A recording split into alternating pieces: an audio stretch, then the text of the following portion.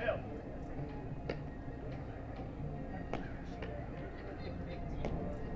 on 46.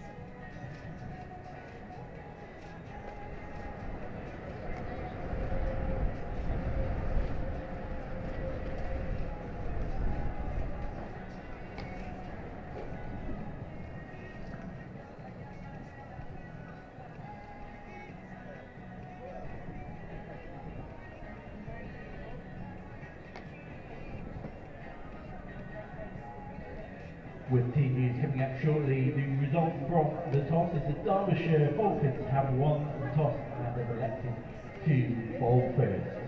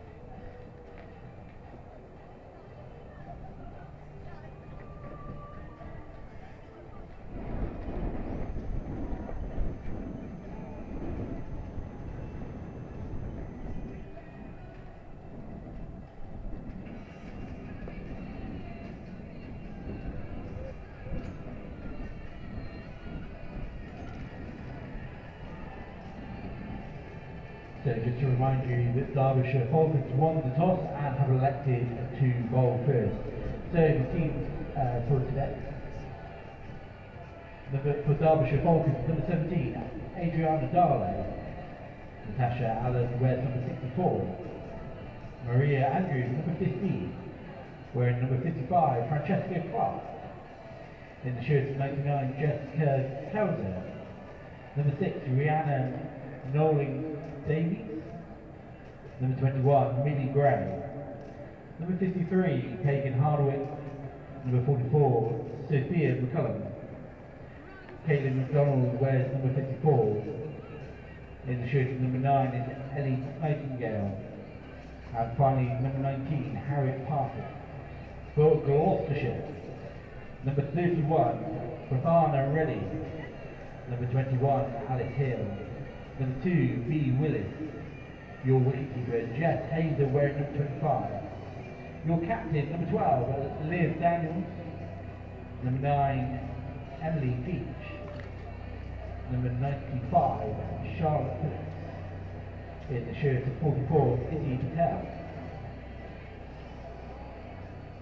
Also played today, Caitlin Belcher. In the shirt of 78, Katie Dolman. And finally, in the shirt of 35, Alice Wood. So just to remind you, at 12:30 start, we revised playing conditions at the 12:30 start. We'll be playing 38 overs per game, and that means that 3 bowlers will be restricted to 8 overs, and 2 bowlers will be restricted to 7 overs per spell.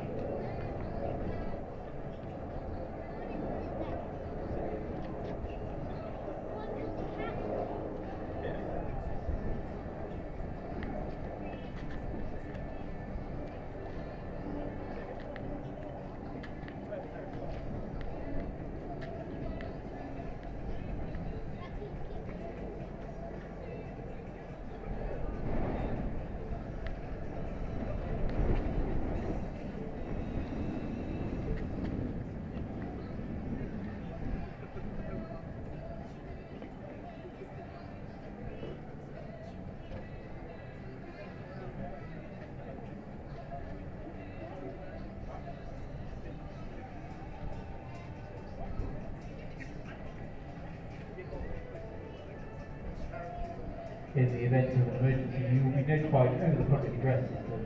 Please comply with any instructions given by the stewards. Should you require any first aid treatment during the match, the first aid room is situated behind the bandstand. Anyone leaving the ground at any time will need their ticket scanned before exiting to re-enter the ground. In line with most sports clubs, you are no longer permitted to smoke inside any of our indoor facilities or enclosed areas. And please kindly ask you to not leave bags unattended while in the stadium. Today, the Thatcher's bar and kitchen is open and will be serving refreshments throughout the match day. Jack's Coffee Shack is also with us, located alongside the Kennington Avenue side of the ground. Jack's Coffee will be serving great coffee and mouth-watering cakes, always served with a smile, so please do pay them a visit. The maximum order at any time of alcoholic drinks is 4, and please remember that all catering units are cashless.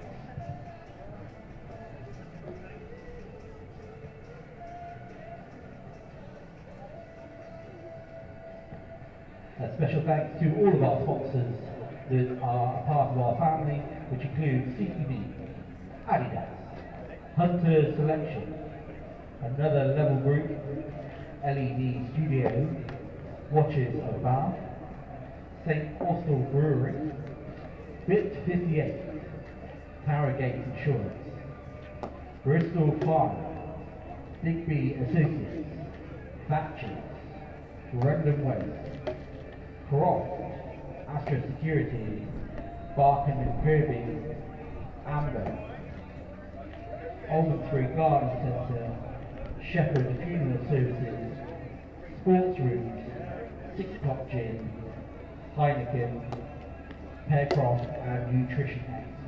A huge thank you for all of your support throughout this 2025 season.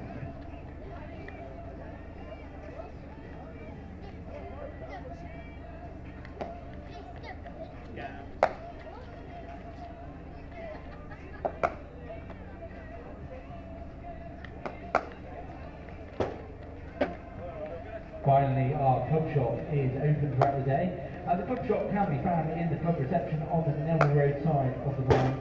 Please make sure you visit our club shop to purchase all of the latest Gloucestershire cricket merchandise.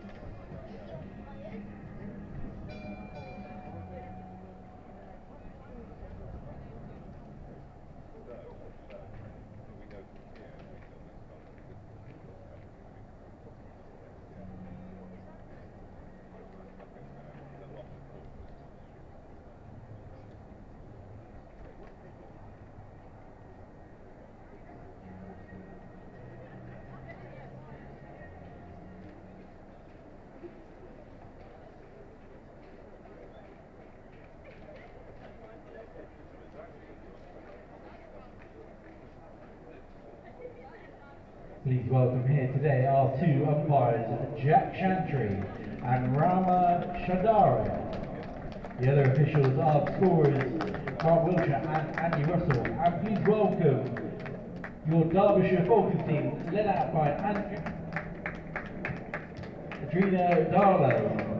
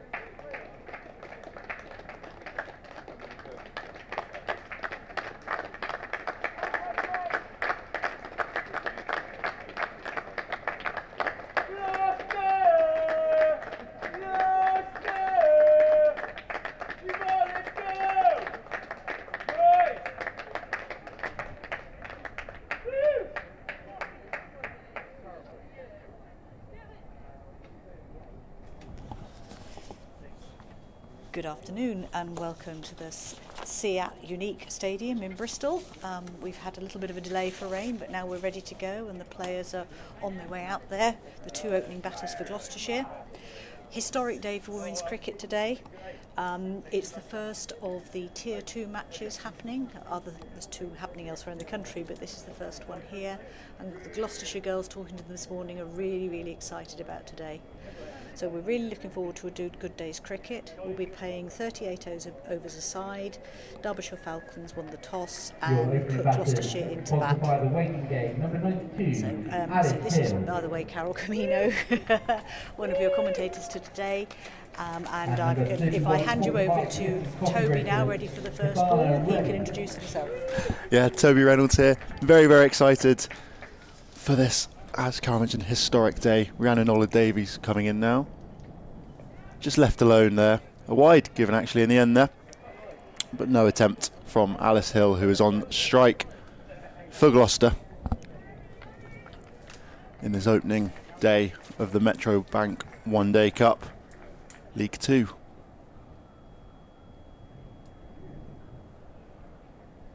Ooh, big appeal there.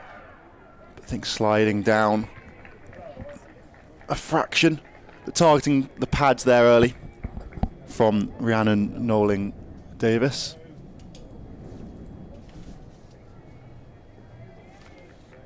Alice Hill looked to turn that one into the leg side, but couldn't lay bat on it.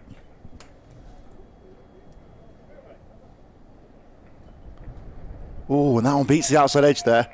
A little bit of away movement there. It's good areas now from Noling Davis. First one fraction wide, second fraction straight, and that one just lovely length, lovely line, and causes a play and miss. Cut away at the wide one there. It's going to run away for the first runs for Gloucester in this season, taking Alice Hill off the mark as well, and bringing Prathana Reddy on strike.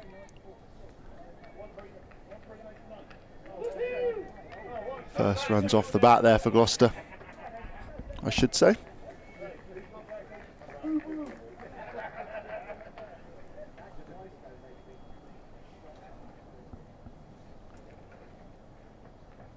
And Reddy smashes that one. Oh, and it's caught.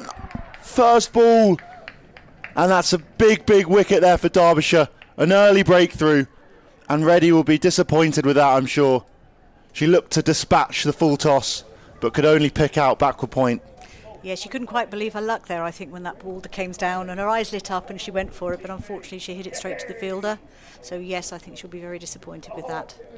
You've got to admire the positive intent, and you do have to try and capitalise on poor bowling which that full toss undoubtedly was, but just picked out perfectly at backward point there. And she has to make her way back to the pavilion. Got B. Willis coming in now, just adjusting her helmet on the way in. I'm sure there's a few butterflies going in that tummy as she comes in now. Yeah, she would not have hoped to be at the crease this early, I'm sure. Indeed. Just taking a bit of time here to settle in and adjust herself. It's going to be interesting to see how the wicket plays today, because I believe it's the pitch that was used for a 4-day game that Gloucestershire men played on. Yeah, we saw photos earlier of it. It was a little bit patchy in places. It's a little bit too early to tell whether there's much happening before the ball. I mean, yeah, we saw the third ball that Rhiannon Knowling-Davies bowled just nipped away a little bit and beat the outside edge, but she's not quite made the most of the surface so far. B. Willis on strike now. 2 balls to come. And she looks to work that one into the leg side, but just drops it at the feet of mid-wicket. Dot ball to start her season. And so far a very good over to start Knowling-Davies' season. Just 2 runs from it and a big breakthrough, the wicket of Prathana Reddy. Slash to that one and finds the gap. Lovely shot there from B. Willis, and it will bring up the first boundary of the season. A lovely shot, too short there from Knowling-Davies, and B. Willis slashes that one through the covers. It's going to be interesting how the players cope with the pacing their innings today, because it's not quite a 50-over match and it's not a 20-over match, so they're somewhere in between. That one, obviously, she needed to go for. It was just in her zone to be able to hit, and that's the ones they really need to be looking for. But they'll have in their mind what they think a good score is. We'll see how it goes, how the outfield runs. That one seemed to run away quite quickly, so I think it's drying out quite nicely. Yeah, 7-over power play today in a 37-over match. I think the key here will just be, as you say, to pace themselves. Still a long time, 37 overs, even though it's 12 overs shorter than their usual expected format. 38 overs, sorry. 7-over power play, 38 overs. Change of, new bowler from the pavilion end here, Caitlin McDonald. Left armour. Oh, and she tacks the pads there. But I think that's pitching outside leg stump. Alice Hill looked to work that one into the leg side.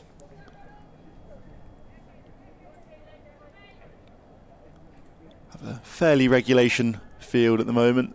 The 2 players out of the ring are at fine leg and third man, and otherwise regulation ring field. Straight again, very full from McDonald. Attacking the stumps, obviously looking to use the new ball. Probably hoping to get a little bit of movement. And yeah, a short extra cover in catching and a short mid-wicket. And then regulations point cover, mid-on, mid-off, and a square leg. That one down the leg side, and it's going to be given as a wide. Yes, it's not coming at that angle. There's not much margin for error. So yes, definitely. She seems to have adjusted her stance slightly, so she's to face the left-hander. But that one was wide anyway, so she could leave it.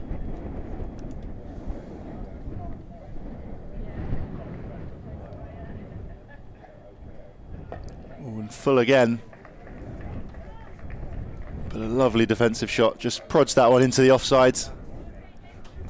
I think, as we were discussing earlier, they're very happy to just see out the new ball here and settle into their innings. There is absolutely no rush with the 38 overs of their innings. Oh, and onto the pads again. She's missed a few of those now, has Alice Hill. She'll be hoping to cash in and capitalise and get bat on ball and try and tick over and add a few more runs. Yes, I think we were watching a little bit of the Worcestershire-Yorkshire game because they were playing before we started. And they had Worcestershire had a slow start there. That's Fulham's driven, but picks out the fielder at cover. Another dot ball. But when I last looked, Worcestershire had recovered and were making a decent score, having had that slow and steady start. Yeah, that is the key. We'll talk through that game a little bit, perhaps at the end of the over.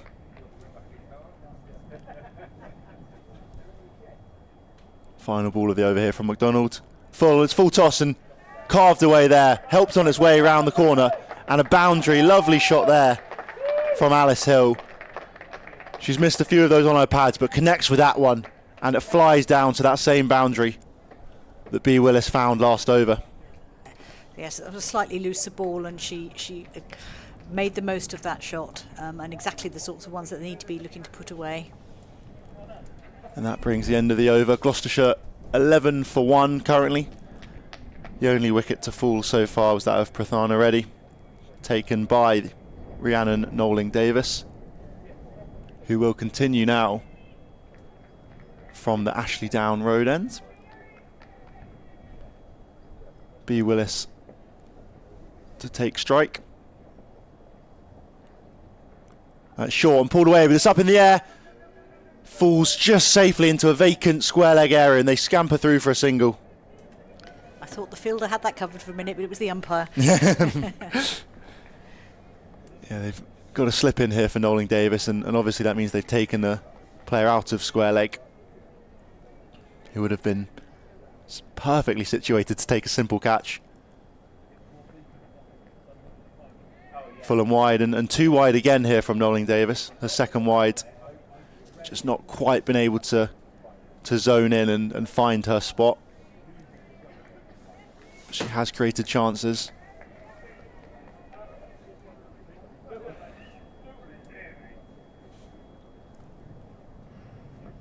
Short again this time and left alone for another wide. Dragged that one down very slightly.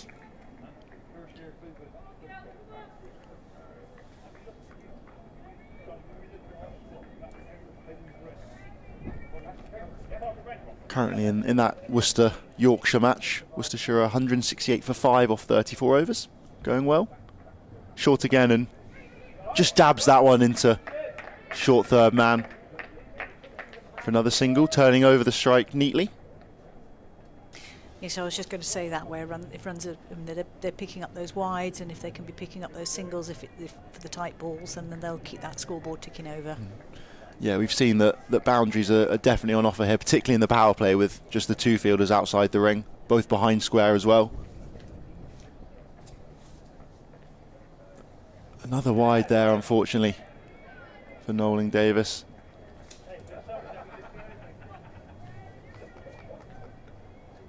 That's her third wide of the over. Just 2 legal deliveries, one of which created a very good chance. Pulled on, a lovely shot. What a strike that, super clean there. Brilliant from B. Willis. Just rocks back and nails that one over mid-wicket. In front of square, and it flies to the boundary. Just one bounce and shoots over the rope. She enjoyed that one. Definitely. I think Knowling-Davies obviously trying to keep it straight and not give away another wide, but drags that one back in her length a few and carted away there beautifully from Willis. That's a proper strike and a sweet sound echoing around the ground here at the Seat Unique Stadium. Pick that one up on the effects mic nicely. It's a lovely sound.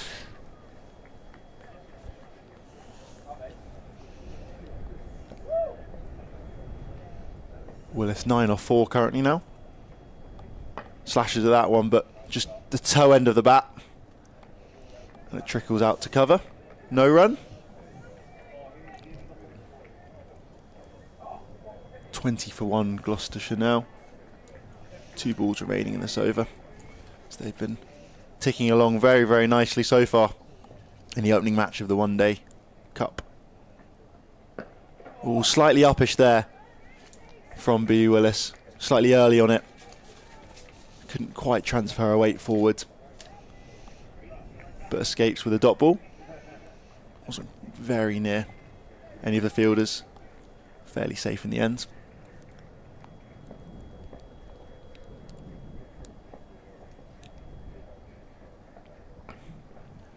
Slashes at another wide one there, but just gets the bottom edge straight into the ground, and a dot ball to finish off the over there. 20 for 1 Gloucestershire, with Willis flying on 9 off 7, and Alice Hill at the other end, 6 off 10. Yeah, we can see the worm graph on there, and it's going nicely upward in the right direction for Gloucestershire at the moment. Great start for them. And a little Manhattan there on the screen for you as well. Yeah.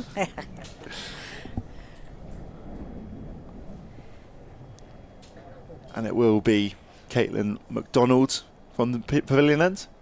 And that one's down the leg side. Another wide. Gifting runs here to Gloucestershire. No need at all for Alice Hill to play at that one. And these are the sorts of things that get really important at the closing stages of the games, because it's not just the run that's given away, it's the extra ball as well. That one's full and straight. Just sort of sliced away to backward point there from Hill. Yeah, it's just sloppy as much as anything. It's you know, it's obviously first game of the season. A lot of rust having to be shaken out here. I'm sure that as they slowly hone in, it'll pick up here. That one's full and straight again and driven nicely. Doesn't quite time that. Yes, I mean, just thinking about the girls out there at the moment, for some of them this will be the first time they've played on a first-class ground like this. It's the first match in a new competition. The nerves will be kicking in a little bit, and as you say, hopefully they will settle in as the game goes on, and they'll just be concentrating on their cricket rather than what's going on around them.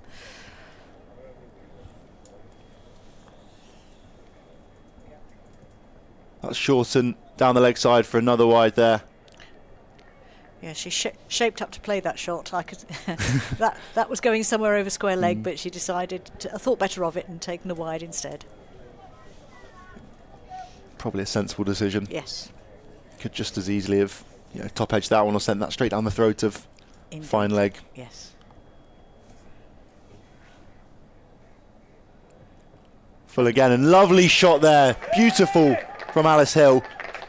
Flies through the covers with a glorious cover drive for 4. That was probably the best shot of the day so far.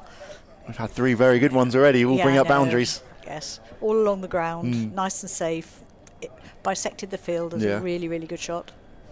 Fraction full, but just leapt on it, and as they've done so far, it's been very sensible cricket from Gloucester.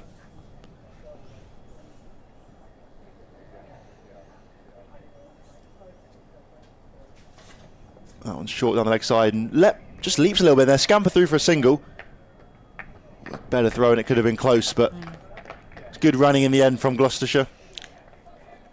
Yeah, good. Putting the fielders under pressure there, but as you say, running to the non-strikers end there could have been a bit dodgy.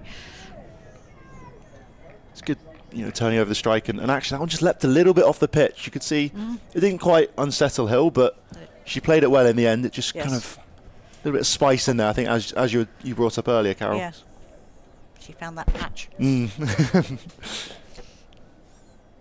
Willis back on strike now. Short on the leg side and pulls that one away. Brilliant there. Just helps it off her hip for another boundary. Brilliant from Willis. She's been aggressive without being reckless so far. 13 off 8. That was a very good shot, because she very quick hands to get into position for that one, because she didn't have a lot of room. But she played it really nicely. Yeah, brilliant shot. You can see it was almost like a forehand in tennis. Just kind of whips through it, rolls the wrists and keeps it down. Yeah. And square leg, probably only a few metres wide, but it flew off the bat and didn't really have much of a chance to even see it. Final ball of the over, and defended nicely there from Willis. Sensible cricket here from Gloucester. 31 for 1 now from the 3 overs. Gloucester, I'm sure, will be disappointed with the wicket, but happy otherwise with the start. I think they would have settled for the score they've got now. I think they'd be very happy with that. 31 or 4 overs is a bit of a dream start, other than the ready wicket. Yes, so she will now be absolutely kicking herself. Very much so. For being back in the pavilion.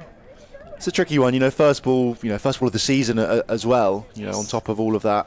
And it was obviously a full wide one, full toss. Yes. It's just unlucky, really. She picked out the fielder perfectly. Yeah. Meter either side, and it's going to run away to the boundary, I think. That's right. She hit it really nicely. And then we'd all have been saying what a good shot that was. Exactly. Nolan Davis to continue now from the Ashley Down Road end. Oh, and a big swing there from Hill. Doesn't connect though, and it flies through to the keeper. Megan Pittman behind the stumps today. I think perhaps the good run rate, Hill obviously looking to try and increase that a little bit more. Doesn't quite need to if it's on a good length like it was there. Full again, and big swing. It's almost an identical shot, just nipping away, swinging away a little bit there from Nolan Davis. I think there was some speculative appeals from the crowd there. We can't see many of the people who are in today, but we can certainly hear the noise beneath where our commentary position is. And there was a good welcome for Gloucestershire as they came out onto the pitch. So good to see people in the ground. That was shorter and wider, and another wide. Left alone again from Hill. Two very good deliveries to start the over here from Nolan Davis, and she's got to just keep nailing away at that spot she seemed to find. And that's a better one again there. Yeah, swinging away again, just beating the outside edge. I think played inside the line there from Hill. But that's the delivery he needs. Perfect length, perhaps a fraction wide, but it's tempting. Yeah, it's as the batter, it's quite difficult when there's a mixture of the wides and the good length, the good width, good length ones. That was too short there, but defended nicely from Hill into short extra cover. Just gets in behind and drops that one down at her feet. Very solid so far.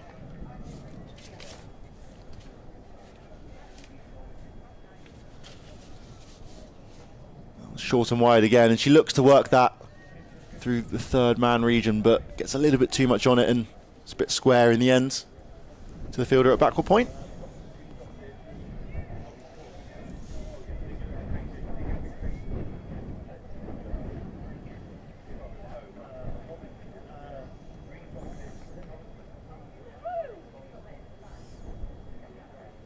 Oh, and beats the outside edge yet again there, just nipping away on the pitch. There's definitely some help for the bowlers out there. As you can see, the keeper having to adjust to take that off its original line because of the movement on the ball. So needing to be watchful and play as they have been, as this pair have been, which is looking for those slightly looser balls, but keeping your eye on the other ones because there's a little bit in it for the bowlers. Definitely, I've been as I've kept mentioning and will continue to mention, I've been hugely impressed so far with Gloucestershire. Even though they, it wasn't quite maiden, but one from that last one, I think. It's very watchful in the end, and it's all that's needed at the current rate. When they're scoring freely as they have been so far, there's no need to try and be ultra aggressive and too aggressive. Okay, I think we have a change of bowler now. Do we? No, it's all right. My numbers are wrong. Yeah, still Caitlin McDonald. Yes. Left arm over. She's currently bowling. Oh, and pushes that one across the batter there. Willis throws her hands at it, but can't connect. Been a fair few that have just nipped away and beaten the outside edge so far. For a right-handed batter, that's quite a difficult one to score off because it's coming across her.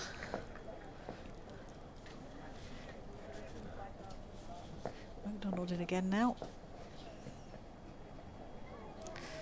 That's nicely picked off the leg stump, down to fine leg for the single.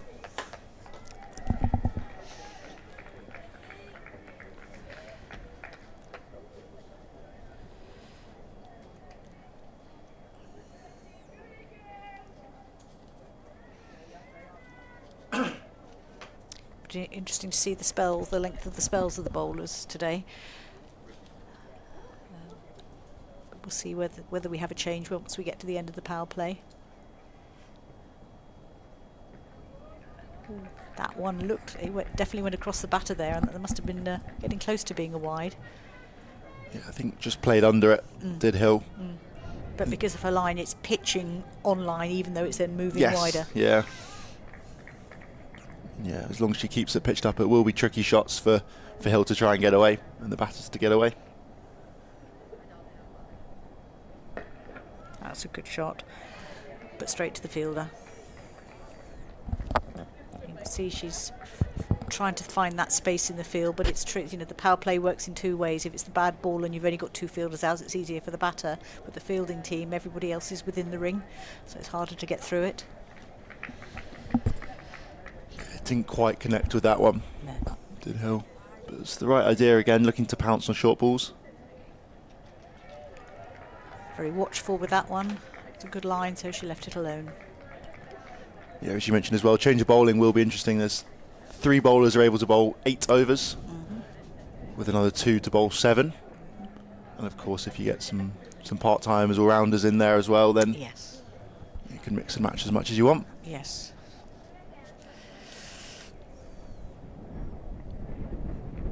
Oh, that was a shout for an LBW. I think the umpire must have just decided it was just outside leg, but I think that was a very close one. Yeah, it looked really close. No bat involved. She signalled the leg by, and they scampered the single. It's a tricky one. You can see on the replay here, it's probably pitching just outside, but also swinging back in.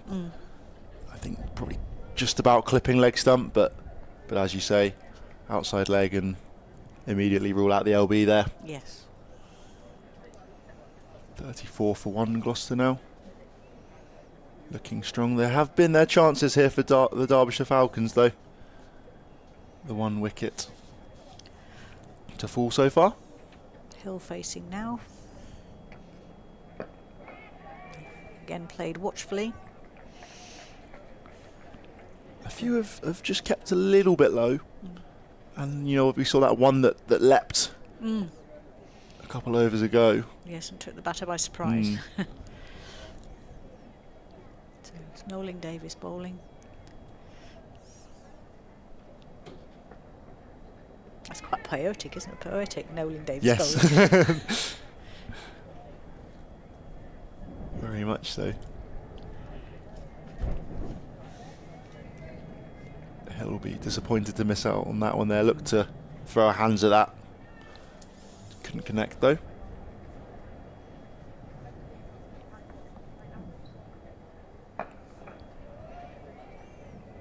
Jack back in that one, didn't it? It did, and she's trying to force it away on the offside, but can't get enough bat on it. Just pushed it back. She's looked really, really skillful so far, Nolan Davis. I've been enjoying watching her craft. I'm sure she's definitely found her line and length a little bit more so far, and it's been a lot more challenging.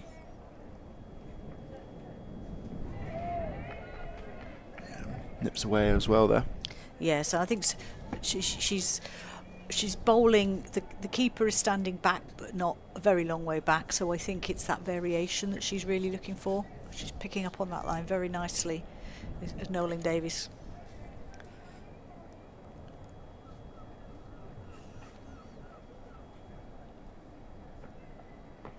And another one. That's another good line. I like the way she's. She doesn't hang about when she's walking back to a mark, does she? She's very purposeful as she's going back, and you get the feeling she knows exactly what ball she's going to bowl next ball. No, yeah, it's good. She's got very much in her mind.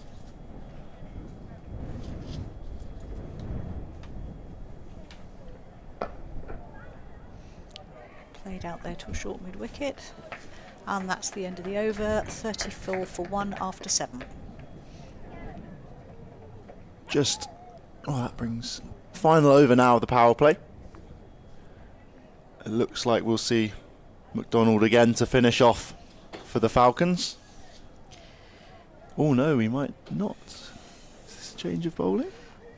No, someone else had their cap off, and somebody warming up on the side, so maybe the next one. So we're still with McDonald. You'll be pleased to hear Gloucestershire Rapids are currently going very well, 192 for 5 off 39 overs. Toby mentions that because I live in Worcestershire and I have played for Worcestershire and used to be their manager, so I am keeping an eye on that game as well. But very happy to be down here working on behalf of Gloucestershire today.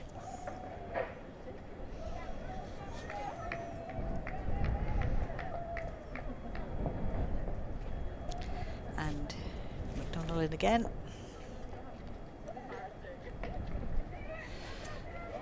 Just clipped off her legs there. They might look at for the 2 runs. Yes, coming back comfortably for the 2. B. Willis there, playing that nicely. Just in that gap past the umpire. She's looked really strong off her hips so far, Willis, and off the back foot. Gorgeous 4 in the first over. Flew over the head of sort of mid-wicket. She's scored a fair few runs now in that sort of leg side, square leg region. And that's a wicket. And it's exactly the line we were talking about with Caitlin McDonald bowling from that awkward line coming into the batsman, and it comes in and took her leg stump, I think. Yeah, just yorked in the end there was Willis. Lovely and full, and I think swings back in a fraction. You just see the replay from now. McDonald. Yeah. It moved in the air and she just went down the wrong line and bowled. Lovely one there, and Derbyshire, I'm sure, will be extremely happy to stem Gloucestershire here, who have looked very, very strong so far. 36 for 2 now off 7.5 overs. 3 balls remain in the power play, and we have the new batter.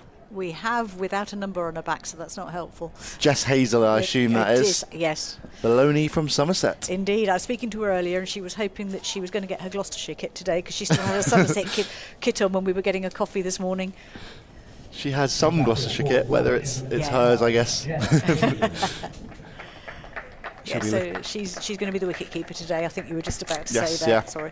Pinch that one from me. No worries. And she'll be looking to make an impression, I'm sure, hoping to perhaps get back into Div 1 and with Somerset later on in the season and later on in her career. Just 20 years old is Jess Hazel.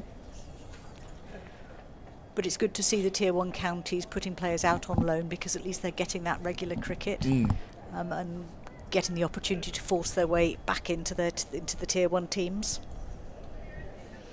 Yeah, we were talking earlier about Glamorgan, who have sent a lot of their academy out to Somerset sent out to Glamorgan.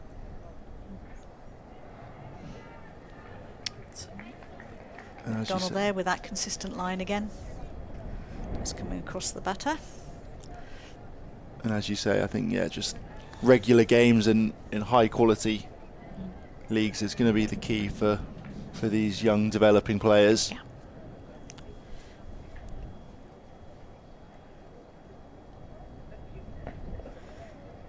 Yes, you can do all the practice you like, but there's nothing quite like getting out there and onto the pitch.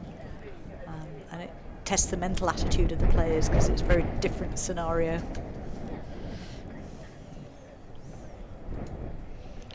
Last ball coming up from McDonald now, from an over that she'll be very happy with. Just the 2 runs off it so far and a wicket.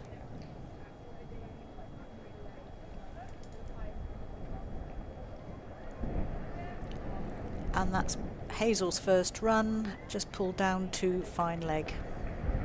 And that's the end of the over, and it's 37 for 2 off 8 overs. Yeah, nice shot there from Hazel. Gets down on one knee and looks to kind of, sweep, I would say that was, but perhaps a slight ramp in there as well, obviously premeditated. Yeah. Saw the gap down there at fine leg, knowing that if she times it well, it could fly away, and otherwise it's a very safe single.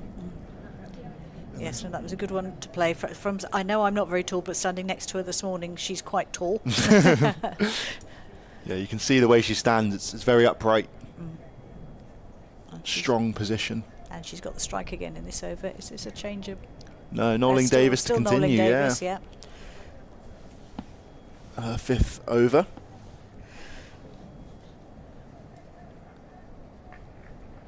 Still just the 2 fielders out. Oh, no, actually, no, they've moved a couple more out now, haven't they? Because that's the end of the power play. No, they've still just got the 2 out though. Okay. Ooh. Oh, that was chipped over the wicket-keeper's head, I think is the best description. Run off the face of the top edge. Yeah. It was almost a shot where she started doing it and thought, oh no. I think it just, again, leapt off the pitch a little bit there from Nolan Davis. The replay now. And perhaps... Yeah, well, back of the bat, I think that was. Yeah. But she got away with the single there. Actually, she got away with 2. Yeah, scampered through for seconds. And yeah, the only change of field slip had come out and has gone into the covers. So they now have a backward point, cover, extra cover, short extra cover, and mid-off on that offside ring. And otherwise, yeah, it's still the fine leg and third man out on the boundary, and then a catching mid-wicket and a mid-on on the leg side. Yeah. Here comes Nolan Davis. That's played. That's a more watchful shot from Hazel there. That one that she played, I think you and I have both wicket keepers, and they're the ones that you really, there's no way you would expect that shot to happen. It's really hard to get yourself set up for that one because it shouldn't have gone where it did, but not at all. Poor wicket keepers. Yeah.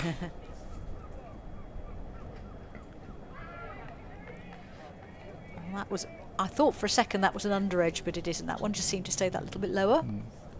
Yeah, sort of jammed her back down on that one, did Hazel. And yeah, Pittman behind the stumps, as you mentioned. Yeah, so she's one over her head and one by her ankles. Exactly. Who'd be a wicket keeper? Yeah.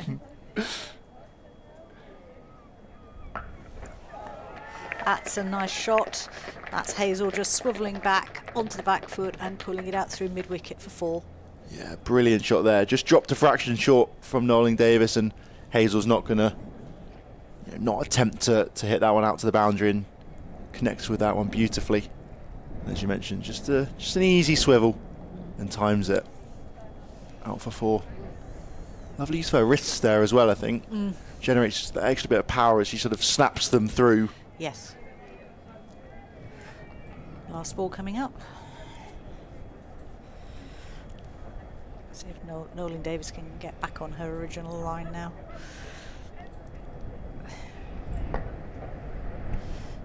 Oh, and that was a little bit of a fumble in the field there. They've come through for the single. I won't name the fielder because I can't see her numbers. And that's the end of the over. Finished with a single. 45 for 2, now off 9. Yeah, it's a nice shot there from Hazel. Timed it well, but not brilliantly, and it just, as you mentioned, just a little fumble through the legs. I think it was on where one of those cut strips is at the edge there. There's a little bit of rougher ground on the outfield, so maybe that bobbled slightly. We'll give her the benefit of the doubt. Very much so.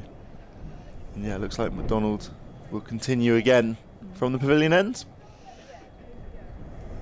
20 runs have come from her first 4. But she's also claimed that crucial wicket of B. Willis. With a lovely Yorker just swung back in. And here she comes out. And that's just a little bit on the leg side, so again that Hazel's pulling round to fine leg again and picking up the single. Just help round the corner there from Hazel. As we discussed earlier in the last over, no real risk there. She's got to sort of absolutely nail that one up in the air to have any chance of fine leg taking the catch and down the leg side. So very safe, very simple shot, but well executed. That's in the air and it's taken. That's a catch there that's just put up towards mid-off, and a fairly simple catch there for number 54, who you're going to tell me is McDonald. No, 64. I think it might have been a sub-fielder perhaps on at the moment. It's all right. We have a little bit of confusion with the Derbyshire numbers because we got them quite late, so we're still trying to digest them. But that's another wicket there. That was a sort of a half a shot. Yeah, I was trying to go over the top, and it just wasn't quite enough power in it. Yeah, it was perhaps caught in 2 minds. You wonder, as you say, trying to go over the top, but weight back on her stance, and just ends up chipping that one for a simple catch to mid-off. So Hill goes there, and the new batsman coming in is number 16. It's the skipper, Liv Daniels. Another person I met having coffee this morning. It's a good tactic, I think, as a commentator. Hang think around it by the is. coffee, get the insight. Get here early, have a coffee, chat to the players. Yeah. And a big cheer for her coming out.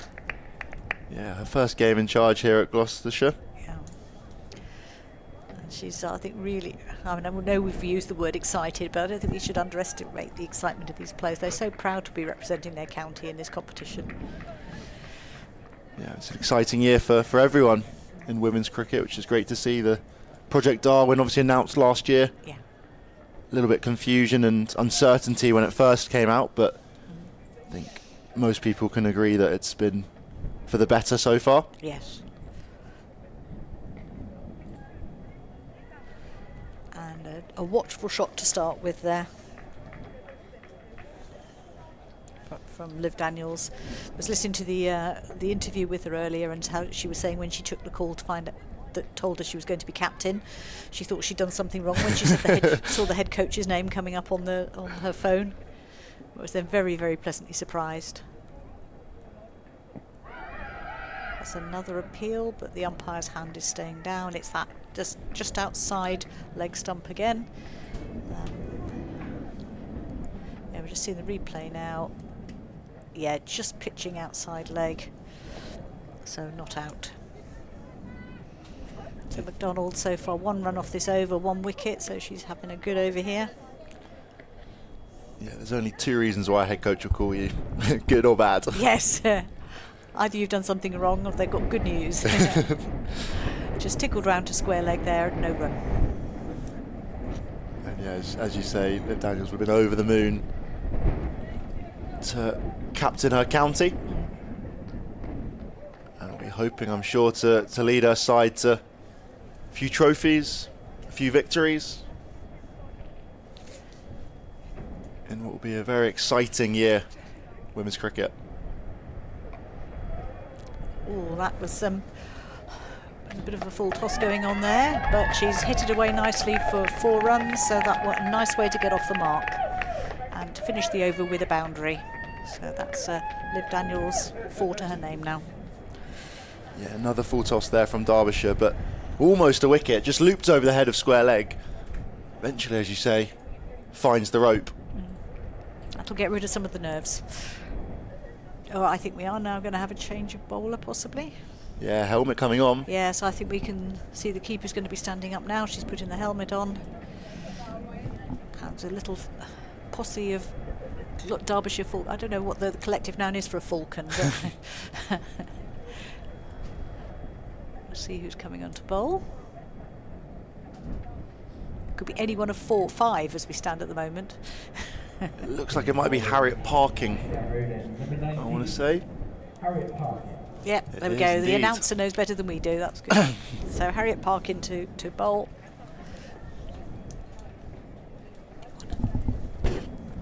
And yeah, Jess Hazel will take up strike again here.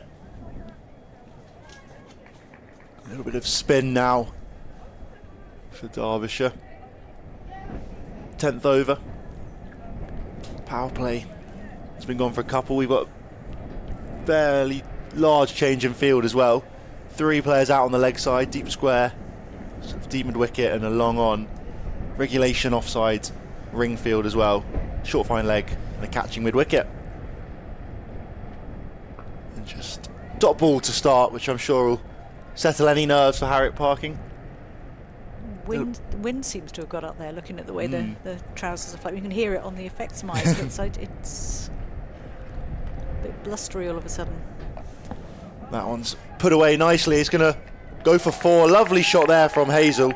Just rolls her wrists again, and she's finding a lot of success in the fine leg region so far. Just a bit too flighted and too full. So enjoying her lone spell at Gloucestershire so far. Very much so. You can see a little bit off spin. I think doesn't quite come out right there for Parking. And it's helped round the corner from Hazel. I believe that was a no ball. Delivery will be a free hit. It is indeed. a Free free hit. So that's a bonus. Where are The run for the no ball and 4 runs, and she's got a free hit. where are the fireworks when you need them?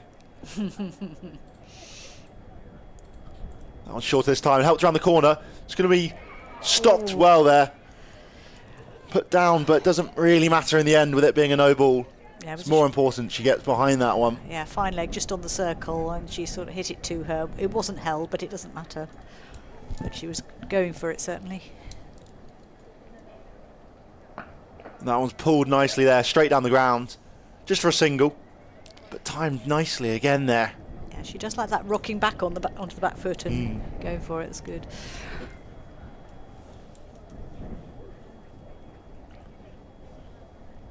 Yeah, that was Gemma Rose here at short fine leg, who made a lovely stop last ball off the free hit. 3 balls to come now. The first for Liv Daniels of the over. Looks to work that one to the leg side, but can't connect. You should have marked the fact that the 50 came up with that no ball. It's come along nicely. They're going at a very good rate here. Gloucestershire. Oh, this finds the outside edge there. They're going to run through for a single. Just skids on with the arm, does that one. And Liv Daniels look to work it in the leg side, but instead leading edge round the corner. Oh, there's a leg by in the end, sorry. Yeah. Just clips the thigh pad there. Reasonably tight in the end, perhaps turning a fraction too much. Cuts that one away, does Hazel, but picks out the fielder. An easy stop there, a backward point.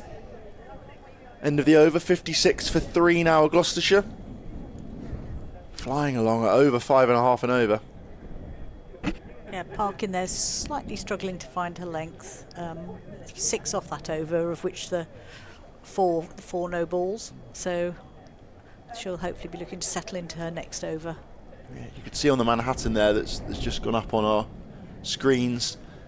It was started really, really well there for Gloucestershire, and then it was pinned back slightly. You can see as the Derbyshire Falcons seamers sort of got into their spells, they managed to get the ball to swing around a little bit, and it was a bit trickier for the batters. Adriana Darlow, the Derbyshire Falcons captain, coming on to bowl from the pavilion end now. More spin, which I think is a good decision after that last over. You can see her definitely gripping a little bit in the pitch. Cut away that time. No run though. Another offie is Darlow. Yes. A lot of them around in women's cricket. I was going to say there's a fair few on Gloucestershire's side as well. Yes. It'd be interesting to see how many of them get used later. Short again, but well stopped there at short extra cover from, I think, Ella Porter. Yeah, not giving it a lot of air at this stage. Just trying to keep that line right and restrict the batsman. And the same again. Very much so. Look to try and perhaps swipe that one through the leg side to Daniels, but it was too straight in the end, perhaps skipped on the pitch as well. And just patted it back to the bowler as cover's moved out to the boundary now. Dabbed around the corners, slight mix up, it's going to be tight, but she's safe in the end. Can't quite gather, can Pittman. Yeah, she was quite committed there. I don't know quite what happened about the calls there, but she was quite keen to go for it. But got scampered back in time. Yeah, no run there. Well bowled again from Darlow. It's been a strong start to her over. 4 dots in a row.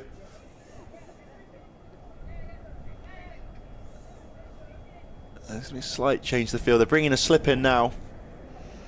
Caitlin McDonald, that is. Moving from short mid-wicket, to sort of short third man. Yeah, just inside, just on the circle. And cut away there. Nicely from Daniels. Gets off the mark, rotates the strike well. Just finds the gap that was put in to end the over with a single. So just the single off that over, so she'll be very pleased with that start. And it's just sort of stemmed the flow of runs a little bit for Gloucestershire. Yeah. And am I dreaming, or can I see a little bit of sunshine coming out now? I think you can see a lot of sunshine coming out now. There's definitely some blue skies over to the right, over the top of the Ashley Down road end for us. The flats back there. Continues here.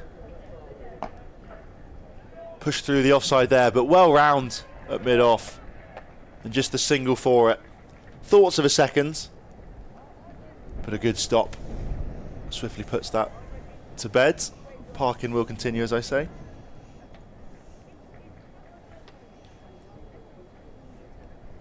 To Hazel now. She sweeps that one just out to square leg for a single there. Nice and simple again. Perhaps a fraction more, you know, issue if she doesn't quite connect with it with a short fine leg in there as well. The top edge could bring that in danger. Defended nicely there from Daniels. Big stride down the pitch. Yeah, she made sure she covered that. Good foot movement. And short and cut away, lovely there. Finds the gap, but there's a fielder out on the boundary, so it's just going to be a single. But this is really good strike rotation from these two. 60 runs. It is that stage of the game, isn't it? It's after the power play, the two spinners on, two relatively new batters in, and just taking time to sort of set themselves up for the next stage of the game. Cut away there again from Hazel for yet another single. Yeah, I think this is really the kind of period where matches are won and lost. You know, a big flurry of wickets in the sort of 10th, 20th over, and you really don't give yourself a huge amount of help for the death. Whereas if you can just tick over at, you know, 4, 5 and over, it's more than enough. Yeah. And that one, Daniels there, cuts it away, and they're going to get through for a single. Again, but well down there at short extra cover. I think that's what you'd call an extremely long barrier there. Stopping that one at full stretch. Good fielding. That is the end of the over. 13 overs gone, 62 for 3. Liv Daniels, Gloucestershire skipper at the crease now on 8, alongside the loanee Jess Hazel. Got a bit of spin, will continue. Had 3 overs of it, and the skipper now, Adriana Darlow, will continue from the pavilion end. Skipper to skipper at the moment, isn't it? Big battle here. Run rate 4.77. It's come down a fraction for Gloucestershire. Dot ball there. But it's still more than good enough, I think. They got off to a brilliant start in the power play. The run rate up at 6s, 7s at times. Possibly more. Down to 4.71 at the moment. But still with the wickets in hand. That one's cut away nicely. Lovely shot, finds the gap, and it's going to run away. Brilliant there from Daniels. Just rocks back and times that to perfection. Just got it, pierced the ring there, got it through between the two fielders. Neither could do much about it. First boundary conceded by Darlow. Yeah, just a fraction short, really. It turned a little bit. You can see it. The pitch is definitely offering some assistance. And that one's guided lovely there from Daniels. Just uses that to run the ball off the face of her bat for a single. Feeling almost hard done by that's only a singles. Yeah, I was going to say that was a lovely shot. Yeah, very clever. Yes, she knew exactly where it wanted it to go. It just needs this outfield to dry a little bit more. Not quite enough pace on the ball, perhaps. Yes. That's pitched a little bit fuller. Dot ball. Bit of air there was Darlow. They're going to change the field up again. Put in there third. Yeah, short third gully, again. Short third in again, yeah. I think sensible with the way that these two have played so far. She works that one into the leg side, does Hazel though. She's in such a strong position when she's playing these shots as Hazel. It's yes. Good to see. There's just no risk, just yeah, it's quite a works contrast it. with the two batting styles as well.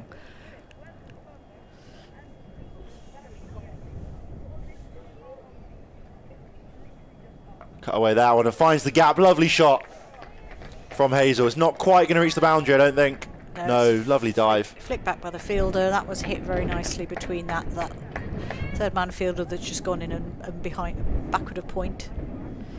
Yeah, 2 there for Daniels. Yeah, again, she's finding those gaps and sort of moving around the field really nicely so far. Very sensible batting. She's obviously looking to work the ball onto the offsides. Hazel, contrastingly, a bit more leg side dominant so far. Looked to sweep a lot, pulled a lot. But between them, they're accumulating. And keeping it simple for us on a run rate. It's a run rate of exactly 5 runs and over just at the moment. So they must have heard us speaking. Parkin will continue. 14 overs gone now. Just jabbed into the leg side. It's offside even, sorry. I think Hazel was looking at that. She sort of set herself to hit it sort of through mid-wicket and then thought, no, I'm not doing that. Just played it back. She does that time, though. Yeah, that's the shot. Just a single down the ground. But yeah, again, just the sound coming off her bat. It's glorious. Yeah, that seems to be her place, that sort of arc there on the onside. I think, as you say, long levers, tall batter. Look to use them. Sweep there, comes off the pad, and they're going to make it through for a single.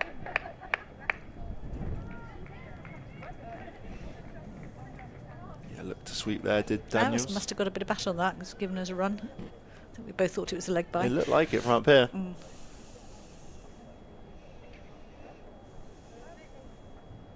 Bit shorter and cut away there for another single.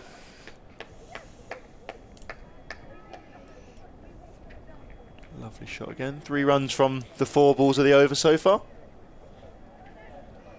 Another 2 singles here and they'll keep the run rate at 5s. And there's another one. Straight down the ground from Daniels. She didn't try and hit that one too hard because the field down at mid-on is really quite deep.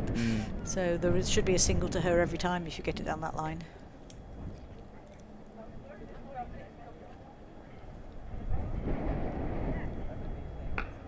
Another shot down the ground. Long on having a busy time out there, yeah. 75 for 3 after 15 overs there. If Daniels and Jess Hazel at the crease. I've had a bit of spin the last few overs if you're just joining us. But it's been sensible batting so far from the 2 Gloucestershire batters. I think the spinners will continue. Darlow at the pavilion end. Yeah, Darlow to continue directing her field out there. It's gone for the back point rather than that third man.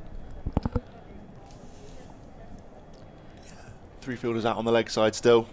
A sweeper on the off as well. That was a good bowl, taken nicely by the keeper there.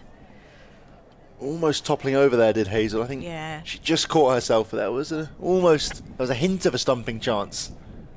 Yeah, she's trying to hit it through that gap behind point. Oh, that's that was a definite. I played the last one wasn't a great shot, so I'm going to play a proper cricket shot this time. Lovely forward defensive there. Big stride down the pitch, head over the ball. Yes. Technically perfect. This is in the air. And it's unfortunately spilled down at square leg. That was Hazel, using up one of her 9 lives there. Yeah, she's swept a lot so far, has Hazel, and generally with great effect, but that time just finds the top edge and it's up in the air for a fairly long time. Hit it very well in the end. It did. It just dipped on the fielder as she tried to catch it. She had to come forward and dive forward slightly. Darlow again.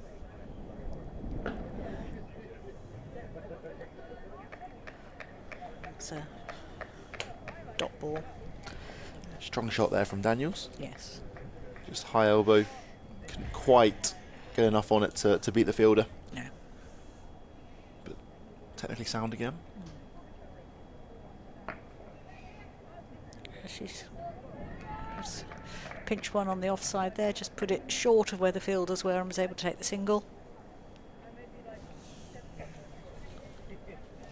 Big responsibility for Liv Daniels, really, as the captain. You feel you've got a greater responsibility, even though it's everybody's. Yes, yeah. You'll be looking for your captain to set the tone for the day. That's another single down to long on. Yeah, I think as you say, that the fact it's been a whole change in the sort of system. There's a fair few new players joining Gloucestershire as well. It's got to be, on the shoulders of coach, captain, but as you say, also the whole squad have to come together and keep going. They do, and also there will be quite a few new captains playing this competition, and the coaches can help them all they can when they're off the pitch, but when it comes to it, they're the ones on the pitch and having to make the decisions there, even if it's with the occasional bit of advice from the sidelines. Exactly. But this is a brilliant opportunity to build up that experience that they need. You're looking for the leadership skills as well as the cricketing ability. Yes, yeah. I think, as you say as well, that if they have a leadership team that they can kind of use is very, very useful if there's 3 or 4 senior players to make decisions. Change of bowling here. We have Gemma Rose, a bit of leg spin to shake things up. They will keep going with the spin, but perhaps bringing the ball away now from the right-handers. Yes. And it's a given out LBW. Yeah, look, plumb in the end there. Just a lot of loop on that one from Rose, but just enough turn and grip on that one to straighten. Yeah. And looked very, very plumb in front. I was just about to say she's actually given it more air than anybody else has, and she did that and reaped the reward. Yeah, Hazel looked to sweep, and Hazel was out.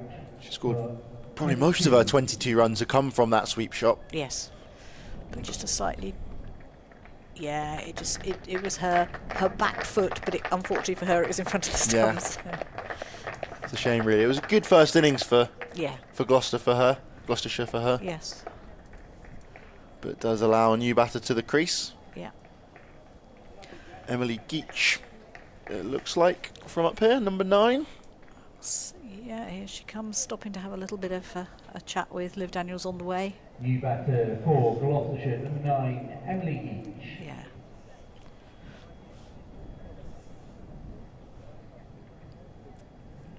She was Players' Player of the Year in 2024 for Gloucestershire. Left-hander.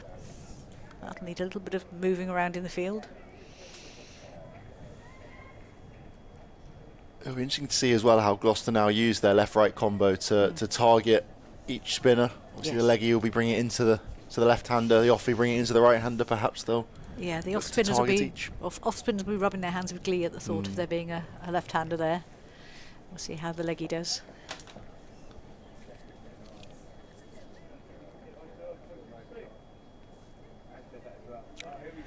That was a lot short of that one.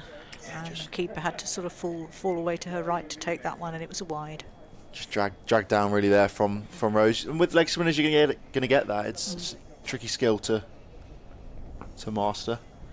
The dot ball there, and it's you're gonna have some high highs with that, as we've just seen. A lovely flighted delivery, and Hazel had to sort of try and almost generate the pace herself. But then you're also going to get a few drag downs, and it's going to come with it.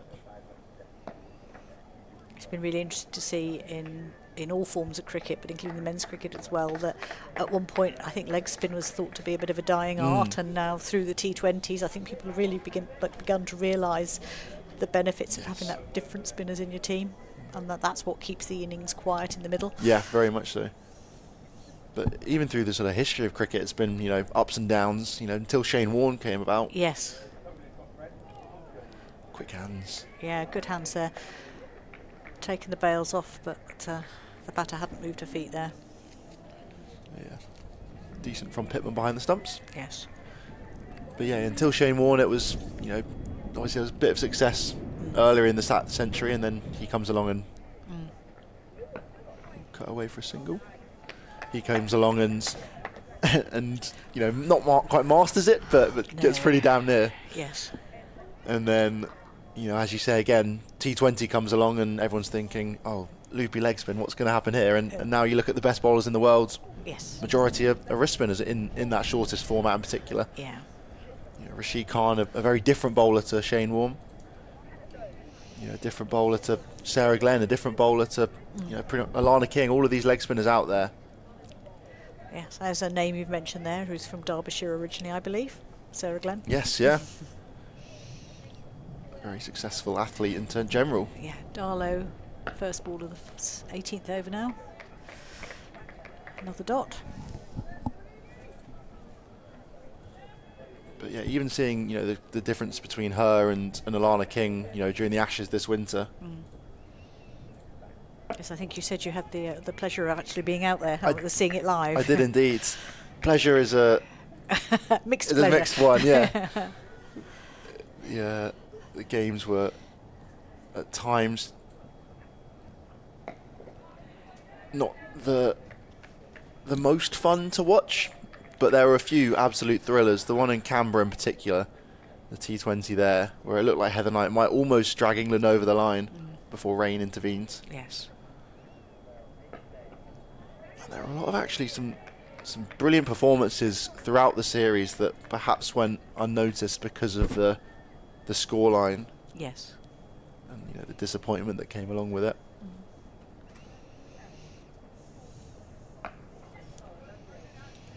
Single out there through the cover to the covers. That's Liv Daniels again, just picking up a single. 1 ball to go now. And now Darlow bowling to the left-hander, Emily Geach. She's just got the 1 ball here at the left-hander, which I'm sure she'll be disappointed with. Can't quite target the outside edge.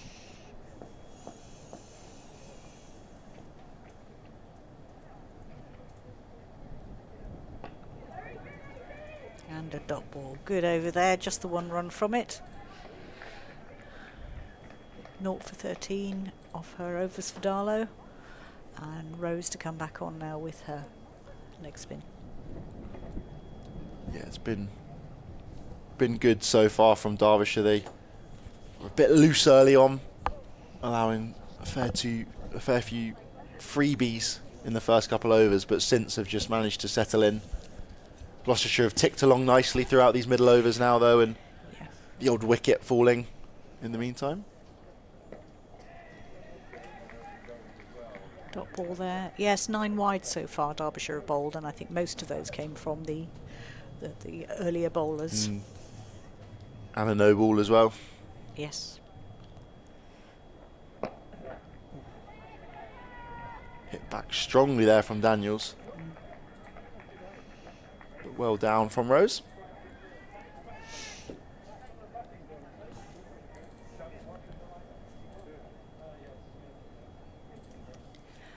Coming in again now. Oh, that's a very short single taken there. Yeah, good running. Good judgment there. Yeah, just a sneaky little single to a sort of a short square leg position. It's just smart batting as much as anything else. There are gaps, a lot of gaps in the field now in the ring. That was well tossed up there, but again very watchful from Geach. No run.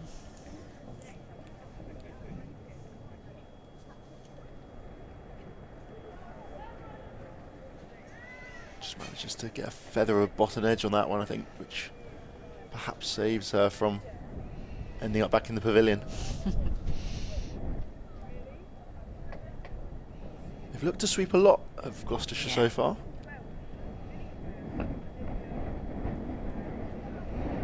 Just pushed up there to mid-on, and that's the end of that over, and just the 1 run from it.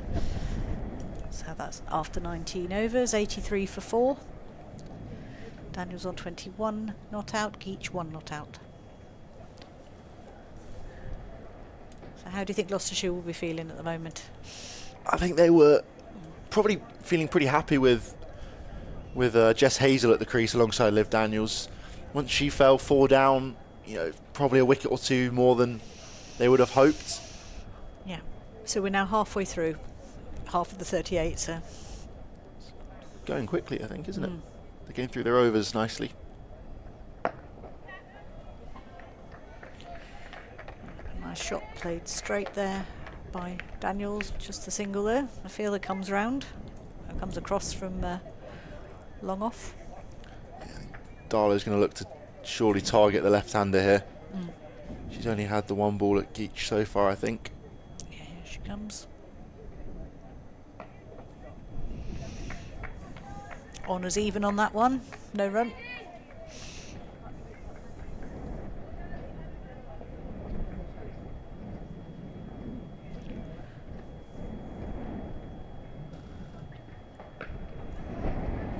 It's a little bit flatter, and she just picks up the single. Similar ball, similar shot there. Yeah. Just a fraction short again from Darlow. I think it's not a bad length to the right-hander. You can kind of cramp up a bit more, but with the ball turning away from the lefty, you give yourself a bit of room and you're able to get more on it. It's almost a case of keeping the runs down and let the pressure build. So it's more about keeping the runs down than taking the wickets, Exactly, and then the yes. wickets will come. Darlow in again now. Nice wristy shot there. Lovely shot from Daniels for 4 behind square. She just swiveled and turned her wrist on that one, kept it down, and it ran away nicely for 4. Yeah, really nice. Looks like they're having fun out there. I think Geach was joking around a little bit with Daniels, signalling for herself. So I think it's nice to see. You want to see a relaxed environment, and Indeed. the players have a little bit of fun. Yes, because even if they're professional, semi-professional cricketers, they still need to enjoy themselves, Exactly, because that's yeah. when they'll do their best performances. Yeah, you see it time and time again where players get in their own heads and are too stiff, and kind of the fear of failure almost takes over. Yes. So a bit of fun is more than good enough. And defended there, finished the over, 89 for 4.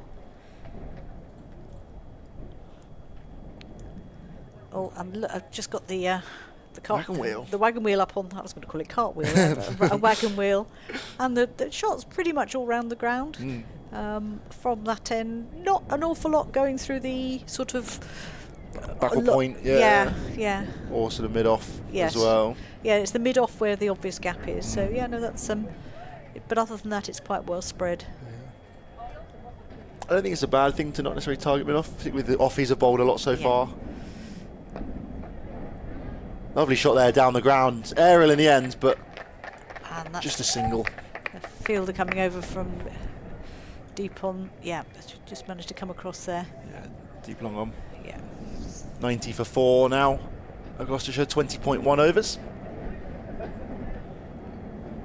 Gemma Rose will continue with her leg spin.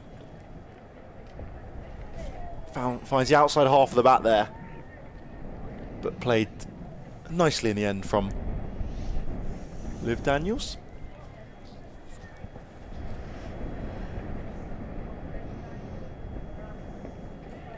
Prodded back to the bowler. The field pretty much has been unchanged for the 3 spin bowlers we've seen today. 3 out on the leg sides, 1 out sweeping on the off. That was a bit short, and she looks to pull it away, but doesn't quite connect. Finds that fielder catching mid-wicket. You've also got someone round the corner at short fine leg. Yeah, she feels very much as though she's playing within herself at the moment. Flighted again, and Nice little dab down there to backward point. it's a fair bit of top spin here Rose is getting. A lot of bounce on that one. Up in the air and just prodded along the floor nicely. Just 1 from that over from Gemma Rose. She's been very, very tidy so far. 1 wicket, 5 runs, 3 overs. She really is putting a little bit of a squeeze. The run rate has now dropped to 4.29, so just over the 4 runs and over. I'm sure that Gloucestershire will be looking to get that up over 5. That would give them a 5 runs and over would give them 190 at the end. So that's, I'm guessing, what they would be, the minimum they'd be aiming for. Yeah, I think 200 will be a decent score, Yeah. you'd assume. Oh, and perhaps a chance there. Darlow yet again generating a lot of bounce. Yeah, if it was a chance, it was a tricky one there. Geach sort of swishing outside off. It was, keeper tried to take it up by her shoulders. Fuller this time from Darlow, and it's into the leg side. Almost a run-out opportunity, but well recovered from Daniels. She takes a little bit of a blow Yeah. at the non-striker's end, but apologies offered, Yes. which is nice to see. Yeah. Nice.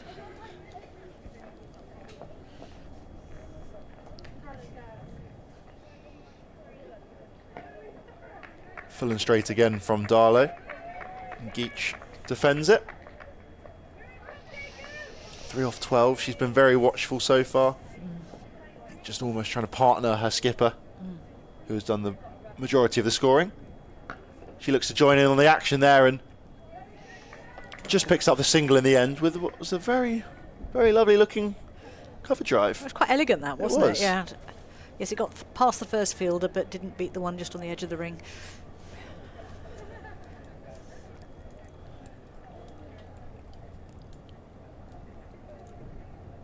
Looks to cut that one away, does Daniels, but can't get anything on it in the end. Just one run from this over again from Darlow. She can keep her concentration right to the end now. She'll be very happy with this over. Bit shorter and they're going to get through for at least a single. Might run away to the boundary, it doesn't. Well fielded out in the end. They think about 2. But well fielded there. On the sort of cover point boundary. The cover boundary she ends up at. Sophie McCullum, I think that is. 92 for 4 after 22. Who do you think would be the happier of the sides then, Carol? I think at the moment Derbyshire. I think they're feeling that they're putting the pressure on. They've managed to cut the run rate down now to just over that 4, and if you think at one point they were almost up to 6. So they'll be, the bowlers obviously are restricted. Just dabbed into the offside. They're going to get through for another single.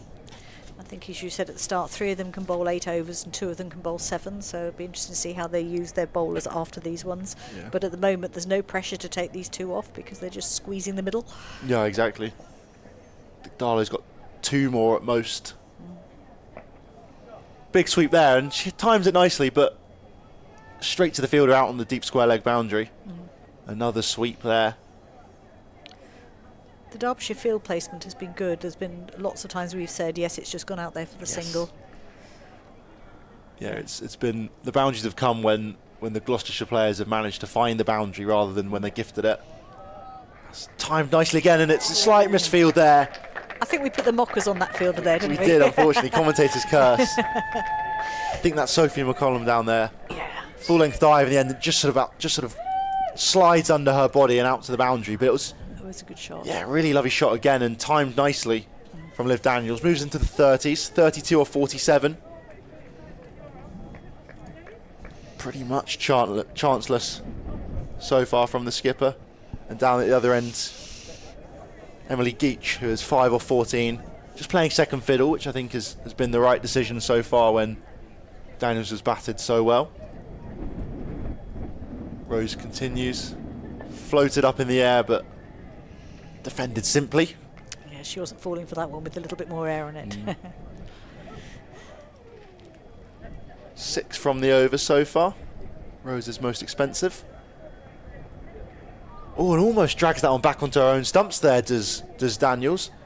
She did. It was a fairly expansive shot, and the ball disappeared briefly from our view, but fortunately for Gloucestershire it stayed off the stumps. Yes, yeah. I think perhaps sort of clips her gloves on the way around with the sweep. And almost out, but manages to cut that one away for a single. Yeah, Does Daniels, puts it behind her. Pushed out through the covers there. It's another of the Gloucestershire lives gone, I think. 99 for 4. Gloucestershire on now. 23 overs gone. Liv Daniels, the skipper, marshalling their innings so far. 33 or 50. Alongside a few other good contributions from her teammates. Jess Hazel, on loan from Somerset most recently. But B. Willis and Alice Hill early on managed to capitalise on a bit of loose bowling to up the run rate inside the power play. Yeah, so 15 overs to go. They're going to need to push now a little bit to get it up towards that 190 figure. Outside half of the bat there from Daniels. Just played deftly into backward point.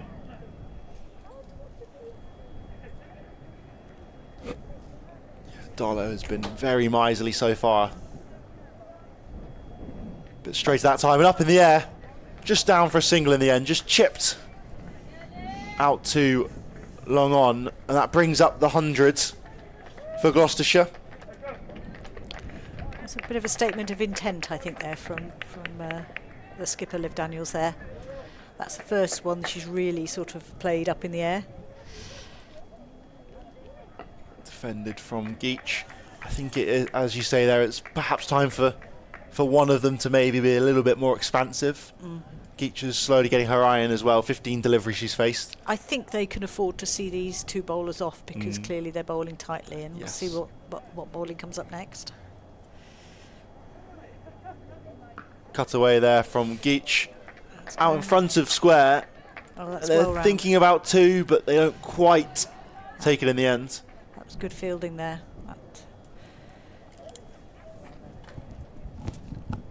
I think our numbers are slightly wrong. I think they are. you're a silent moment there because we're both looking for number 4 and neither of us can find it. It's not what's on our list. We'll sort that out at the half when we have the break. A single out there to the offside. And that closes out the over here. Final ball now for Darlow. Out to Geach, the left-hander. She's not quite been able to find the grip and turn she's perhaps hoped for and beat the outside edge. And that's very, very smart there from Geach. Just dabs it down the ground. Thoughts of 2 again, but no real chance. 103 for 4 off 24 overs now, Gloucestershire. You know, the way Darlow bowled that, it gives the batter very little option. Just trying to pick up the singles off those ones is probably realistically all they could do. But I think going at 4s, 5s and over, particularly in this middle period, if they can keep wickets intact, I think if they start, if they're getting towards the death 5, 6, 7 even down, their run rate is going to be impacting significantly. Yes. If you have a few extra lives in the dressing room to come out, it just gives you that little bit more freedom to be a bit more aggressive and to even just try and hit bowlers off their lengths and not worry so much. Little confusion here with the left-hander facing. The fielder's in the right position now. Parkin returns. It's going to be tight for a run out there. The sprawling dive, I think, just about saves Daniels. Yeah, the keeper had to stretch a long way to pull that in, and the umpire says not out. That's the extra run to the total. Yeah, Parkin now, the offie returns. Daniels on strike. Just tries to work that one into the offside, perhaps fraction straight, for her to be able to get her hands through that one. See the replay here. It's close, but a good dive from Daniels. I think she makes the ground pretty comfortably in the end. Cuts that one nicely. Can't quite beat the fielder there, though. She's rerunning that shot. You can see the shot she would like to have played, and it didn't quite work.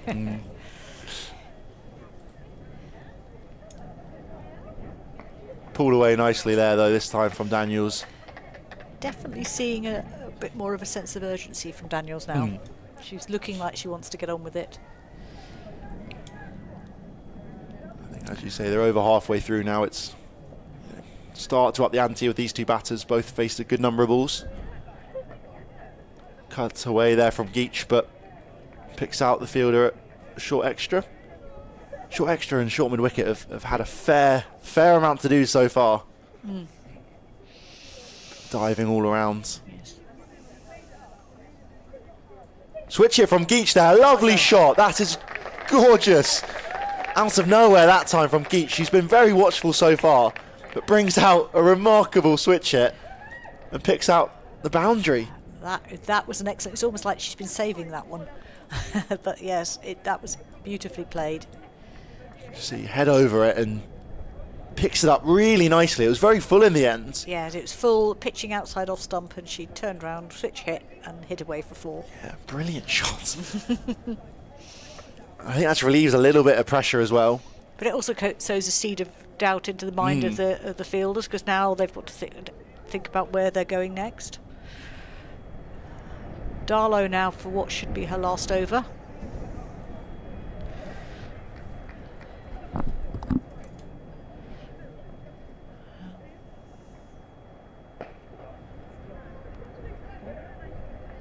First fielder got a hand on it, the second fielder picked it up, so that's the dot ball. Yeah, the skipper's final over. She's bowled brilliantly so far, and she's going to try and keep a lid down on the runs, I reckon. This is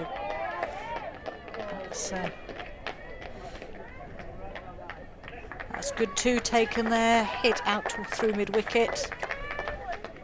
I think they've definitely had a word together, the batters, haven't they, Yes. to try and up hit a little bit with the switch hit last over. Daniels has been a bit more expansive. Yes, that was it. The fielder did really well there to cut that one off. It could have been a 4. Yes, because it's too easy to sit back when you've got 2 spin bowlers who are bowling tightly. But all of a sudden they've bowled their 8 overs each, and that's 16 overs gone out of the 38. You've not got a lot left then. That's a stump, yes, and that's as we said, Daniels was playing very, very positively. She came down the wicket to that one, and Darlow picks up a wicket to a good stumping. Yeah, you could tell throughout the whole time she's looked to try and up it and use her feet there, but doesn't get anywhere near the pitch in the end. Yeah. I think Darlow's bowled very short and just skids on with the arm. And she looks to try and flick that one through the offsides, does the skipper. She's batted really, really well there for her 38. Watchful off 60 balls, Yes. but very much needed for her side. You can hear the cheers, I think, of her teammates and perhaps friends and family in the crowds. Yeah, that sounds like a bit of a fan club going on down there, doesn't it? That's great to see, or hear. And yeah, it just doesn't get to the pitch. You get the sense she'd almost decided to go for that regardless. It's a tricky one. Darlow's bowled very flat generally, and perhaps tossed a couple up this over. But it's one of those, if you're not going to get to the pitch, and particularly with the trajectory that Darlow bowls, it's tricky use of feet, really. Yeah. Charlotte Phillips coming into bat now.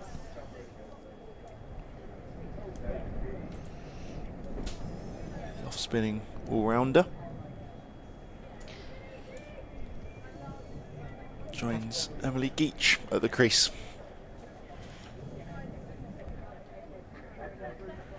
And here comes Darlow now, getting ready.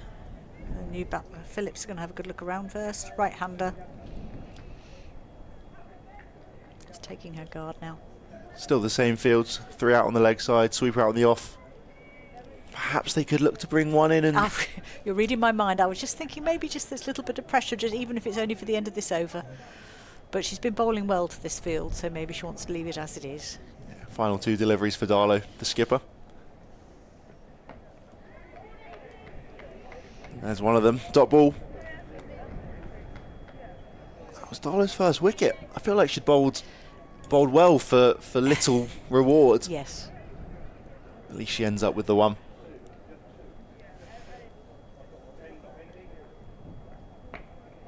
And another dot ball there. And that's the end of a very, very good spell from Adriana Darlow. 0 for 22 off her 8 overs. Sorry, that's Parkins. 1 for 27. Thank you. The screen changed too quickly there. No, that's excellent. Should be happy with that. I think you're right. She bowled for little reward, but in a way, the way she was bowling, it was always going to be to keep the runs down rather than to take the wickets. I think that's the thing, is the fact that she'd, kept the runs down meant that Daniels had to try and push up the rate and be a bit more expansive, which therefore brought the wicket. Yes. And similarly before with Hazel and earlier on in the innings. Yes, because to get anywhere near that sort of 190, 200 figure, they're going to have to be going at 6 and over from here. So.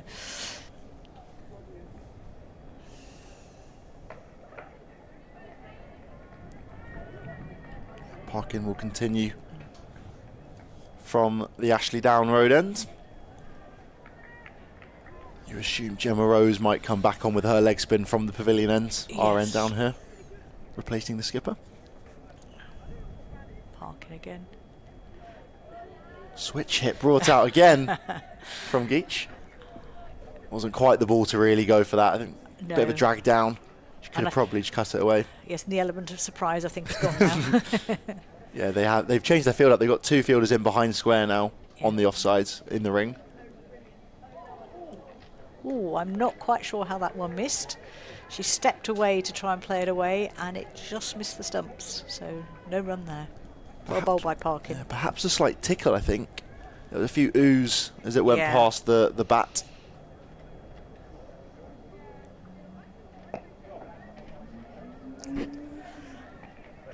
Played out to mid-off. No run. It's 4 dots so far in this over.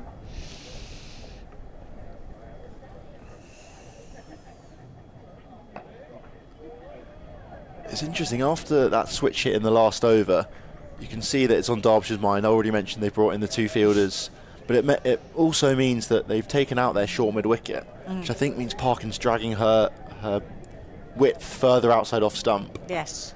And perhaps a fraction shorter, knowing she's got a lot of protection on the offside. Yeah, no, that was a maiden over there. I think that's the first maiden of the day. I don't think we've commented on a previous one, so that was very well bowled. And as you said, that adjustment in the field just made it really difficult for the batter to get it away. So 111 for 5. Be a few of the Gloucestershire fans standing on one leg at the moment. Yeah, it might be a long time they'll be spending on one leg. 11 overs to go. And we have a change of bowler now.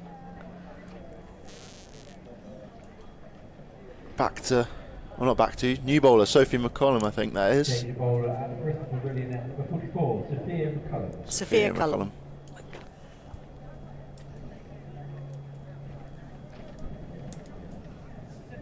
Keeper still up to the stumps. Bit a longer run up, so medium pace. I think probably so.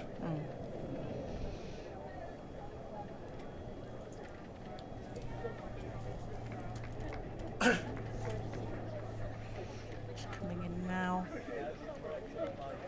Oh, and she's dropped the ball, so that's I'm not quite sure what happened there. She completed her run up, just got through the crease, and then the ball fell out of her hand, so it's a dead ball. Yeah, just as she was winding up, it sort of popped out, I think. A few smiles down there. Slight misfire of her first delivery of the season.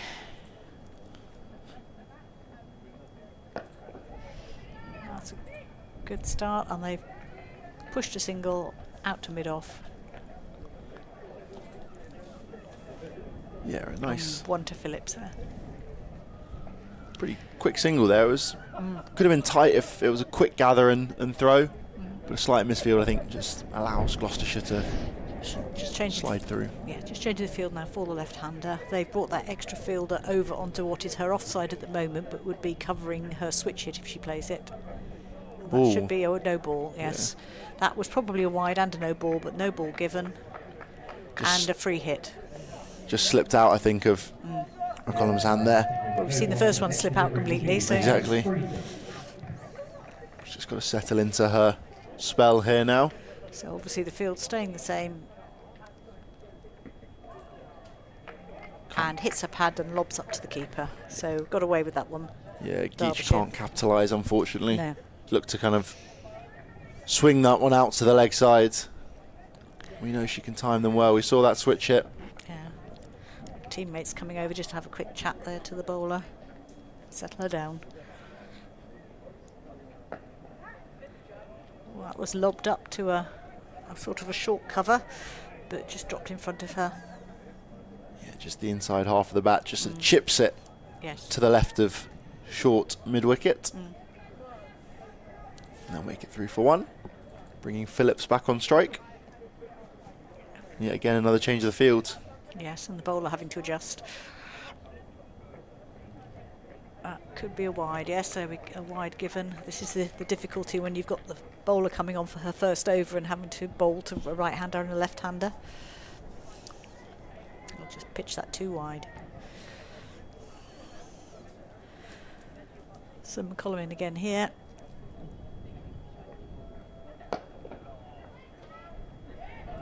That was a nice looking shot there, but went straight to the field and no run. Yeah, we've seen it a few times. You know, a few overs ago, the wagon wheel was up on the screen. You could see there was a bit of a dearth of runs coming through the mid-off region, and they have packed it well and fielded well in that area. Stopped a lot of the singles. Tried to go a little bit wider with that one, but found the short cover. Yeah, I think toe of the bat that time from Phillips. See them just trying to work to where the gaps are, but they're not quite finding them at the moment. No, as I think as you mentioned earlier, field placing's been very good from the Falcons.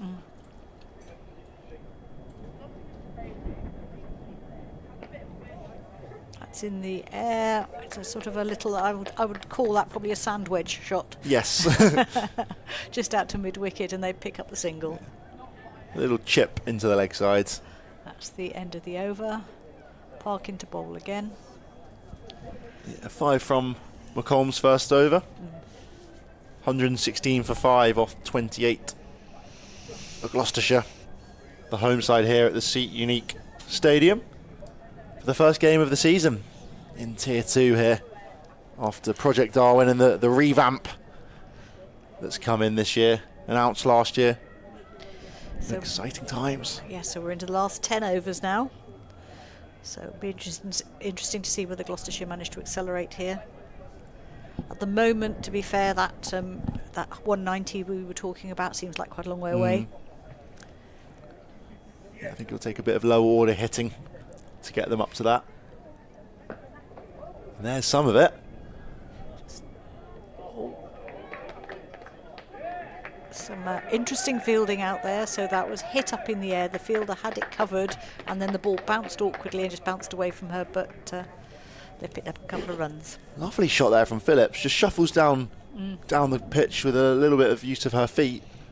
Kind of times it nicely straight down the ground in the air. And that's given out LBW, trying to push the score along there. Charlotte Phillips took a big swipe at that one, and it's given out LBW. Yeah, I think the message in the dressing room and from Liv Daniels has been to try and be a little bit more aggressive, perhaps a fraction too much from Phillips. Big swipe across the line there. Just seeing the replay now. And just, hit on the ankle, plumb in front. Yeah. Kind of dipped on her, I think, because perhaps she thought it was a full toss maybe at first and tried to dispatch that one into the leg side. But umpire Chantry didn't have to think too long about that one. Not at all. Been a few of those LB decisions. Would have been nice to perhaps see her play straight on the ground as she had done the ball before with a lovely straight drive. Yeah, I think this is Izzy Patel coming into bat now. It is indeed. Number 4 coming in at number 8. 6 wickets down now. What do we think? A little bit of, they need to get the runs, but also they want to see out their overs. Yeah. I think there are runs out there. You saw Hazel and Daniels working the ball around a lot with the 4 fielders out on the boundary, particularly on the leg side. There's a fair few gaps. Yes. There's definitely an opportunity to work the ball into them without just, throwing away a wicket and trying to just take on the boundary. And Izzy Patel is a more than capable batter coming in down the order. She had 74 not out at the top of the order for Gloucestershire last year. She's looking positive right from the off, even though she was just blocking that one out.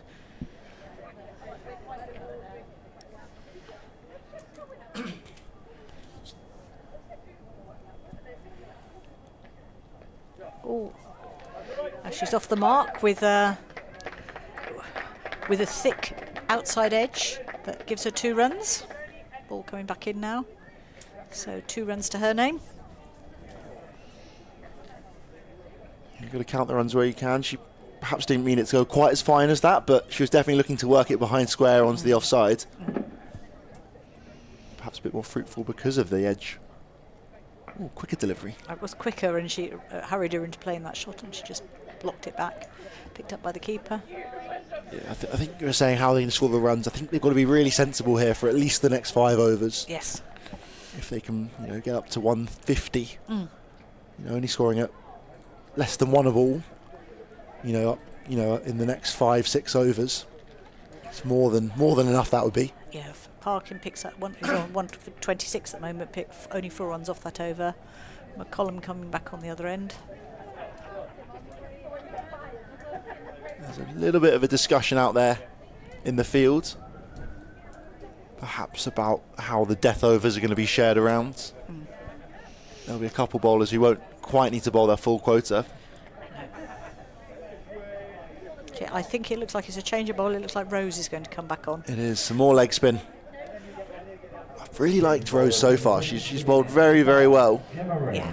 Her first, I think, 5 overs went for just 3 runs. 1 for 12 or 4. Sorry, first 3 overs went for 5 runs. That's it. Yeah. And then, yeah, last over she was a little bit looser, but it was when Daniels was starting to be a bit more expansive, and we saw the switch hit from Geach as well. Yeah, so looking at the field, there is a run every time on that leg side, but yeah, and that's where she's gone. Just pushed the fielders out onto the ring. Just a single picked up there. That's all they've got to Geach. do, really. Yes. Well, run a ball 6 and over, that would not, if they can keep that rate going, and if there is the odd loose one, pick that up, it pushes it up a bit more. Exactly. Bit of a slightly different field for Patel, who has a mid-wicket in. So she might find it a little bit harder to score on that leg side. Looks, oh, that's from here. Look, that looked like it might have been a wide, but not given. Maybe it pitched and moved away. Yeah, looked like Patel sort of turned down a shot at that one. I think she anticipated that it would be a wide, but it wasn't, sadly. She's picked up the single this time, though, through the offside. Times that one nicely again. Geach back on strike. Has she got another surprise shot in her armoury? Trying to think what would be the next biggest surprise shot she could play.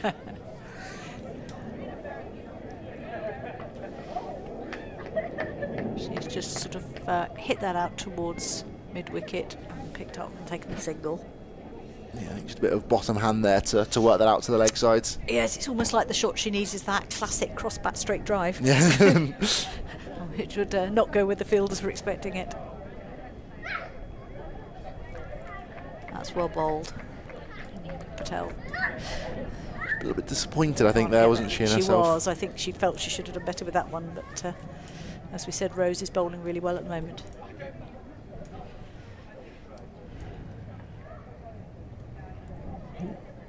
They've taken the single, thrown in, and that just went down to a, well, it is a sort of short third man. Picked up the single, and that will put her back on strike for the 31st over. Yeah, another bit of extra bounce there, I think, from Rose. Tell with her leg spin, a lot of top spin seemingly on it as well. There's a lot of bounce she's generating. Yes. I think with the loop she adds to it, the sort of the flight she gives the ball. Yes. Combined with that overspin, just means that every so often the ball just grips in the pitch and shoots on and bounces that a little bit more. It makes playing positively quite high risk. Yes. So Rhiannon Noling-Davis back to bowl, their opening bowler, who bowled really well. 1 for 23 in her first spell. She's got 3 left. This is the first of them. A wide to kick it off. Wide. A difference here, the keeper's standing up to her now, presumably to try and stop the batsman charging her. I always really like that. I mean, both of us as keepers probably done it as well, but when you're a batter, you hate it with the keeper up and some seam coming down at you. It's the opportunity for the keeper to affect the game by more than just catching it. Little mix up. No, wrong end. So on that one, Geach was pushing to take the single. Izzy stayed where she was, and fortunately Geach got back to the other end because the ball was thrown into the wicket-keeper. Yeah, it was carved away nicely from Patel. Yeah, I think it was one of those ones where you run on what the shot should have been, but unfortunately it was stopped. You play a nice shot and you think it deserves a run. That's a lovely shot through the covers, and that's gone for 4. Brilliant shot there from Patel. Just rocks forward and powers that one through the covers. Yes, it may be that however well Rhiannon Noling-Davis is bowling, that that little bit more pace on the ball might be more to her liking. I think particularly now with the sun a little bit more out and perhaps the outfield drying up a little bit. Pulls that one, does Patel. It's just as well she didn't quite get hold of that one, because I think if she had, it would have gone straight to the fielder. But it just dropped short of the fielder. No run. 129 for 6. Gloucestershire currently are.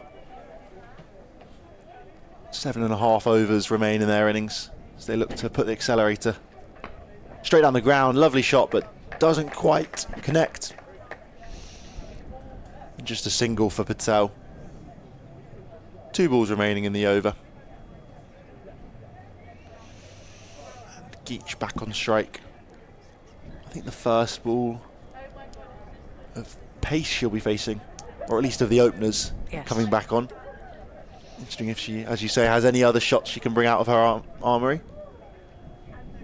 Space in the leg side here. She uses it nicely.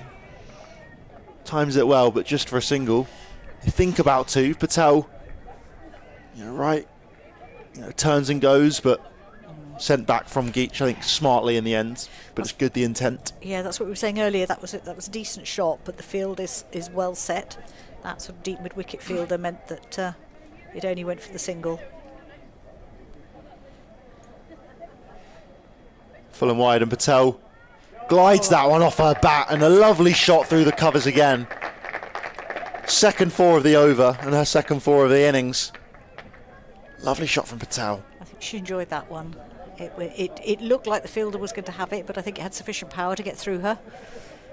Yeah, brilliant shot. Just, yet again, almost identical to the one a few balls ago, where she rocks forward and just with a high elbow sort of flies through the covers.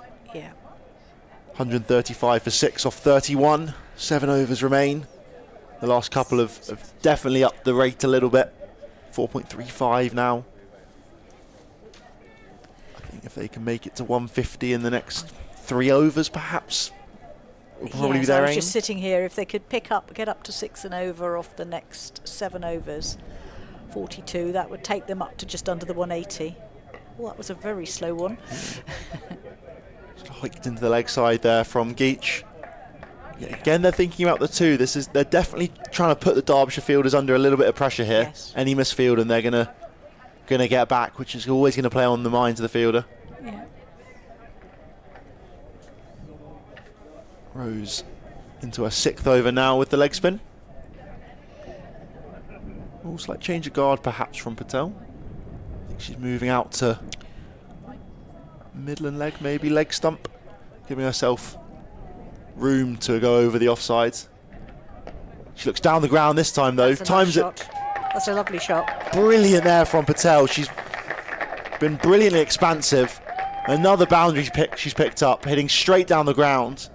The fielder did really well to almost get there, but it was hit so straight she just couldn't make it. So that's much more positive intent. This is the tricky one now for Rose. They can only have 4 fielders out on the boundary, and it's whether you want if you want your 3 on the leg side, which is pretty standard, plus a sweeper on the off. It leaves space straight down the ground and over mid-off, which is a tricky shot. And bearing in mind her previous 2 fours. Going to be tight. Oh, that, I think a direct hit would have left Patel well short there. And some good backing up there, because that could easily have gone away for 4 overthrows. But a diving stop by the backer upper. What the technical terminology sounds wrong there, doesn't it? Though? Yeah, it was the captain. I think she's setting the standard there. Oh, and a big swing there from Geach. Not quite all the way. One bounce and over the rope. Brilliant there from Geach. A couple of metres short of the boundary rope there, but that was a lovely shot. That's lovely. Just finds the gap there between mid-wicket and long on, who are quite far apart because they want to defend the squarer boundary, I think. Perhaps a fraction straight was long on. But it looks like Geach is definitely going to take on the attack here, which is great to see. Short this time from Rose, who's been put under pressure, but just chipped down the ground for a single. I think that was let me find the gap rather than trying to hit it for 4. That was well placed.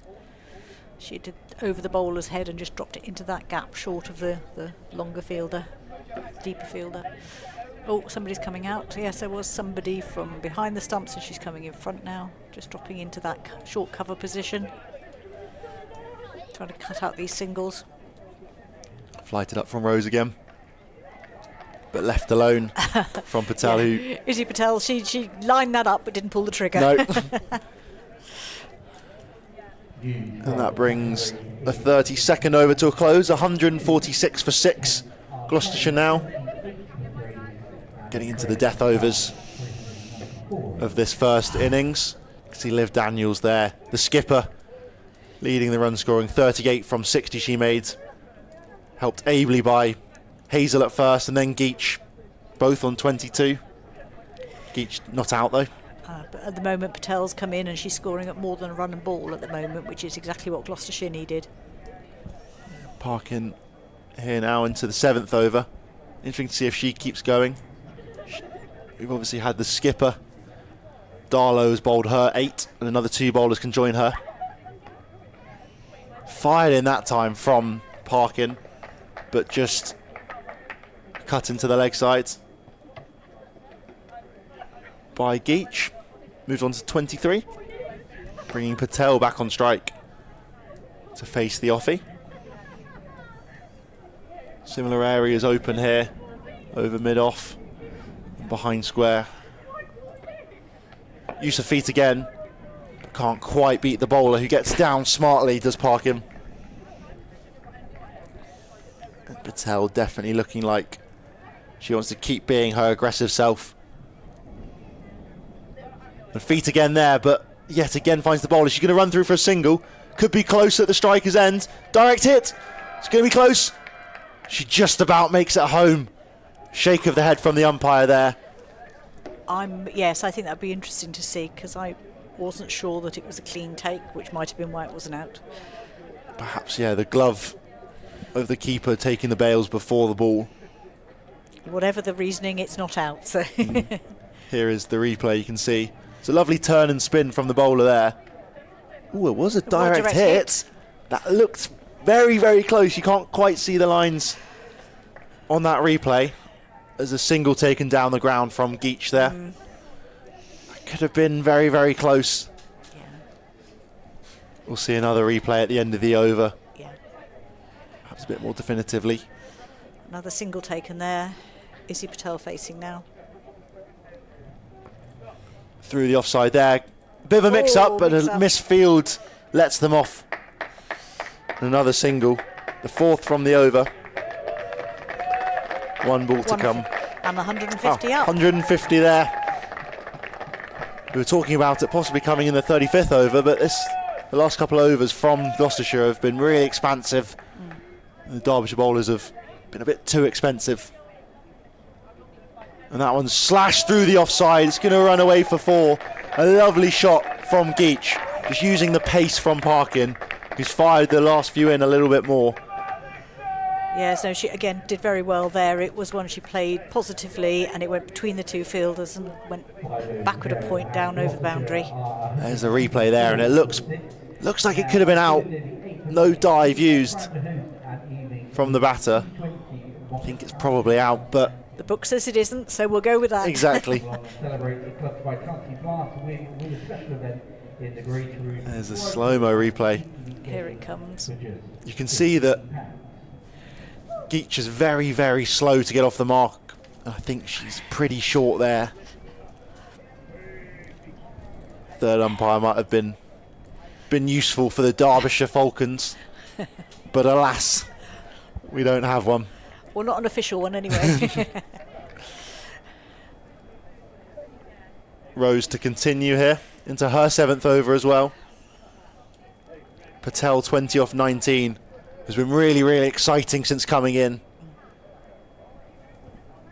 We talked about the fact she's opened before. She's a more than capable batter. Floated up from Rose, but too short in the end and dispatched out to the leg side just for a single in the end, with the 3 fielders out on the rope over there. There's a very small margin of error between the fielders. If you're going to score a 4 on that side, it has to go between the 2 of them. And she managed to get it to the straighter one. Rose to the left-hander. Floated up again and swept. Lovely sweep there. Could beat the field out on the rope, and it does.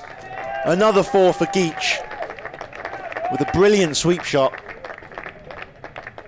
So there we are. She's opened up her armoury again. That was a good shot. Moves into the 30s. Does Geach 32 or 39?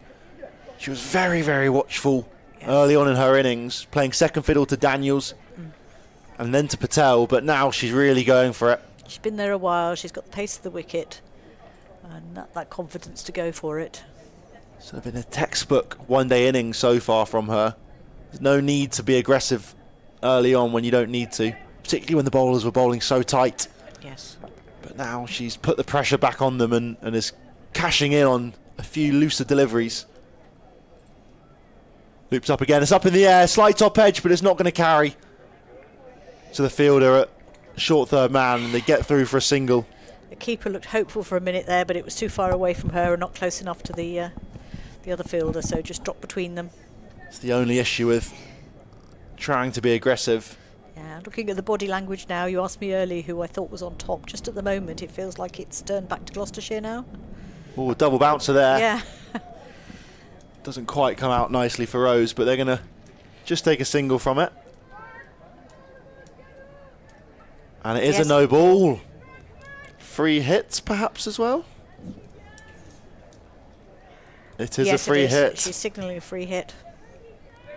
So that was for the double bouncer ball. Just didn't quite get her length right. Here we go. And a big swipe, timed nicely, and it's another 4 with a big sweep shot from Geach.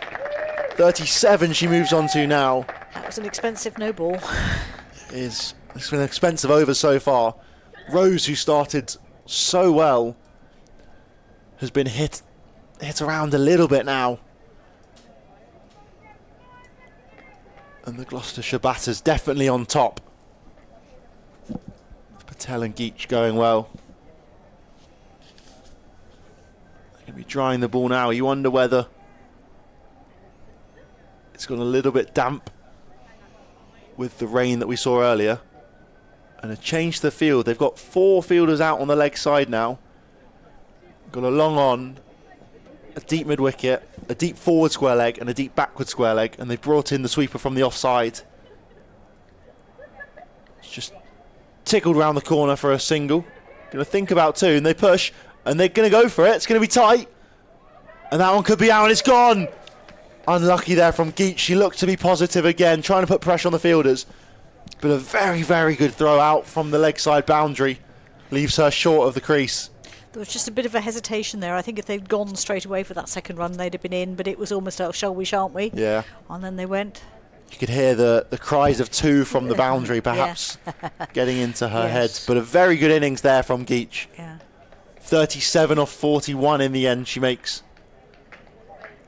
And that could be invaluable to help her team up to what is turning out to be a very competitive score, having looked perhaps a little short at the halfway mark of their innings. 38 Geach goes for in the end. Caitlin Belcher coming into bat now. 1 ball to go. Izzy Patel's been refreshed by a little drink from the support team. Batter for Gloucestershire, sponsored by Empire Fighting Champ, number 44. Caitlin Belcher. You think it's now down to Izzy Patel as the leader at the crease, you think, who has batted really, really well. A not out dot ball at the end of this over wouldn't be the worst outcome. No, exactly. It's almost a free hit, this, you kind of think, for Belcher. You want boundary 2. 4 or dot. 4 or dot, yeah. And they're going back to their regulation field. They don't need all 4 out on the leg side again. No, back another right hand. Now the right-hander. He's got 2 right-handers to bowl at.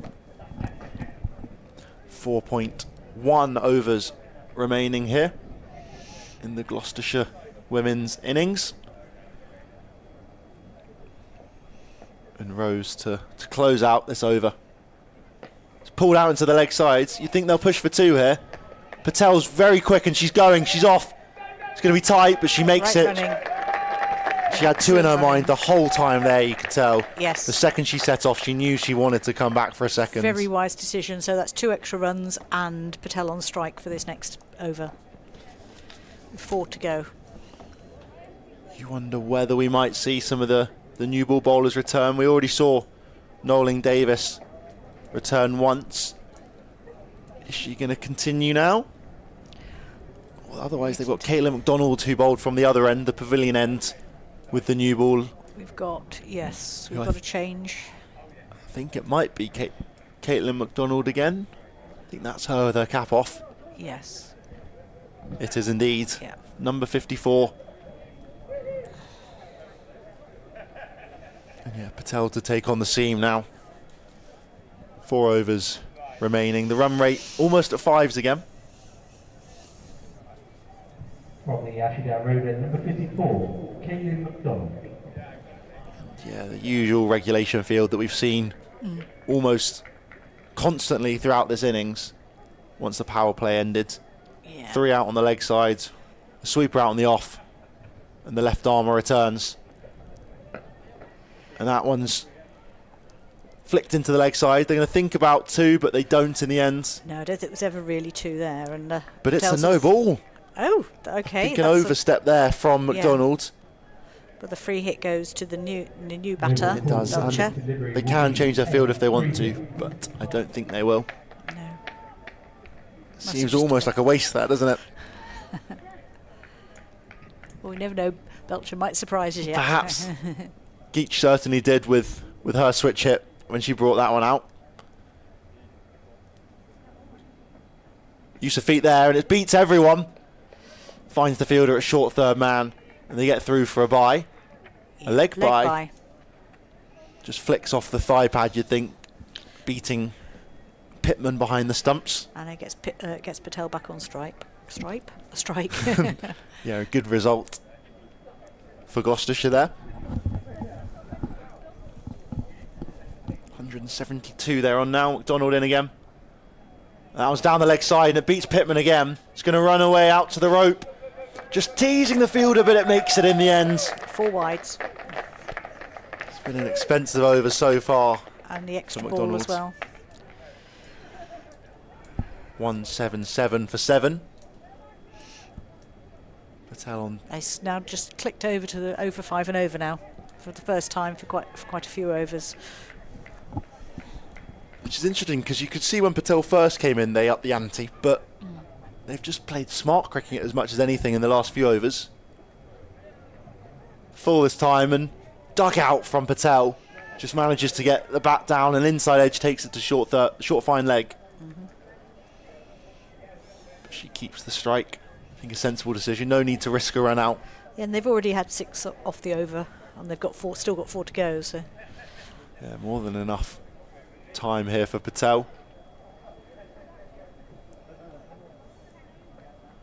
Full and wide, and she drives, and she's going to scamper through for a single. It's going to be tight, and it's a direct hit, but she just about makes the ground, does Patel. Very, very close again. yes, I think it was her feet that were in there rather than her bat. Slightly kamikaze running from Gloucestershire Yeah. here. We'll see you on the go. replay how close it is. No, she's Ooh. all right. The bat slid in. She had to go round the bowler. The bowler was quite entitled to be where she was, but it meant she couldn't go in a dead straight line.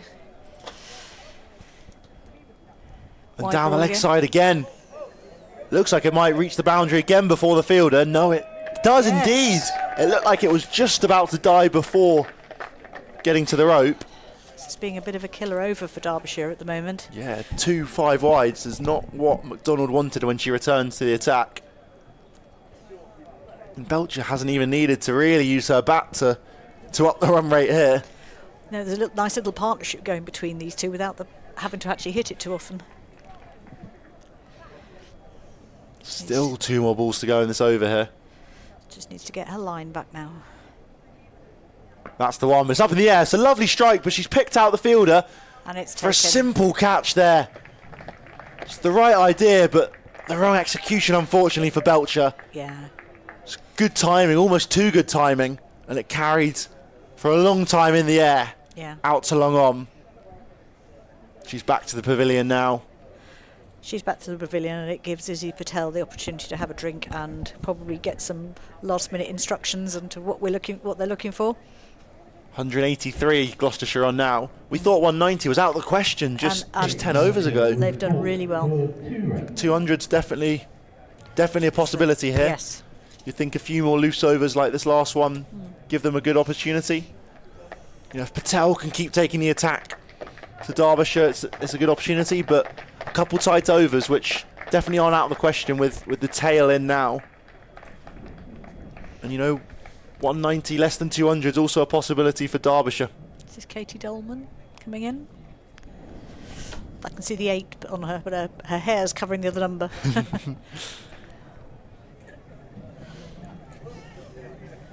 You batter for Gloucestershire, number 78, Katie Dolman. Yeah, that's confirmed. It is Katie Dolman coming in for the last ball of this over.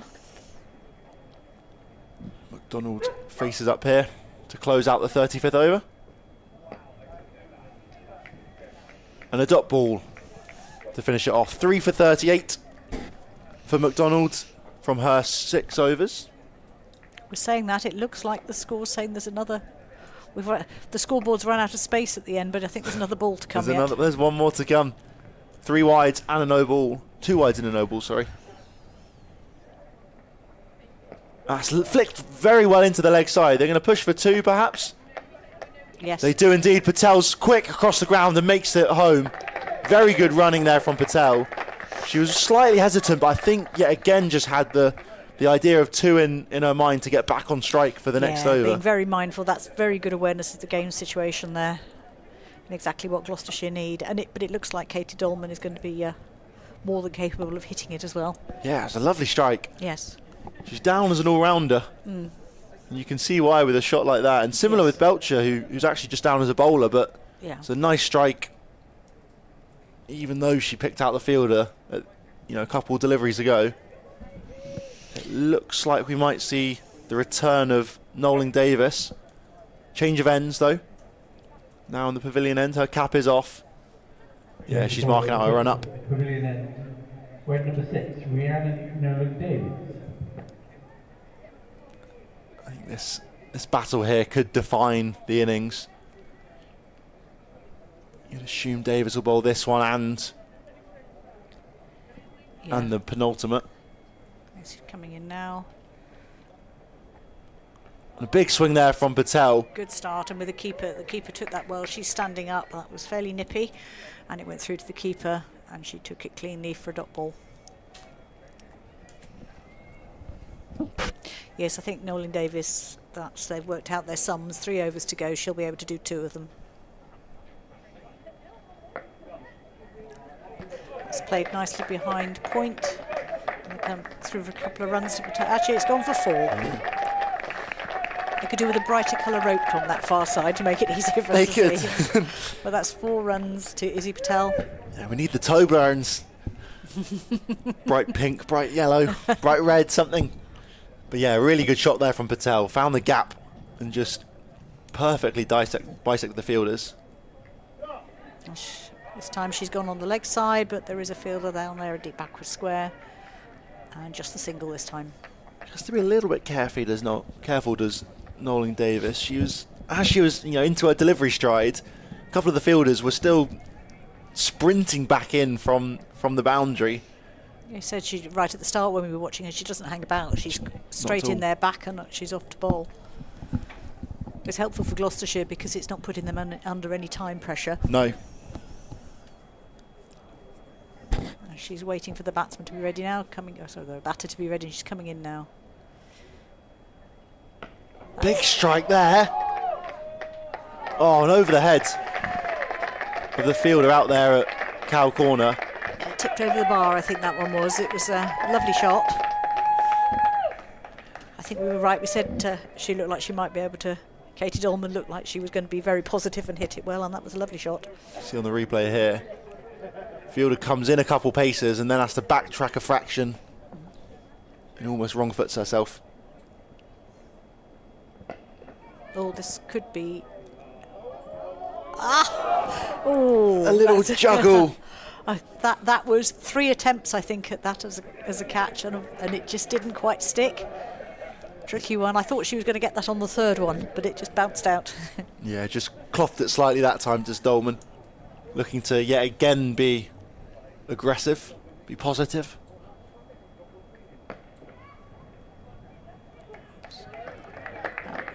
Patel taking that one, yeah. Smart batting there. Yeah, that's a single. Keeps the strike for the next over. Yeah, 2 to go. You wonder whether McDonald will bowl again now. Pretty expensive last over. They might turn back to the spin, perhaps. I think that very much depends on what they've been practicing. If the spin goes wrong, it can be expensive. Yes. So maybe they just need to have the trust in the bowler and that she'll get back on her line, but we shall see. We've got the... Yeah, looks like she will continue. Yeah. Caitlin McDonald. Mm-hmm. McDonald coming now. 3 wickets to a name so far. We'll be looking to add to that here.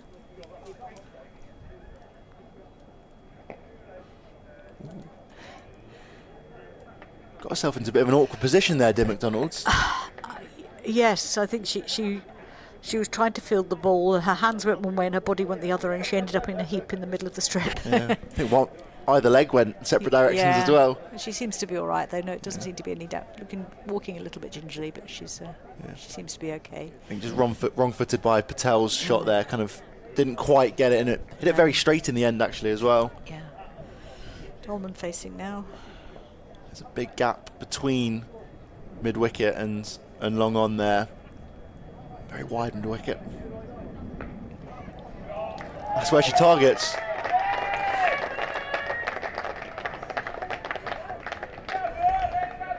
I think in days gone by we might have called that cow corner, but it was a good shot and picked up a couple of runs there. Yeah, agricultural. Yes, that's fine for Gloucestershire. But yeah, at times it really well. It is such a useful shot because you can generate a huge amount of power without a huge amount of effort. Yes. Just using your limbs. Let's see if she can do it again. She's facing again now.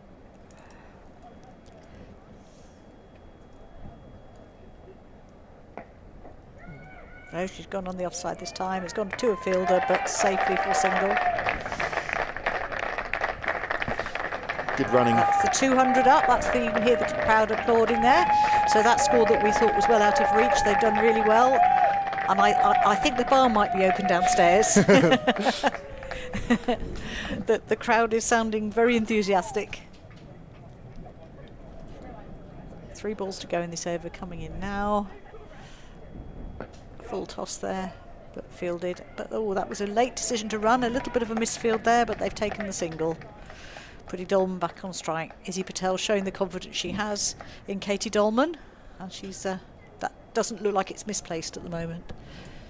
No, not at all. Dolman's a few really, really nice shots. She's timed them well so far, and actually in the last few overs has probably been the better batter. Oh, she nearly took the bowler out with that one, but it's gone past the bowler for a single.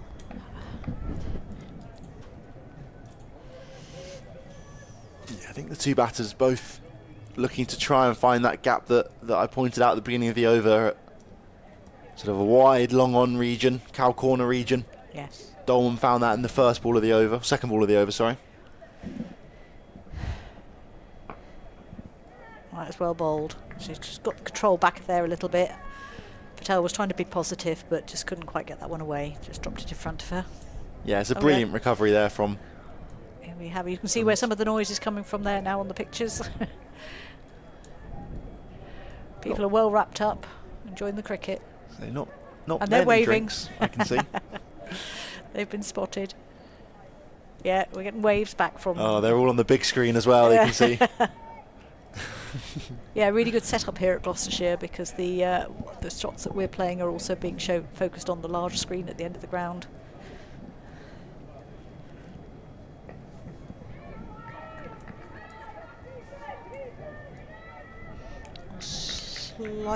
Slightly awkward shot there, but it went for the single. That was from Dolman, and Patel on strike now. 11 balls to go. Let's see where we can end up. Coming in now. That should be out. And it is. That was a good catch in the end as it dipped in front of, so that was sort of slapped across it. It went out to a short cover and it was caught there. Yeah, just a fraction high on the bat from Patel. Kind of cramped up perhaps for space slightly. Yeah, you can see. Just angled in from Nolan Davis. And Patel goes, but a very, very good innings. 32 off 32. she almost re-kick-started that innings after a very good start for Gloucestershire. But now they're 9 down, 203 for 9. 4 balls remain in the innings. They've done well to bat it all out, but also upping the run rate in the last few overs. Yeah, Alice Bird coming in now. Alice Bird.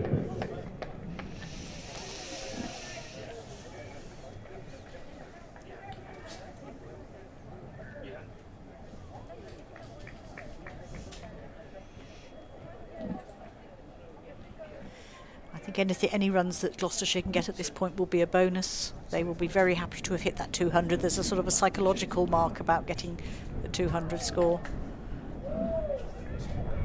Bird had a big swipe at that one, but it went straight through to the keeper.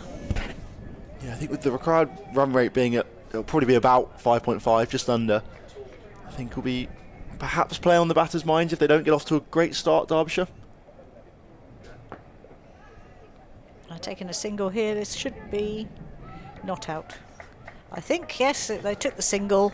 For a minute it looked like there might be a run out. The fielder took a time to actually get that ball in, but they came through successfully for the single, so another run to the total.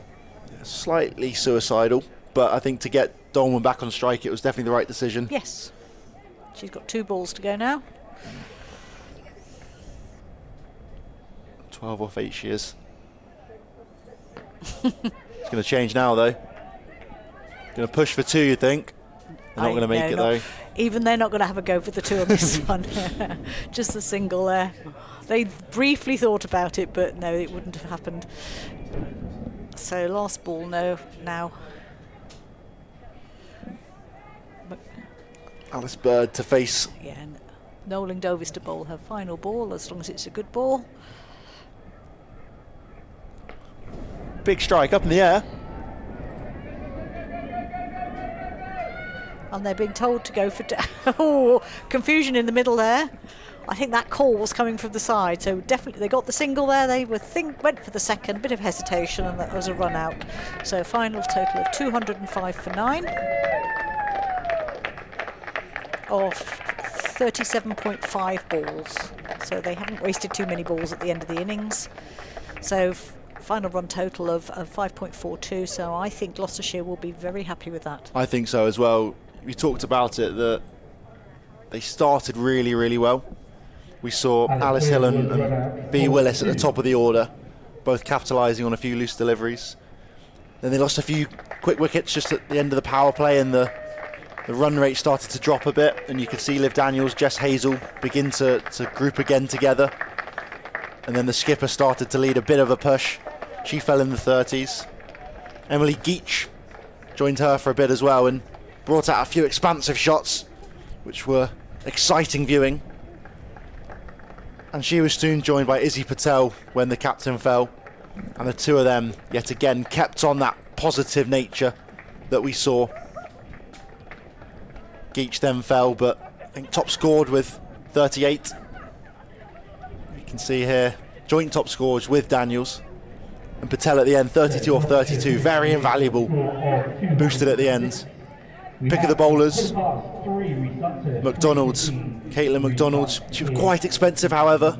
Similarly was Nolan Davis, but they each got a couple wickets between them. 3 for 46, Caitlin McDonald, before 2 for 49, her opening bowling partner, which was Rhiannon Nolan Davis. And the spinners through the middle who just stopped the flow of runs that was starting to build. The skipper, Adriana Darlow, 1 for 27. And Harriet Parkin as well, impressively, alongside the leg spinner Gemma Rose. And that left 206 all out from their 38 overs. And we'll be back at 3:15 for the innings break. We'll see you then.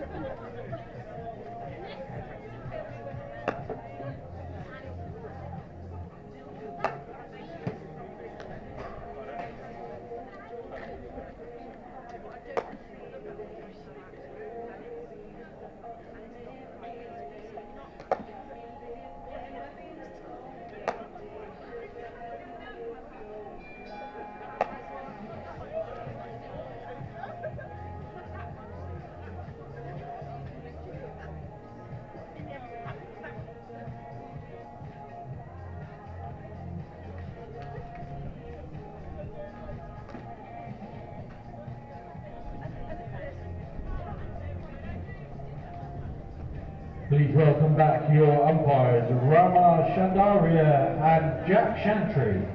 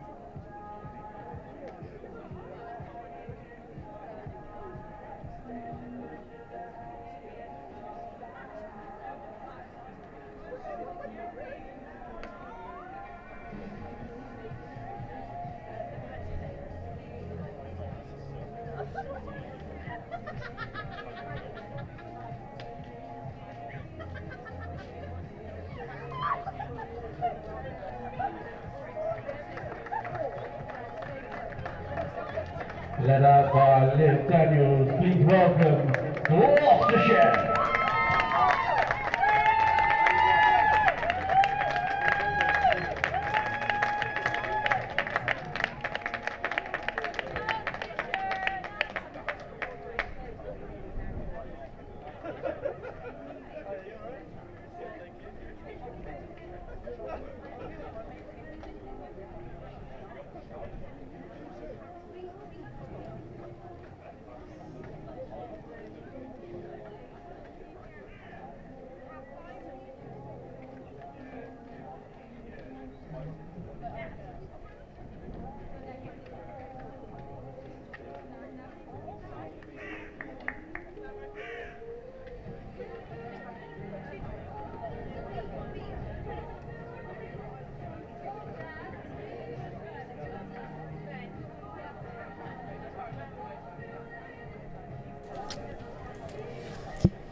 Good afternoon and welcome back to Bristol, where the sun, if not actually out, is behind the clouds and it's fairly bright here, so looking much better than it first thing this morning. And we're now set up for what we hope is going to be an exciting innings. 44, Caitlin Belcher. Caitlin Belcher is going to open the bowling for Gloucestershire. Bowling initially to the opening batsman, Kuza. And here we go. Oh, that's a great start. Just dangles her bat out outside off there, does Kuza. Didn't really play a proper shot, slightly half-hearted, but a good bit of pace there from Belcher. It was. That was on the spot straight away. That was something that really let down Derbyshire, I thought, with their bowlers early on in the innings. Really, they were a little bit loose, and it just allowed Gloucestershire to get a very strong start to their innings. Well, without taking much in the order. Having said that, that one just drifts down the leg side, and oh no, the fielder's coming round and picking that up. So that's a 2 for one that's tickled down to fine leg. 207 is the target. A very well batted innings from Gloucestershire to get up to that in the end. They were only about 100 up, almost halfway through, over halfway through the innings, and it looked like they were going to struggle to make even 190 at one stage. But some explosive batting down the order from Izzy Patel and Emily Geach was impressive and boosted them up. It's a good ball there from Caitlin Belcher. I would think from what we're seeing so far that's quicker than anything we saw from Derbyshire's bowling.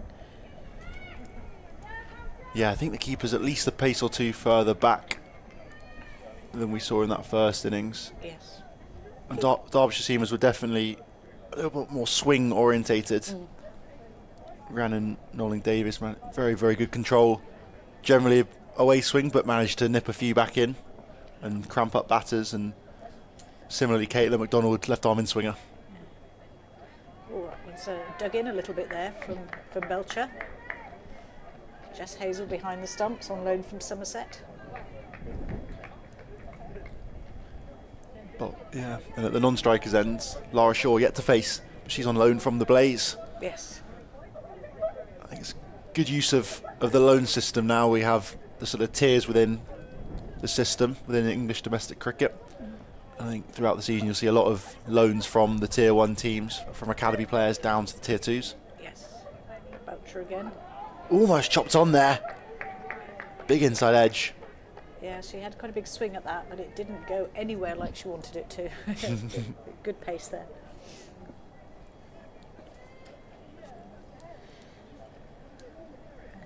A little bit of nerves out there, as we were talking about earlier. This is a big occasion for many of these players. This will be the highest level and the biggest stadium that they've played in.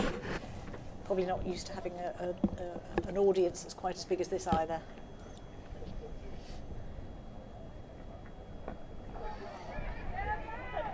Dot ball. Those earlier runs were actually leg byes, so that is a maiden over for the bowler. Just 2 leg byes off it. And a good start for Gloucestershire.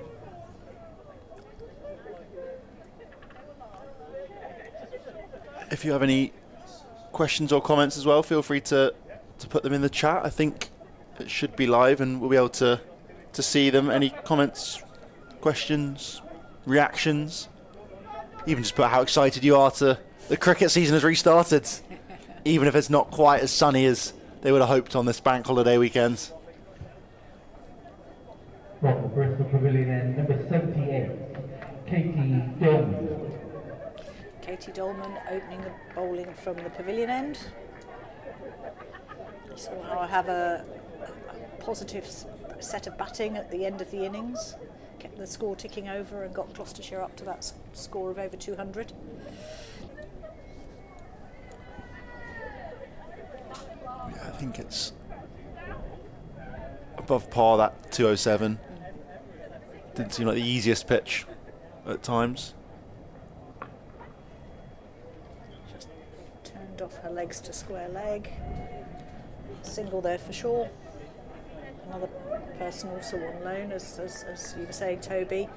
You know, really what we want to see is as many cricketers playing as much cricket at the best standard that they can, because that's what will make English cricket stronger in the end.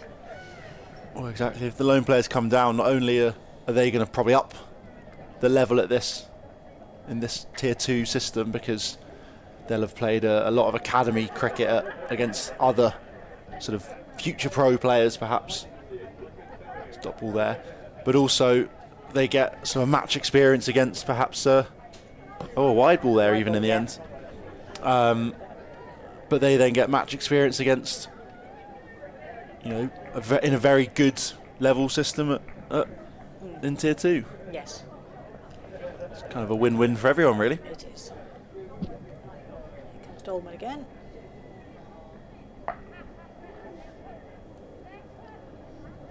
It's a fairly expansive shot there, but just for the single.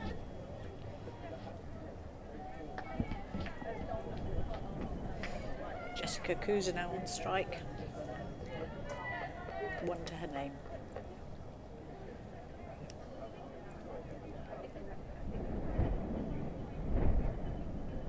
Could be another wide. No, it's not given us a wide, that one. But the batsman couldn't quite get a bat on it either.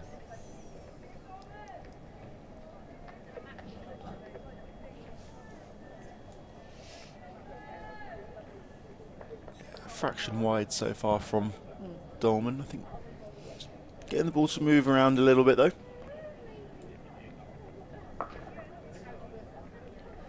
They're anticipating, it looks like it's a bit of a plan for her to be aiming on that sort of outside off stump line, because they've got that sort of, their outside fielder is in a sort of a deep third. Yeah, well, I mean, So two slips and only 2 players on the leg side. They've got a sort of wide mid-on and a sweeper out on the square leg boundary. Yeah. And as you say, That's a good shot. That's played nicely just through that offside that we said is the stronger side, but that went just in front of point and inside cover. So if that's 4 runs. yeah, lovely shot there from Cusa. Just uses the width and leans on it. It was only about a foot outside the off stump, so it wasn't a bad ball, but she just timed that really well. As we were saying, I think Dolman kind of bringing the ball away from the right-handed batter, and Cusa just went with the swing. Ooh, there's a little chip up there to mid-on, just the single. It's a slightly different line, and it didn't. She just chipped it up. Yeah, slight leading edge in that one, perhaps, but you know they're going to scamper through and take a quick single. Yeah. It's easy enough. Rotate the strike. End of the over, 11 runs on the board for no wicket. Pretty much bang on the rate right now. 5.5s from their first 2. Similarly, a few loose deliveries, I think, as everyone's getting into the season. But it's been good so far. Indeed. Belcher continues. Yeah, Belcher coming in now. Distinctive bowler. It's a long blonde ponytail bobbing up and down behind her.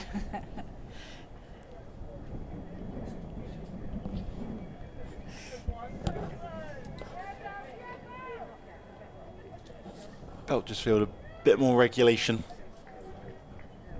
3 on the leg side, a mid-on, mid-wicket, and a fine leg. There's a slip, a third man, and then regulation ring field of mid-off, extra cover, cover and point. It's a wide ball there. Bit of a wild slash from Cusa that time, doesn't quite connect. You can see Belcher trying to build up the pace here, and that one just lacked a little bit of control, and it's given us a wide. Really encouraging to see that speed of ball coming through.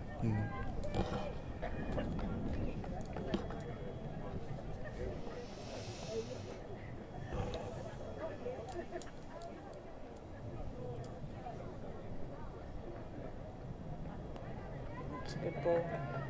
Just about inside the tram lines, that one.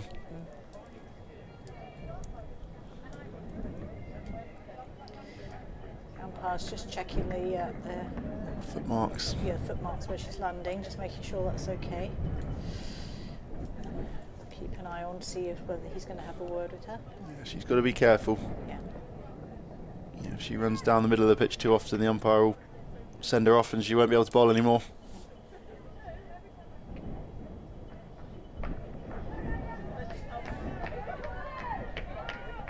Oh, it's a good effort on the boundary there, but that goes away for 4.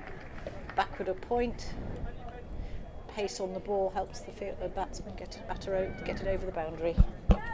Yeah, similar shot to ones Cusa's looked to play before and connected with before. Slightly backwards this time, using the pace that Belcher offers. And just carves that one through backward point, beating the sprawling dive from the third man fielder. Goes Belcher again. And the batter leaves that alone. This is definitely their plan that you were talking about in the last over, Carol, with definitely targeting outside off, looking to go sort of almost too wide rather than too straight. Yeah, and if there's the odd one that is wide, that's okay, because the alternative potentially put it on the leg side and it'd be a 4. It's good use of resources when you've already got the 2 outside.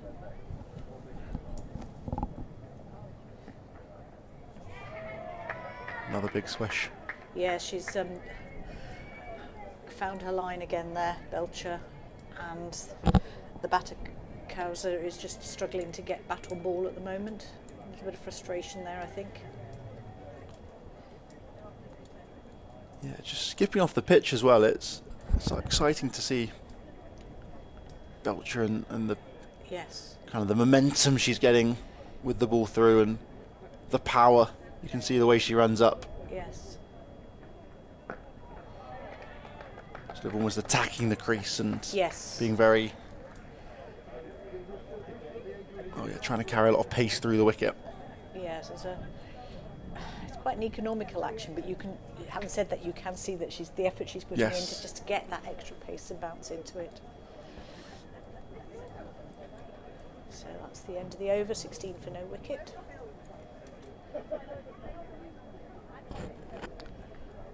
And be Lara Shaw to face now. Dolman to continue, looks like, with slightly changed field. They've mirrored Belcher's one and have 3 out on the leg side now rather than the 2 from before.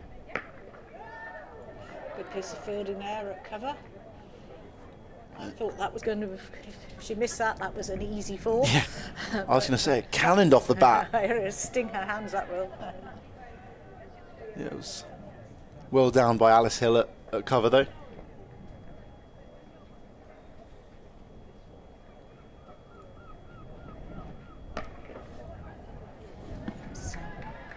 Pulled over mid-wicket there, just a little bit short of that one, wasn't she? Was able to pull it away to mid-wicket. 4 runs to Shaw. Yeah, well read that one. Shaw, she just dropped back and almost tapped it, didn't overhit it at all, and used the pace and used her timing to clear the fielder at mid-wicket, and then just allowed the ball to run on over to the rope. Dolman coming in again now. Oh, that stayed low.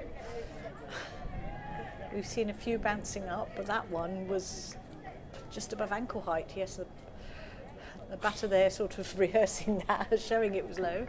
I think that's the first one we've seen quite like that. Yeah, there was one, I want to say, in the first innings perhaps, but generally it's been, the surprise has been the one that's leapt more so. Yeah. I think it just hit the seam and nipped away a fraction and kept low.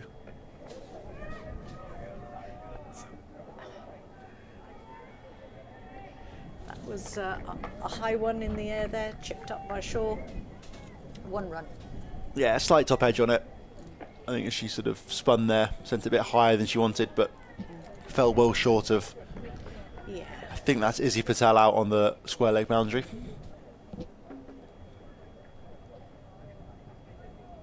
Wide ball.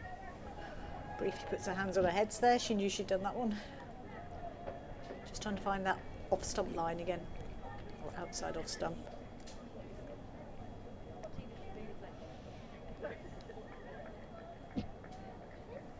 Looks like Alice Bird has got the ball polishing duty, so she's passed that one back to Katie Dolman. It's a better line on the stumps and blocked for a dot ball. Just good cricket all round there, wasn't it? Good ball, good polishing, good shot. Good polishing. Yeah, exactly. See, the ball is definitely swinging a little bit. Both Dolman and Belcher getting it to move around a little bit.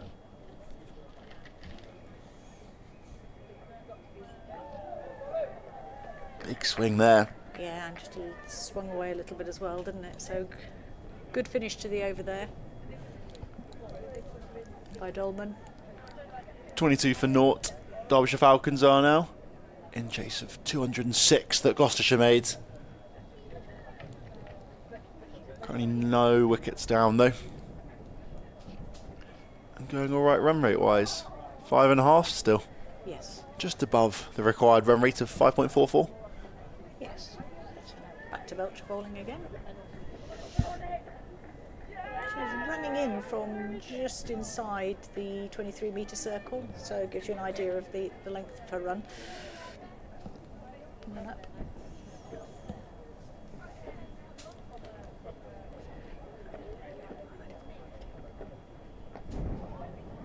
It's just caught a little edge of the bat, but there's a fielder there, a deep third man, and they pick that up and they take the single.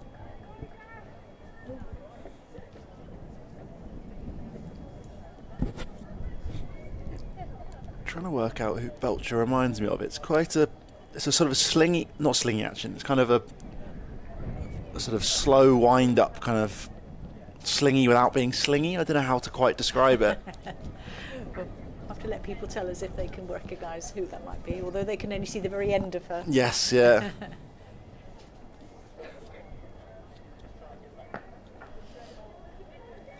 I want to say it's a little bit like Eva Gray. Yep. who plays for London Spirit and Essex years, yeah. Yeah, similar builds. We're hearing from our producers out the back.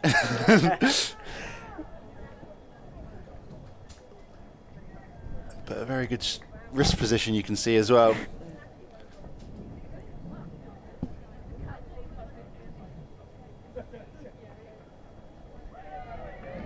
Another swing and a miss. Another good line there.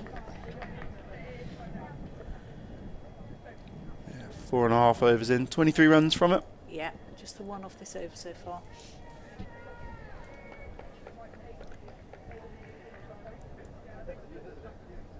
Be interesting to see the length of spell that Belcher can do. Yeah, I mean, wouldn't be surprised maybe if she bowls 5 and then save her for 2 or 3 at the end. Yeah. But, you know, could also go 4 and 2 and 2 if they want to use her through the middle. Perhaps it'll be interesting to see the plans of Gloucestershire and Liv Daniels. Yes. They've got, I think, 3 or 4 seam options, 3 or 4 spin options. Yes, so we're going to learn as we go as well and find out more about these players and see what they can do. And we look forward to seeing them in future games that we'll be commentating on as well.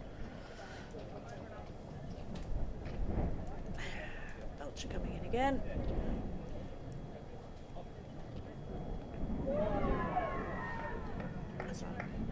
Shout there, I think, more from the crowd than from the players. Yeah. LBW shout. Yeah, struck on the pads, yes, undoubtedly, yes. but it hit at a pad. It may not have any relation to the stumps. Indeed, I think it was impact outside leg. Yes.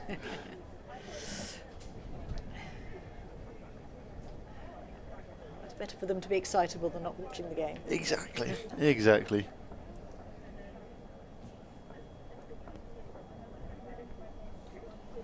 Belcher in again. That's a short one. Ooh. Well, there's bodies all over the place. So Belcher tried to go for the caught and bowled, but it went over her head, and then there were balls thrown in to go for the run out, and she then fielded the potential overthrow. So busy end to the over for Belcher there. 5 overs gone now. Cusa going nicely, 11 off 22. Shaw runnable 8 so far. Run rate just dipped a little bit the last over or two. 24 for none. You know, in a not too dissimilar position than Gloucestershire at a similar stage. I think Gloucestershire just about sort of early on in the power play went a little bit better and then were pegged back slightly. Dot ball to start Dolman's third over. It's a good start. Iona, excuse me if I'm getting slightly excited here, because up at Headingley, Yorkshire women are now 98 for 8, chasing 228 against Worcestershire. So Yorkshire, of course, are the team that are guaranteed a place in Tier 1 next season. So yes, this would be a big shock. Lovely shot there. Going to think about a single, but turned down in the end. Drops back for a pull there, does Cusa. I'll be very interested to listen to Wisden Cricket Weekly Women's podcast, where Lauren Winfield-Hill, who plays for Yorkshire, will likely be on next week, as she is every week. So perhaps they might ask her about that one. Well, no, counting chickens. For those who weren't listening in the first half, I will confess to being a former Worcestershire player, as I live just over the border from Gloucestershire. So that's where I'm keeping half an eye on that game. But also, of course, because they will be one of Gloucestershire's opponents later in the season. As will Yorkshire. Indeed. So it's good to keep an eye on what else is going on in this same division.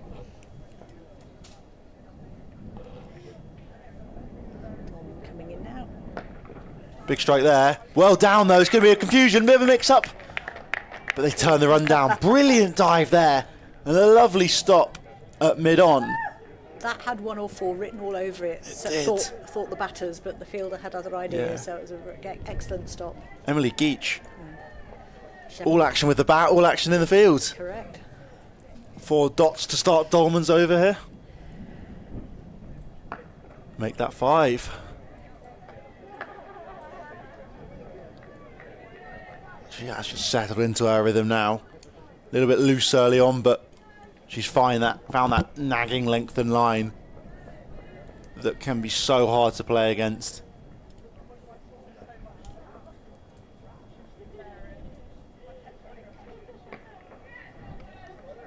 Anna Maiden, first of the innings. Yes, that was a good line from Dolman there. Doing her job, bowling to that plan that she seems to have with the way she's got her field set, and being really effective, resulting in the maiden. Yeah, it's been tricky batting so far for Derbyshire. They've not quite managed to rotate the strike as we got the dog cam on. Yes. Is that a cockapoo, perhaps? It does look like it, a bit bigger than mine, but... Enjoying the cricket, up on the stage. Kind of regal-esque, it looks like. Dog camera. Nice graphics. Belcher continues. And a bit of a waft again there from Lara Shaw. Only the 9th ball she's faced. She's been off strike for a while now. It's one thing they've struggled with. There's Yorkshire now 9 down, 110 for 9. It's getting closer. Is Worcestershire's first victory of the season.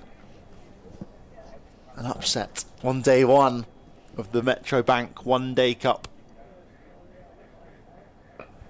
Outside edge there, thick enough and played into the ground, and they're going to push for 2. Well fielded in the end. Throw not quite on target, just allows them to ease through for the second in the end. Yeah, making Jess Hazel work, the wicket keeper there. She did well to get her gloves on that one and deflect it. She's in a slightly different kit, I've just realised. Yes. Is she in a training top? Is that perhaps, or?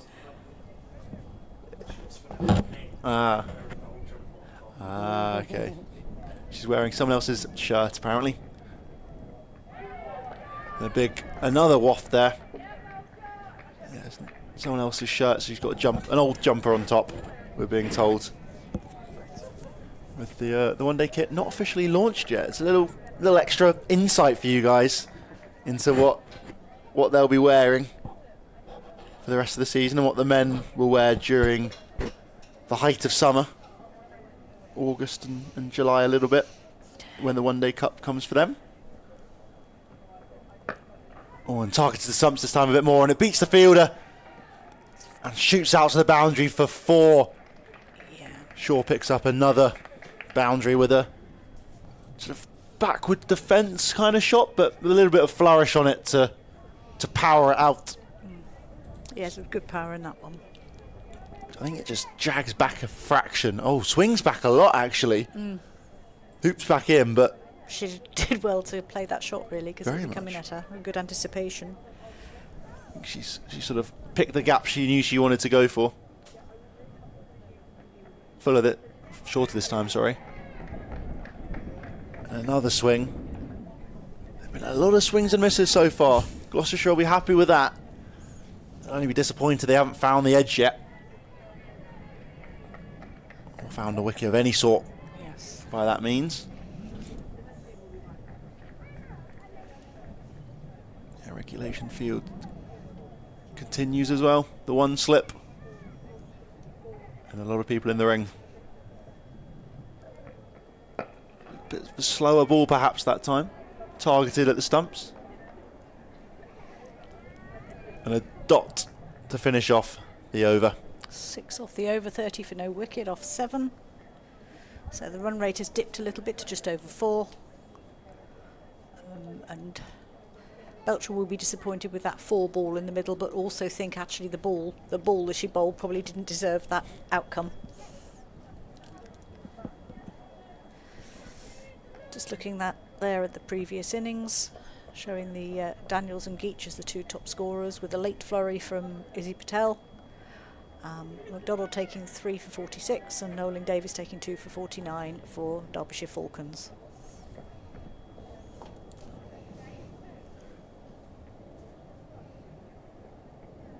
Big swing there, finds the gap. Do they? Yes. Fielder can't quite get there with a sprawling dive. Not quite going to reach the boundary, I don't think. Yeah, brilliant effort there to drag the ball back from the rope.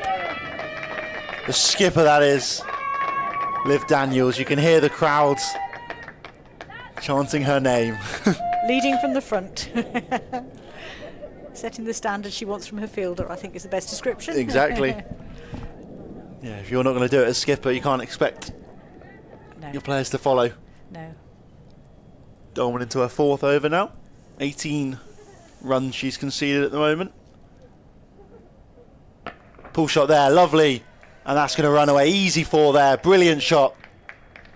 Caught the length early and slammed that one straight between mid-wicket and mid-on.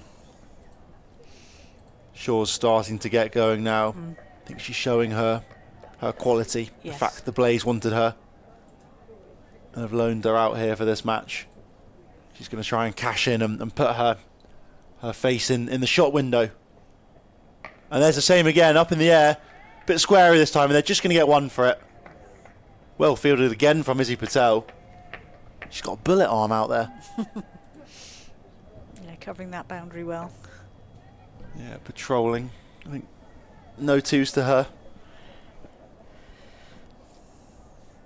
But it does bring Kuza on strike. 14 off 29.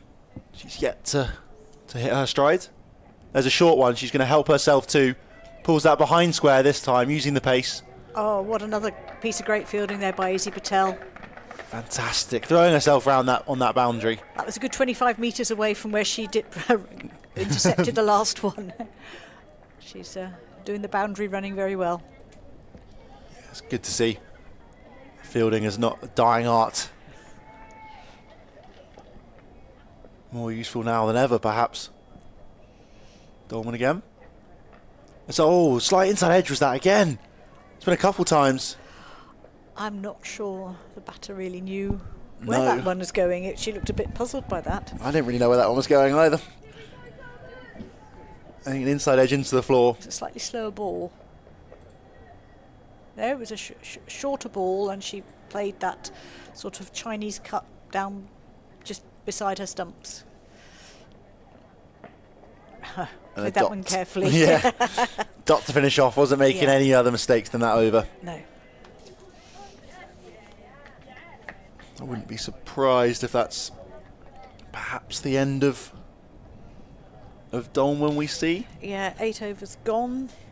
She's bowled 4. You think they need to kind of savour however many overs they might have left, and it is the end of Belcher too. Yeah, end of the power play, I believe. Yeah, it looks like the skipper's having a bowl.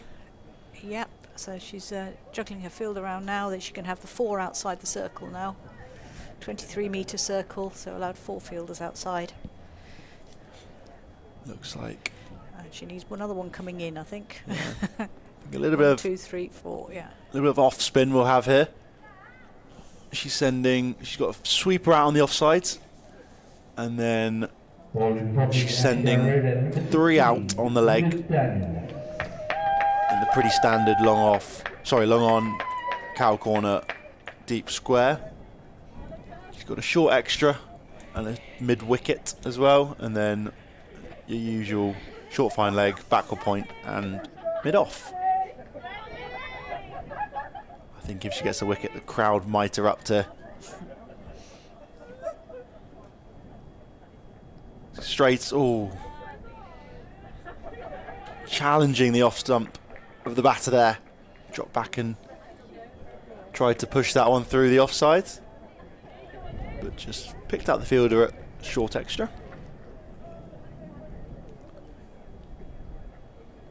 Comes across her stumps there, does Lara Shaw. Gonna look for 2 perhaps, but not in the end. Thinking better of it. Yeah, just worked that one into the leg sides. Perhaps a bit of a trigger, a bigger trigger anyway, than expected with the off spinner on. Gonna want to look to work with the spin here into the leg sides. Oh yeah, staying leg side of that ball this time. Played carefully there. Just having a good look at Liv Daniels before doing anything else. I think it's a sensible decision. They're in a good position. They don't want to throw away where they are right now. And that one finds the gap. And another boundary brought up for Derbyshire. Kuza this time. The nice little cut shot that just squeezes between the fielders in the offside ring. And just a little update for anybody listening who's not watching on one of the other YouTube channels. Worcestershire Rapids have just beaten Yorkshire Women by 114 runs.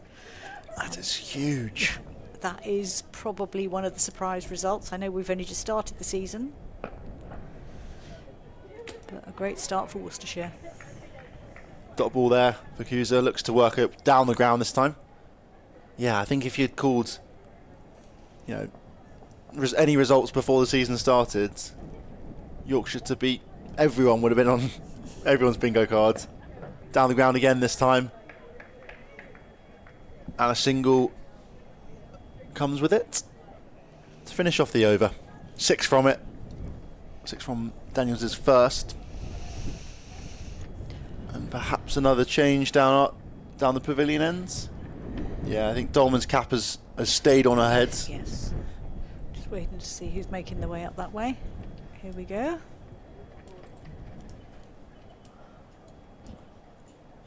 Is that Emily Geach? Just assessing a field, having a chat with her captain. Yeah. It is Emily Geach indeed. Can she continue her good all-round day? We've seen her batting, we've seen her fielding, so let's see how her bowling goes. Bowling from the Bristol Pavilion end, number 9, Emily Geach. Just a bit more seam from the pavilion end. Yeah, keep her standing up though at an early stage. You got We saw Derbyshire, their keeper didn't come up to the seamers until later on in the innings, but so this is a positive move by Gloucestershire. a dot ball to start her off. Good line, good length. It's good to see. Field-wise, we have 2 out behind square, third man and fine leg. Everyone else is actually in the ring. Aggressive captaincy from Liv Daniels, I like it. Trying to keep the pressure on Derbyshire. Big swing there. Doesn't find the gap though. Picks out the fielder at backward point. Does Cusa. She's starting to find her rhythm, you can see now.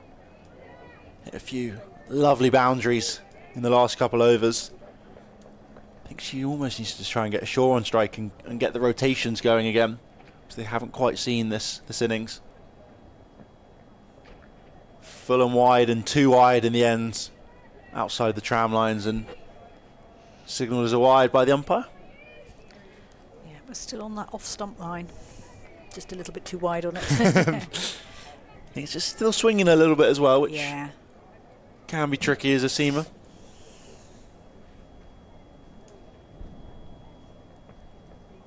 A little bit straighter this time, and under edge takes it down to third man. Just a single in the end. The under edge takes a lot of the pace off it. But it brings Lara Shaw back on strike. She's looked dangerous so far. yeah, scoring a more run a ball at the moment. Yeah. So Gloucestershire will be thinking of ways to get her out. Same field for her though. Oh, 2 wide again, I think, yes. Another wide for Geach. Yeah, again, I think it's the swing taking it away from the batter. This is leaving the hands looking like it's a good ball and then just swinging away. Yeah, not stopping.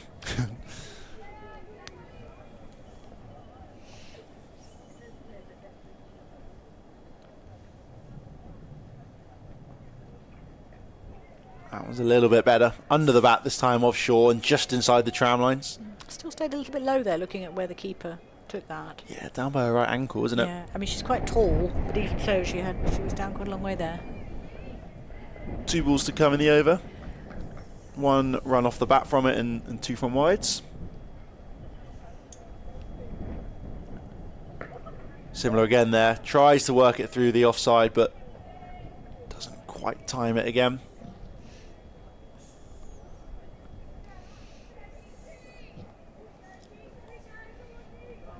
Considering there's been a couple wides, it's been a good over from Geach.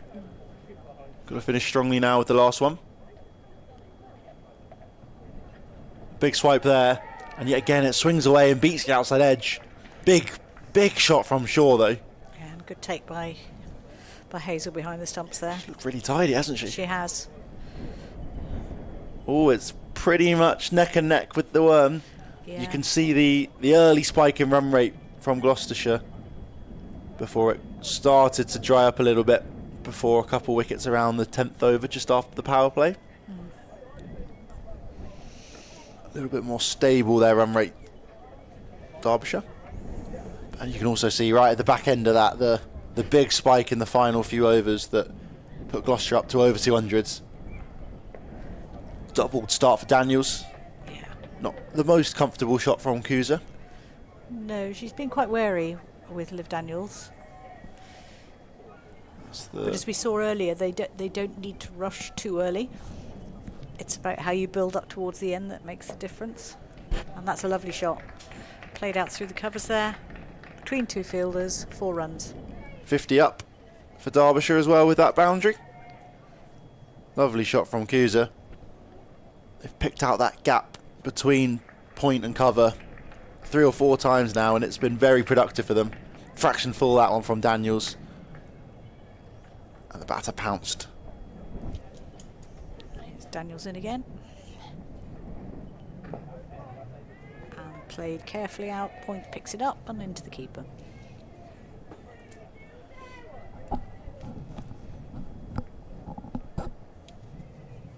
I think they've been very much on it in the field so far, Gloucestershire.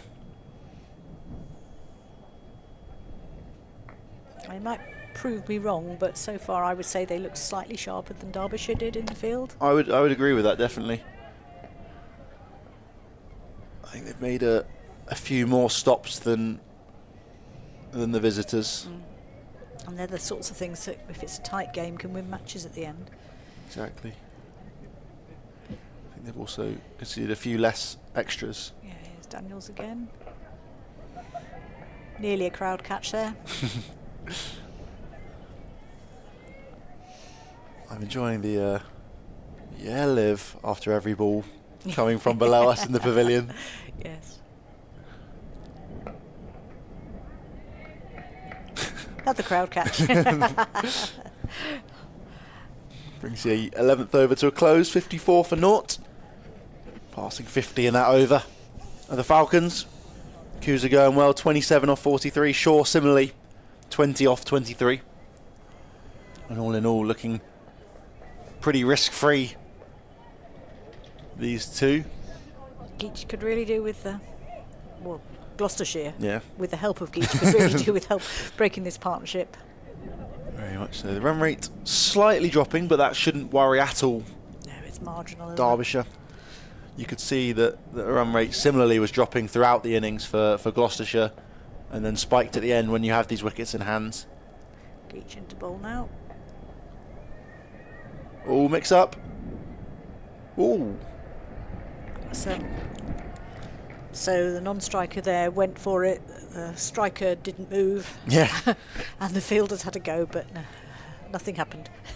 No, yeah. I reckon a direct hit could have been a bit closer than Yes. Shaw expected at the non-striker. She didn't run a batter or anything. No. Good pick up there in the covers. Yeah, it's those kind of fielding efforts where it's not necessarily a full-length dive or particularly challenging, but it's not easy by any stretch either.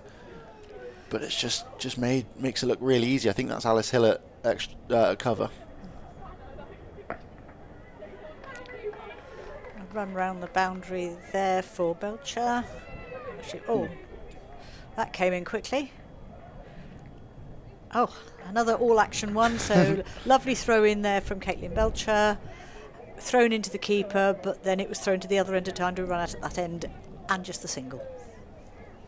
Yeah, all in all, Ball flying everywhere. yeah, exactly. Considering they got 2. Yeah.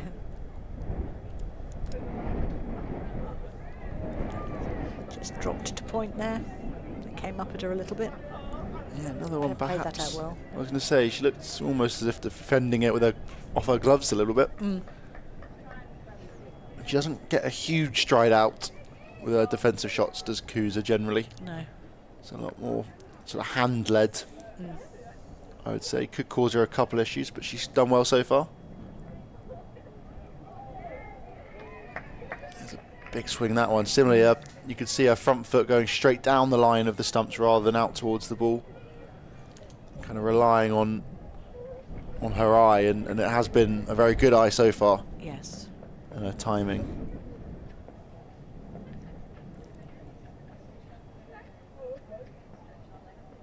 Oh, that's a lovely ball there, bowled by Emily Geach. Beauty. Straight through to Jess Hazel. I'm not quite sure how Kowser didn't actually get anything on that. No, one. I know. Just did too much. Angled in. Yeah. Probably at middle of leg, and nipped away, swung away, and ended up outside off. Yeah. You see the replay here coming through now, but it's just a beauty, really, isn't it? Yeah. It's almost like on a bit of string. Daniels will continue. She's been bowling down at the Ashley Down road end in front of the big block of flats. Bit of a chat between the batters there. I think they're probably just saying, keep going, this is going well. Wickets in hand. She tried to pull that one, stepped across her stumps and just hit her and dropped down in front of her, so no run. Yeah, can't capitalise on that one. It was fraction short and looked to pivot and swing it round the corner. Facing the wrong direction to run. Oh, drop catch.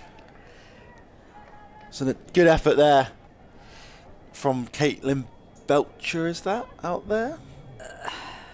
Nope, sorry, that was Emily Geach out there at mid-off, diving to her right. Yeah. It's a tricky one. Stay fairly flat, didn't it? Yeah, just below waist high, good couple metres to her right. She got good hands to it, but just didn't stick. But is that a sign of Derbyshire Falcons saying, okay, we've got to perhaps push a little bit? Which is interesting because they're not far below the rate. No. And they're none down, which I think is the most important thing, yes. as we saw in the last innings. We used to feet again there. But held back on the shot. So Liv Daniels bowling a good line.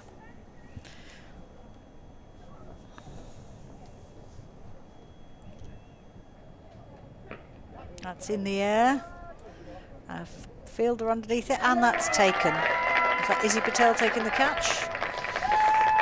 Not sure, that's a solid take though. Yeah. Didn't really look like dropping it at mid-on. No, made a nice solid base and then just watched the ball all the way into the hands. So that is a wicket, and that is, here we go, we're just seeing the replay.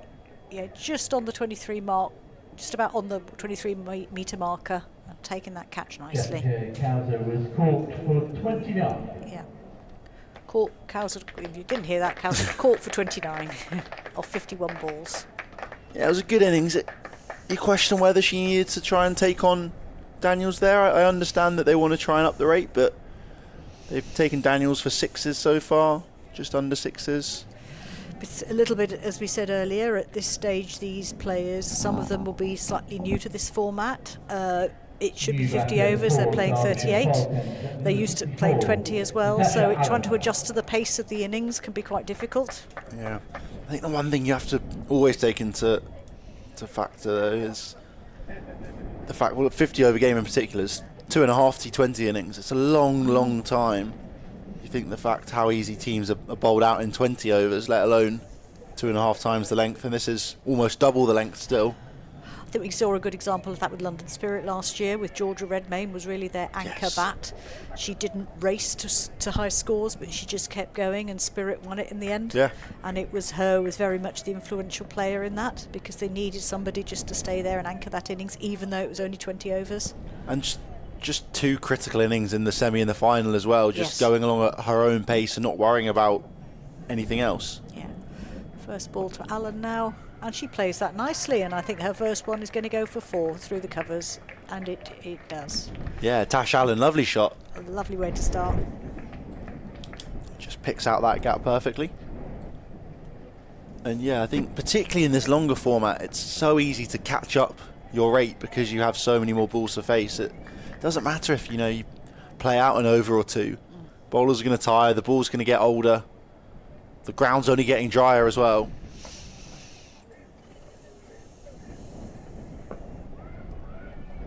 Well, this is the debate, I guess, that English cricket is having a little Yes. bit at the moment. Is it to inspire and entertain, or is it to win matches? Don't even remind me of that phrase. I understand the thinking behind it, but inspiring and entertaining should kind of be expected, I would say, almost at a level like that. And winning is, I would say, the thing that inspires and entertains the most. Yeah. I'd go along with that. A tense one where you haven't had big hit. I mean, been watching some of the IPL games. It's that they've been chasing scores of just over the 100, and they've been some of the best games because it's so tense and tight rather than the ball being thrashed out of the ground. Geach bowling now. Kept a little low again, that one, perhaps. We'll talk about this game rather than the other ones. But I think this is very much part of the learning process for these Tier 2 teams, is the matchcraft and how to play these games. So we'll, I would expect to see them developing as the season goes on and they all build up more experience. Geachin again. Just dropped it, picked up by a short cover. Geach has been on the money so far. She's been super economical. A couple wides in that first over, but she's made it back really well since then, and just angled in, swinging away, up ball after ball. There's another one. Fraction short of that time, though. Do you know that commentator's curse we talked about? I think we've just done that to her as well. Seemingly so. Yes, just hit backward a point there. It's a nice shot there by Shaw. See if I can reverse commentator's curse. Oh, it's too short. Consistently there from Geach. God. There's no way she's taking a wicket. There we go. We'll see if that works. Geachin again.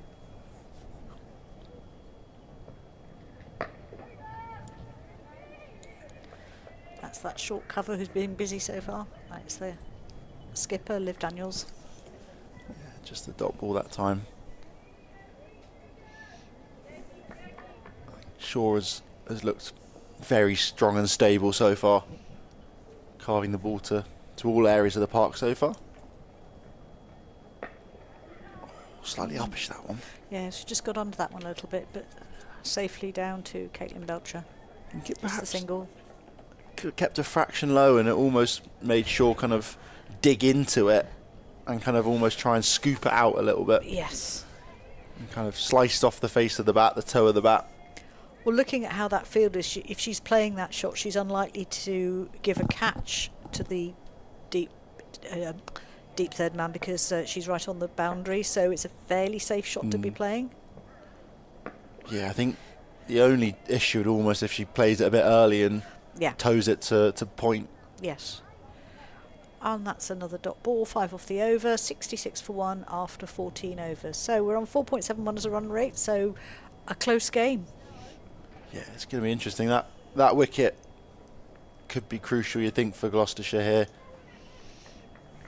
We saw a strong innings from Jess Cusa. 29 she made in the end. She's gone now back to the pavilion. It leaves Shaw and Tash Allen. They're facing off against the Gloucestershire skipper here, Liv Daniels. This feels like the stage of the game where Derbyshire did manage to squeeze Gloucestershire a bit with the spinners bowling, and the run rate dipped down and it put that pressure on Gloucestershire. So Gloucestershire need to be trying to tighten up. I mean, they're bowling well, it's just that odd one that's going away for 4 that's just keeping the run rate ticking, because they only need the sort of 4 and an extra 1 and over and they're on the rate. Exactly. Use of feet there, down the ground. Just about beats a diving Liv Daniels. There's a deep fielder down there. A direct hit from the boundary. Yes, just reconstruct the stumps. Making the umpire work there. Yeah, it's interesting. We've not seen any other spinners other than Daniels yet. She could turn to Charlotte Phillips, who is another off spinner as well. Alice Hill, the opening batter, I think bowls a little bit of off spin too. Oh, and that one's down the leg side. Just turned and beat the keeper and batter, and they're going to get 2 for it. Yeah, Katie Dolman chasing that one down, and it pulled it up, and it's a wide. I think it's like Liv Daniels was trying there just to find something a little bit different to tempt the bats to try and pop that ball up, but it just didn't quite work. Dot ball that time from Tash Allen. Just into the offside. Back on the money that time from Liv Daniels. Here she comes again. Oh, big strike up in the air. Not quite going to carry out to the fielder at Cow Corner though. He'll look for two, but No, it's a strong throw in. I think from they've Belcher. already seen Caitlin Belcher's spear one in from that side, so I don't think they will take too many attempted twos to her. Definitely not. It's been impressive boundary fielding, I would say, so far from Gloucestershire.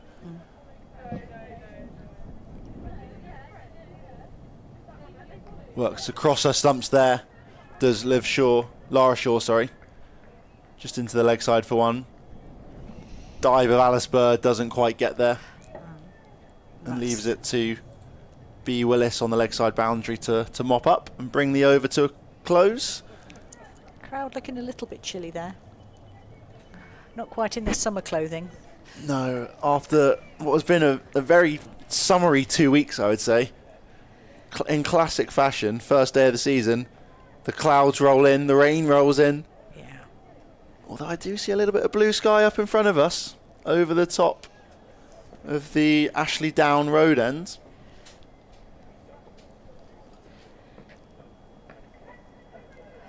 Just tickled round to square leg there. No run.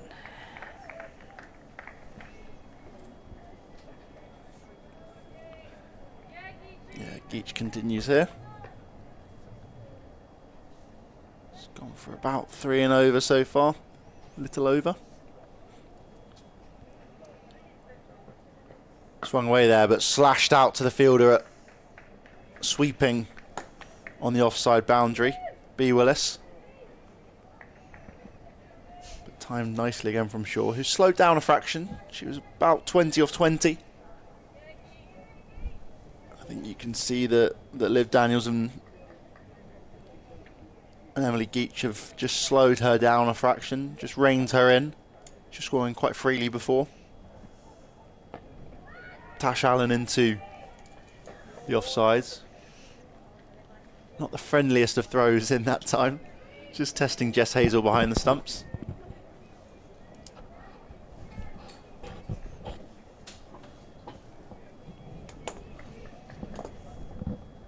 Run rate 4.71 now required. Run rate almost 6s.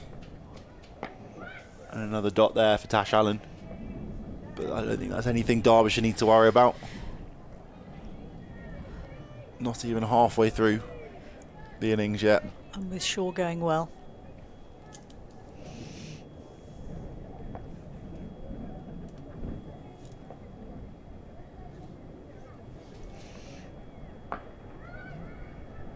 Into the leg side, into the offside for another dot.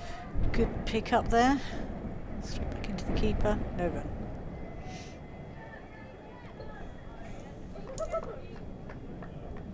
Yeah, they're pretty neck and neck, I would say, right now with total number of runs.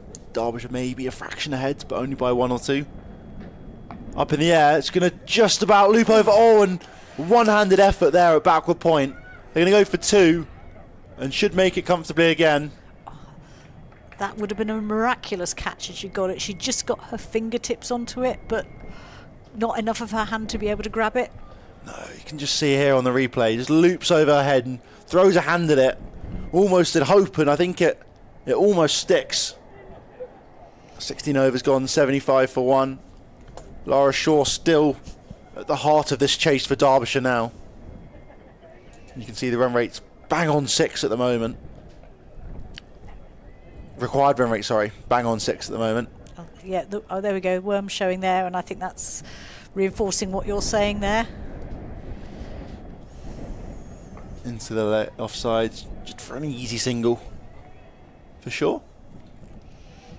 I've just been treated to an aerial display by the seagulls at the moment. So I think there must be some people eating lunch downstairs and they're here for the food. Oh, there we go, dive bombing on the pitch.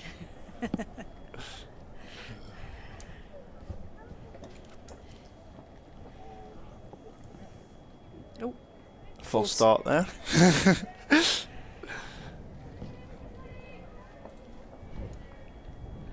Tash Allen, 7 off 9.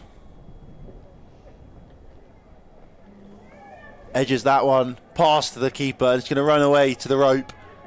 Not quite going to make it though. And they're going to come back for a third. Could be tight. Slightly wayward throw though. And an easy 3 in the end. Almost a couple buzzers. Yeah, chase for Charlotte Phillips there. Running back for point right down to the boundary here behind the keeper.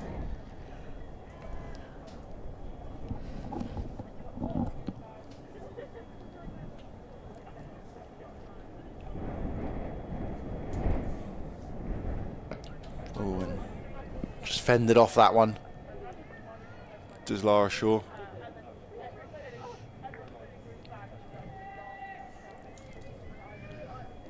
But yeah, the skipper Liv Daniels continues. Oh, well down off her own bowling there. Athletic fielding there from Daniels. Lovely little tumble. Body on the line. She's done it a few times, chasing the ball out to the rope already. A few sprawling dives in the covers. And now as a bowler. Use her feet again. It's up in the air. Thinks she's picked out a gap. Doesn't even need the gap. Huge 6 there from Lara Shaw. Massive 6. First 6 of the game. Brilliant use of feet. Just gets to the pitch and launches it down the ground. Gorgeous. You sound jealous. I am. I wish I could do that. I think if I attempted that, I'd probably end up in a heap and stumped. No, that was a good shot. Oh, and similarly through the covers this time. Showing a full range of shots here. Just smart cricket. She's got the 6, more than enough for the over, and just dabs one into the covers for a single to retain strike next over. Yeah, 37 off 41. Yeah, 11 off that over. That's what we talked about though. You can catch up so easily in this long format that there's no need to worry if you're, 2-3 overs of dots and singles. Yes. With striking ability to like that, she doesn't need to worry at all. And the longer she stays, the further out of the grasp of Gloucestershire this game will go. Gloucestershire need to find a way to create some pressure now, because at the moment the runs are coming just a little bit too easily. Geach has been bowling well, only 13 runs off her 4 overs so far.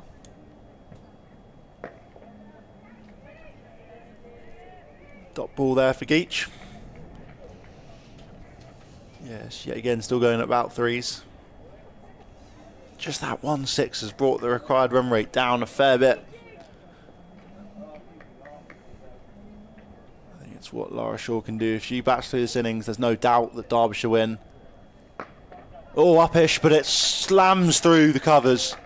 And another 4 for Lara Shaw. Moves into the 40s now. 6 over the leg side last over. 4 through the covers this over. It's beginning to be damaging for Gloucestershire now. Yeah, let's see the making of Liv Daniels as captain now. If she can outthink Lara Shaw, she could help her side win the game. Oh, that could be tight.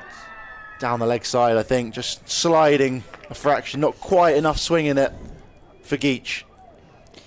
Yes, I was just wondering how you could conjure a wicket from this position. I think it's easier said than done, unfortunately, isn't it? Yes.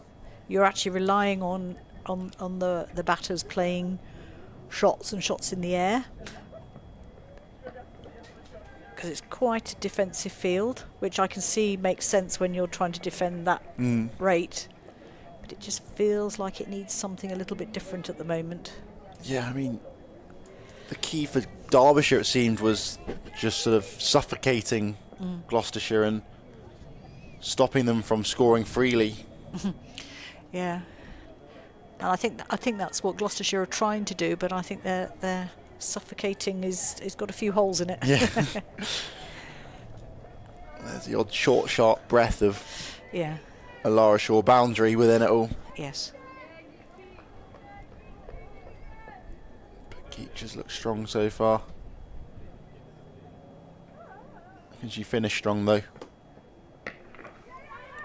That's a good piece of fielding there. They've taken the single, but that could very easily have been 4 runs. That's Izzy Patel, I think, out there saving that one. Is it? Prathana Reddy, oh, yes, 31. Yeah. Izzy Patel next to her. Yeah. I knew she was out there somewhere. She's always out there. Yes. Well, we commented earlier. But yeah, that brings the end of the over. 91 for 1 now. I think we're having a change of bowler. Alice Hill. It seems like it. A little bit of off spin from her. I think same action, change of bowler. It's not a bad idea. I think you can tell Lara Shaw perhaps just about got the beating of Liv Daniels in the last over. So I think it's smart captaincy from her to shake it up. Even if it's the same, similar kind of style to bowling, it's going to be different. Exactly, just change something, yeah.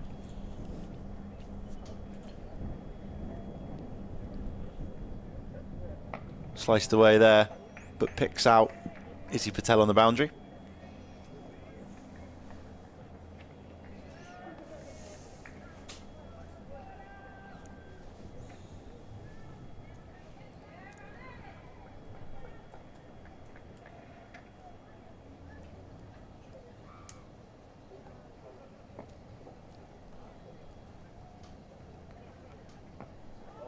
There's a dot there for Tash Allen.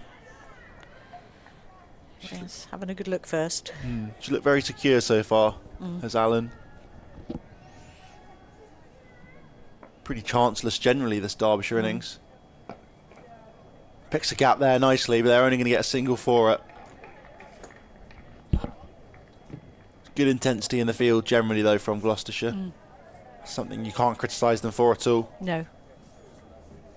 Every single one of them's been on it so far. Another use of feet there. I think they might just put, no, there we go. It's managed to go between the 2 fielders there. Another 4 runs. Lara Shaw moves on to 47. She does like that spot. She does indeed. You wonder whether you could see Gloucestershire put their, to follow what Derbyshire did for a little bit, which got the wicket instantly actually. But the 4 fielders out on the leg sides could be an option. Yeah, it looks like Caitlin Belcher's just moved round a little bit now. Looks to go through the offside this time, but yeah, that was a good ball there. Yeah, good tight line that. Yeah. The one thing you can't really afford to do now for Hill is to try and offer too much width or too full, really. No. That's okay. It's gone for an easy single out to B. Willis. Celebration from the fans.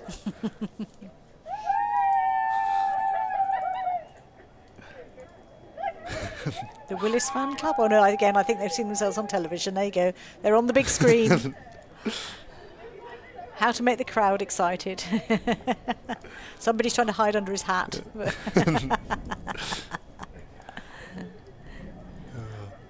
End of the over there, 98 for 1, Derbyshire. Shaw on strike, 48 off 51. She's been brilliant so far. But Geach continues. No run off the first ball. Her 6th over now, sorry, is Geach. You think surely she's going to bowl 8 through perhaps here? I think, I mean, unless they want to hold her back for a couple at the end, but looking for that squeeze in this middle section of the game, yes, I think they may well keep her on to the end. We should tell after this is her 6th over, so yes, we'll see whether she's saved for a couple in case he gets close, because she's been their most economical bowler so far. Big swing and a miss there from Shaw. I think it's one of those ones where there's no right answer. She's bowling well, so you keep her on, or you take her off, and then you risk her not bowling quite so well in the second Exactly, spell, yeah. I think you've got to kind of go for the squeeze now, as you said, and you can win the game now. It could all be gone by then. Single out to deep point. More cheers for B. Willis. Shaw on to 49. Derbyshire on to 99. 19.3 overs gone now. Tash Allen on strike, 11 off 12. She's just ticking along nicely now. How's she going to fare against Geach? Cuts it away nicely and brings up 100 for Derbyshire. Their first 100 for the season in this season opener. Yeah, and relatively untroubled, apart from the one wicket. Pretty much. I can't really think of any clear-cut chances that haven't gone. There's a few drops, but you know, probably more on the 50-50 chance rather than you know, simple catches. That's good fielding again. Final ball of Geach's over here. So Shaw looking for Derbyshire's first 50 of this new competition. Now 49 at the moment.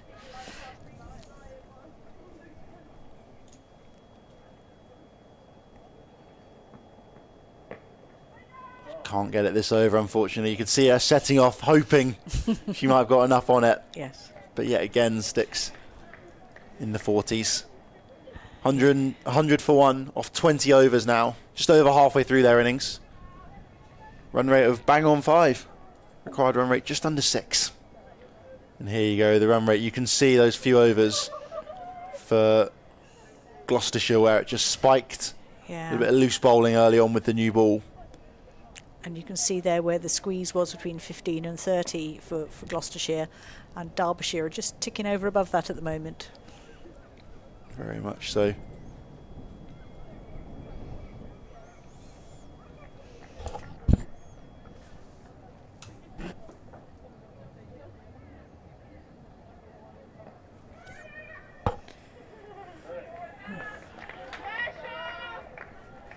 Nicely played there by Tash Allen, just dabbing it down into sort of through gully.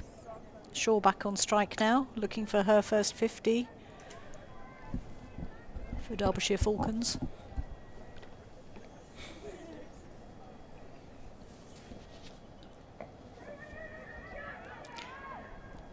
But yet, and she's in and she's through for a 50. 50 off 57 balls. Showing her bat round the ground. Should be pleased with that. Yeah, brilliant innings there from Shaw. Just chanceless, really. 50 or 57, as you say, without really breaking a sweat. One huge 6, couple pretty neat 4s as well alongside it.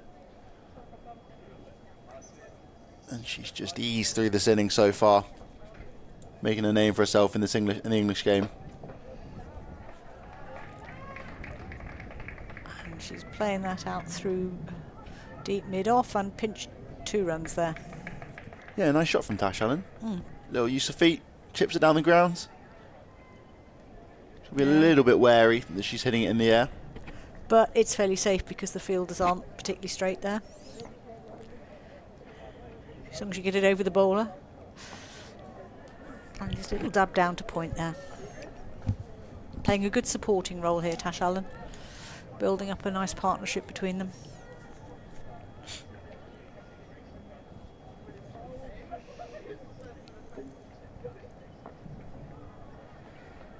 Played carefully by Allen again.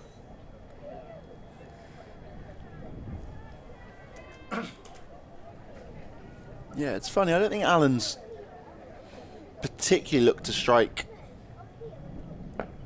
Oh, slightly uppish. You've done it again. That's what I'm trying to do. I'm trying to get something out here with the commentator's curse. I know, that was 4 runs there to Tash Allen, but it was a lovely shot all along the ground. Very safe. Drinks are coming out now for the batters. I think this is an unofficial. No, we've had 21, so yes, just having a drink here. Yeah, been a long 21 overs, and Shaw's been out there for all of them. Yes, it doesn't feel particularly warm, but the effort they're putting into it, you can see why they need a bit of refreshment. Yeah, I think that was just Allen's second 4. She's not. I think she, as you say, just playing second fiddle to Lara Shaw, who is effortlessly flying along now at 50 or 57. Charlotte Phillips. Change of bowler, Charlotte Phillips coming on to bowl now.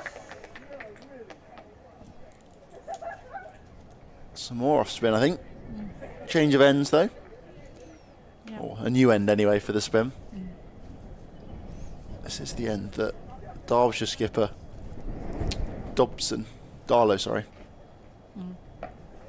It's a good start. Adriana Darlow was so brilliant from.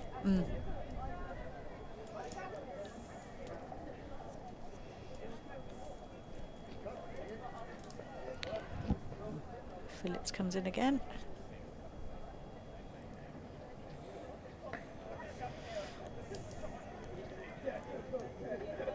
Thinking about two, but just settling for the one there. Nicely into the keeper. And just the single. Yeah, another bullet throw from the boundary.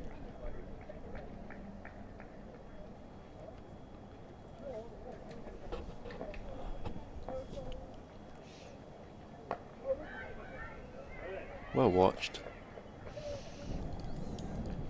Is that Caitlin Belcher again? Yeah. She's everywhere. They're all everywhere, seemingly.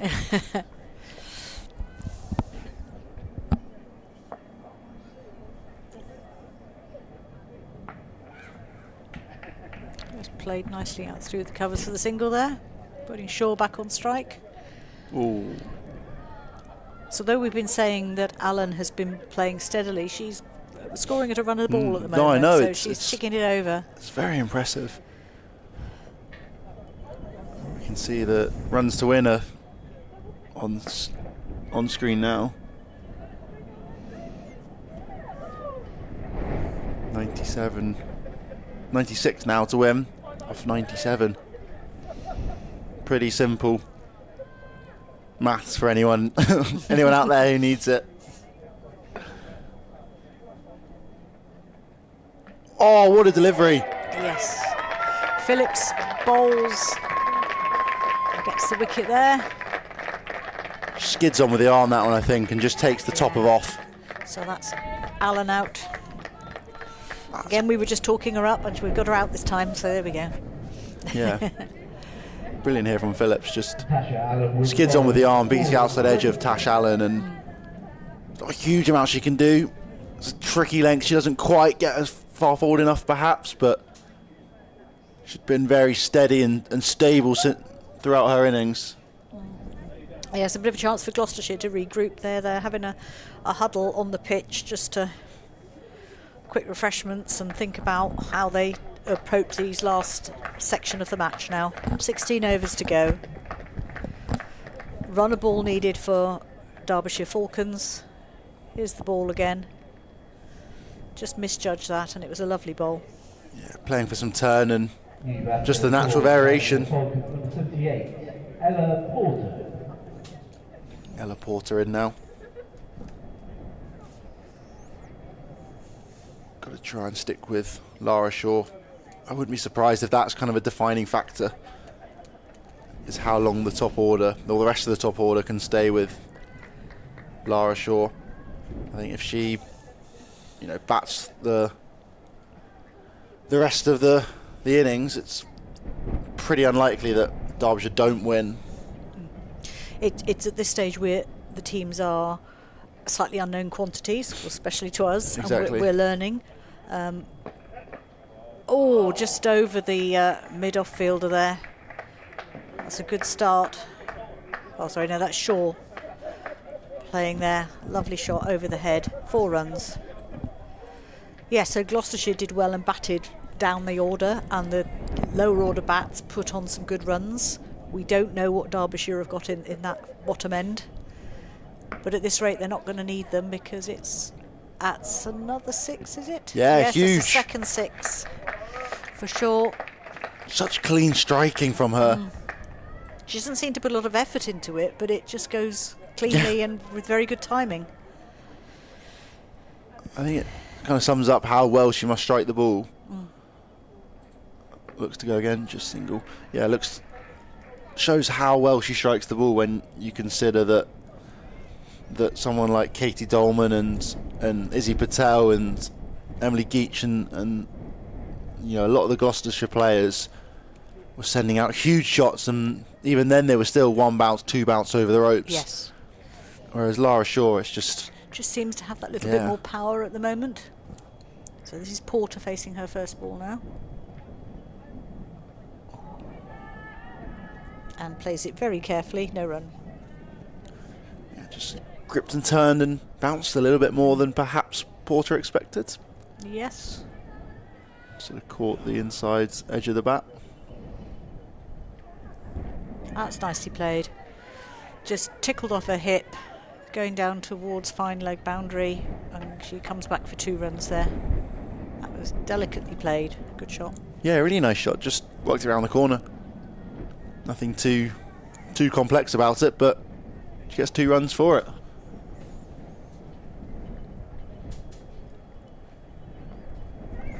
That's a really nice shot.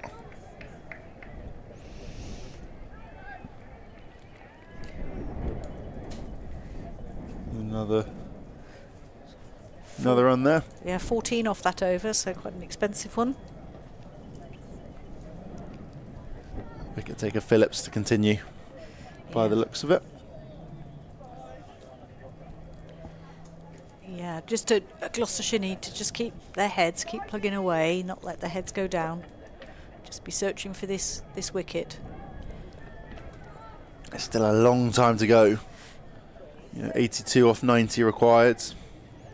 Still 15 overs out there though. Best part of a T20. Indeed.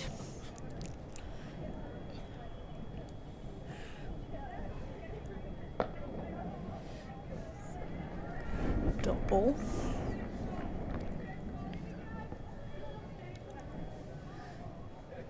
Don't think they've got anybody fielding deeper on the offside now, interestingly. That's a good ball. Just came in and stepped across and just blocked it out. Porter almost suggesting that one nipped away from her. Perhaps just with the drift. Just sort of drifting away and continuing that line. I wonder where the message came on with the drinks, that they needed to be slightly more attacking on that offside, if you look. Yeah, more perhaps. people in those catching positions now, and it might be because there's a new batter in. Oh, she's done that little shot. Oh no, she's a little shot down the hip, off her hip again, but this time the fielder's there and intercepts it. Yeah, there's only 2 fielders out in total actually. Yeah. Both out on the leg side, sort of cow corner and a backward square leg. There for the sort of slog generally. They've sent out a fielder to the offside now though, B. Willis I think that is. No run to Liv Daniels though, in extra cover. Do they want her to get the single now? That's the question. Last ball of the over. How tactical is this going to be? No, just that's it, and that's a maiden. Just what Gloucestershire needed. Yeah, really good from Phillips. Well, yeah. I realised we didn't bring up the fact that Emily Geach didn't end up continuing her spell, so she's got at least a couple left. Yes. For later in the game, you think? So that answered that question. Exactly. Yes, if it's a tight finish or at the point at which they need somebody to keep it under control, she's going to be a good option.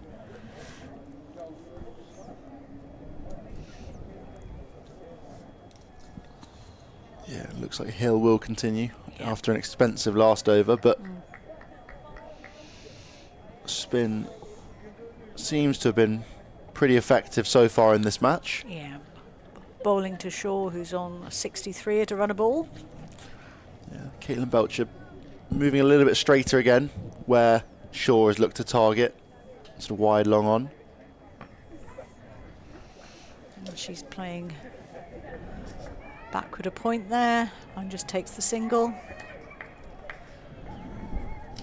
Thoughts of a 2, but there's no need to risk it.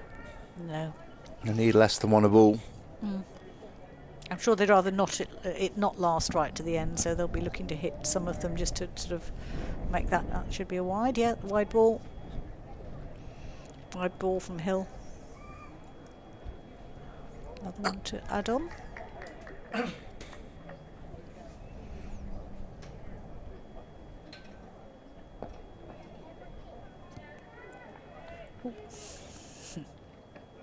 Ooh, Oh. tricky throw. I think she was closer to the keeper than she thought. Yeah. Pradhan already, that was in short mid wicket. Yeah. Slight fumble in the field and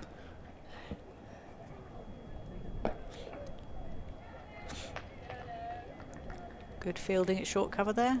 I'm guessing that, yes, it is. Captain Daniels.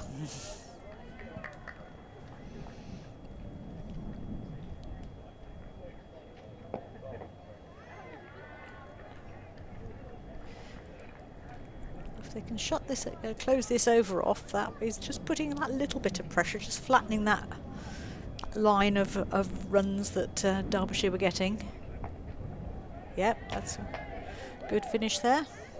2 off the... Oh no, one more if there was a wide. Dot ball here could be pretty crucial. Even a single's not terrible though, keeping Shaw off strike again. Yeah.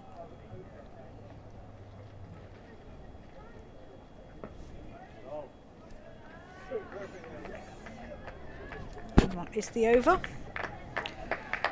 127 for 2. Derbyshire Falcons are now off 25 overs. 13 overs remain. You can see there the big spike at the end for Gloucestershire. The final 5-7 overs were crucial. Really boosted them up and put them to a more than competitive total. Looks like Derbyshire are on track at the moment if these two keep going strong. Shaw in particular, very impressive, 64. She used her feet again. She's used it well throughout this innings. Looking to try and attack the spinners. There is space straight down the ground if she wants to use it. She's got to beat the 2 fielders on the ring though. She does that time. Yeah, between the 2 of them. Over the head of the bowler and out to the boundary for another 4 for Lara Shaw. 68 off 66 she moves on to now. And it continues at 1 a ball required. 8 wickets remaining as well. They've still got a long list of batters to follow. Yeah, Phillips had only conceded 3 runs off her 2 overs before that, so that's spoilt her figures a little bit. See if she can get back in control here. Good stop. Good stop from Liv Daniels. Don't show the pain, Liv.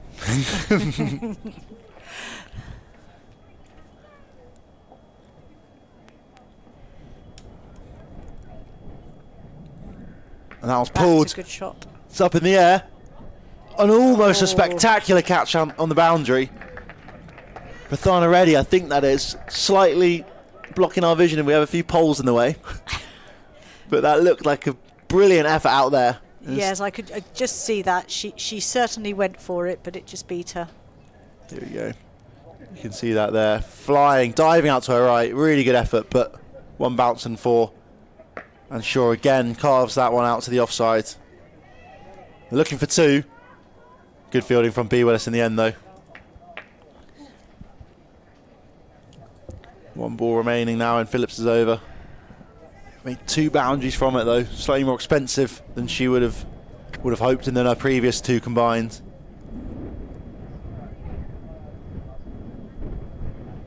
The wind picking up now. I can hear on the mic. Oh, and a dot to finish off. Almost chopping onto her own stumps there, does Porter. Yes, I'm not sure she knew too much about that one. Okay, so 26 overs gone, 12 to go, 136 for 2. So 71 runs needed in 72 balls. So with Shaw going as well as she is, the pressure is certainly on Gloucestershire here. Yeah, that's got to be the key really, hasn't it? They dismiss Shaw and their chances of winning increase exponentially, you'd expect. But for the moment, the opening batter, the danger player, still in there and used her feet again. Looks out to cow corner, but just picks out Caitlin Belcher, who was tempted, I think, to go for a catch, but it didn't quite carry to her in the end. No. And I think quite smartly backs out and just stops it instead. I think that was the right decision because it was quite a flat hit, so the bounce wasn't going to be easy. Looped up, but finds the gap. Does Shaw. They're going to get through for 2, perhaps, think about it, but no, turned down in the end. Strong hand from Emily Geach at mid-off. Shaw continues here. Just fiddling around with her back grip, I think, a fraction, perhaps. Twisted it a little bit, maybe.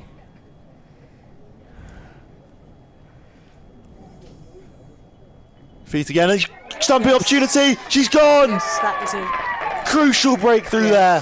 Crucial from Alice Hill. Just skids on with the arm a bit, and Shaw is stumped.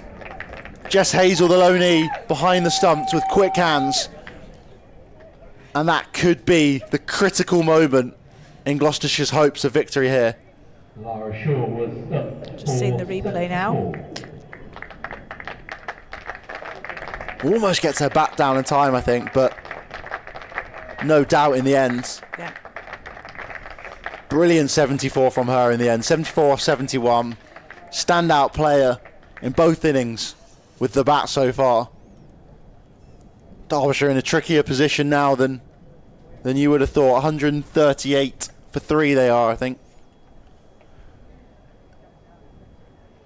Just sort of topples over a bit, almost trying to hit the ball too hard. Yeah. It's a slight shuffle. I think that's definitely not. It's definitely not it, but it's in Gloucestershire's favour now. Again, you think?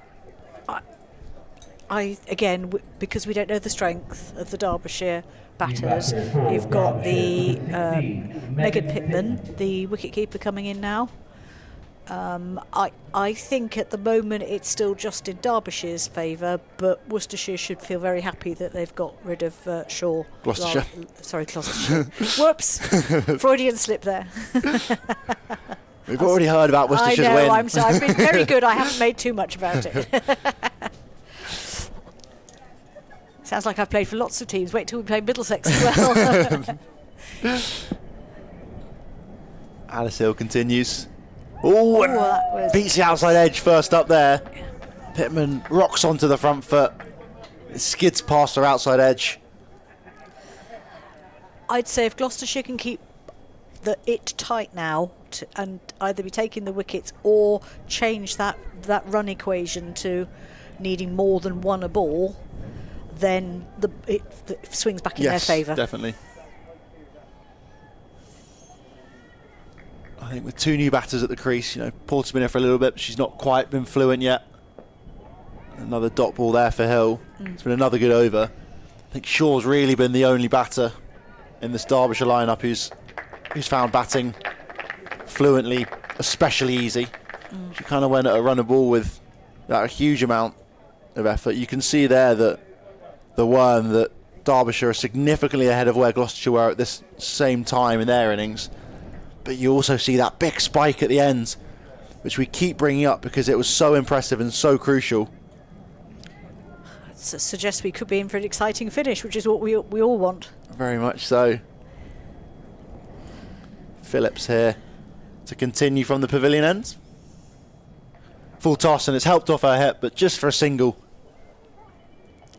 for Porter. Yeah, you look at Derbyshire's innings so far. It's been a lot of big contributions. They're adjusting here, they're adjusting the field for the new batter and bringing everybody into the ring on that offside, putting the pressure on her.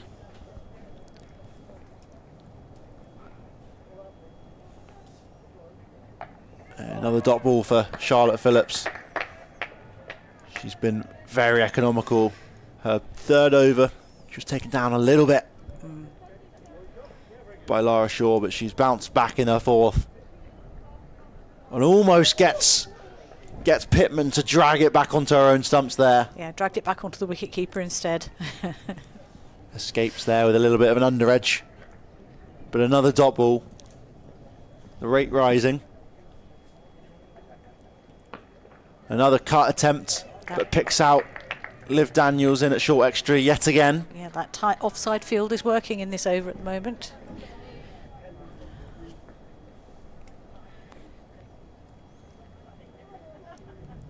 And that one's cut again, but finds B. Williams this time. Sorry, yeah, B. Williams it was indeed. Yeah. And we can see Liv Daniels pushing the fielder out now. Is this say you can have a single there?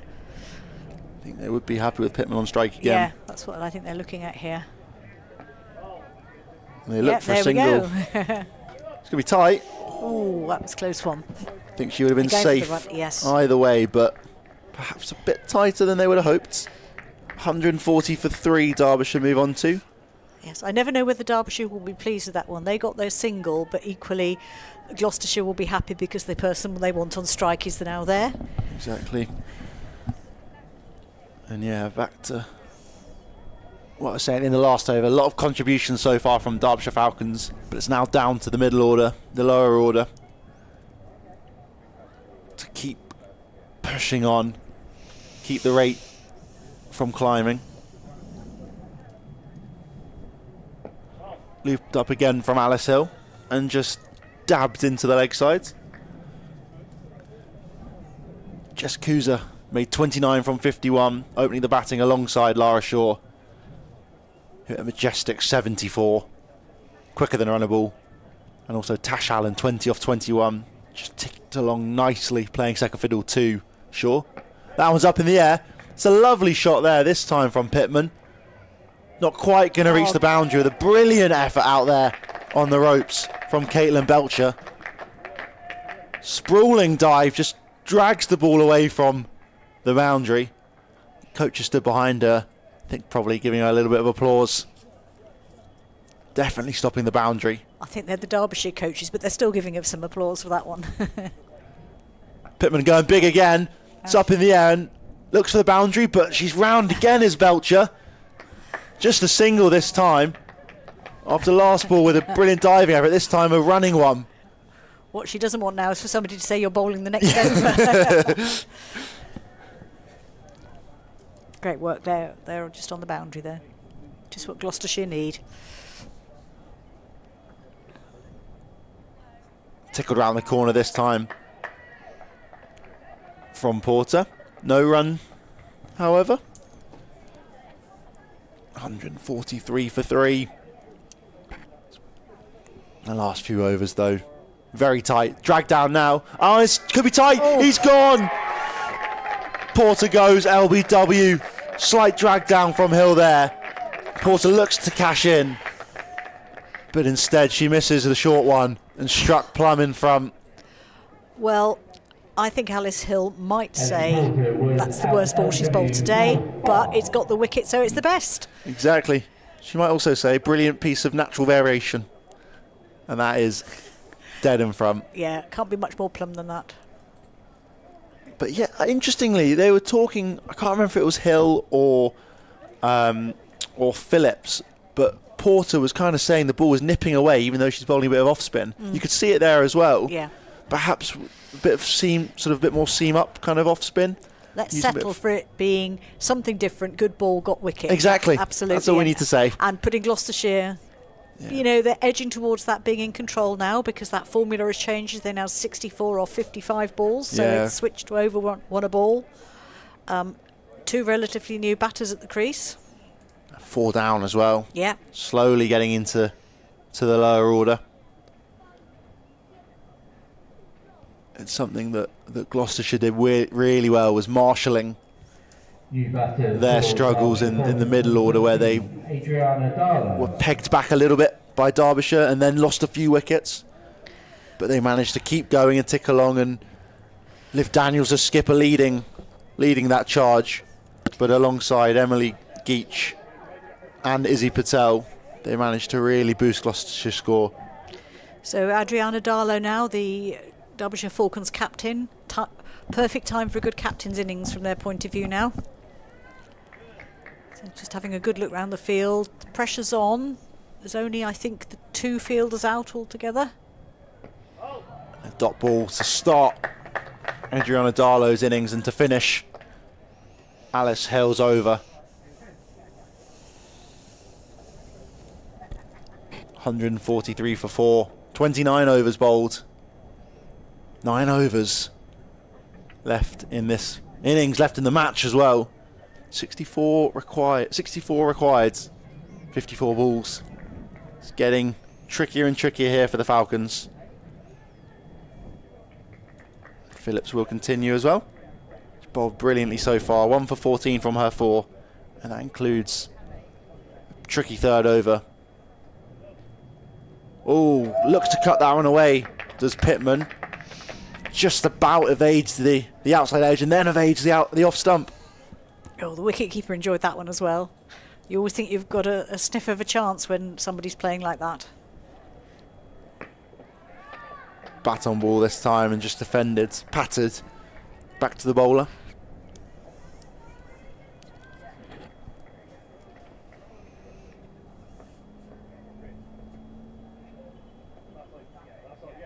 That one's cut away.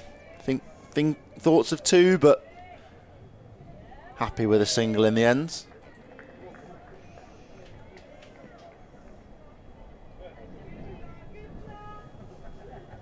Three fielders out for Phillips. They do have a sweeper out on the offside. And that one's deftly glided behind square. Brilliant shot. Just one though. But it gets Adriana Darlow off the mark. It's Caitlin Belcher covering a lot of ground again. I hope she's got her step tracker going because she'll have covered lots of miles today. That was pulled down the ground strongly and it's going to run away for 4. Beats a sprawling dive at mid-on. Brilliantly struck there from Pittman. She's looking to take the game into her own hands now, is Megan Pittman. Almost takes out her partner there. That's that flat bat straight drive. Cross bat straight drive rather. Very effective. It's a lovely little dodge though from Adriana Darlow. Yeah. Oh, big appeal. But no reaction. Nice. Slightly leggy. I think it might have been sliding down. Yeah.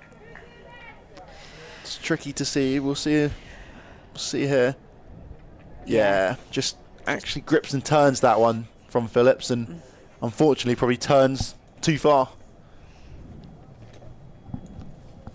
30 overs gone now, 149 for 4.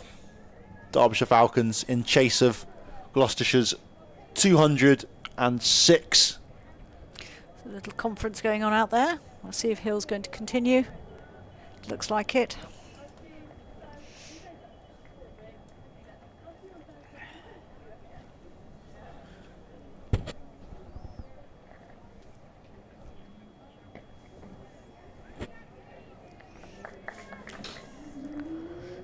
Hill to Darlow, just played out on the leg side.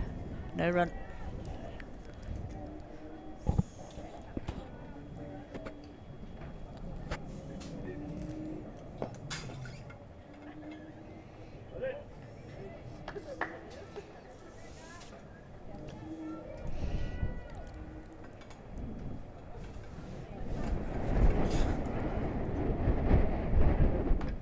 Oh, and she's bowled her.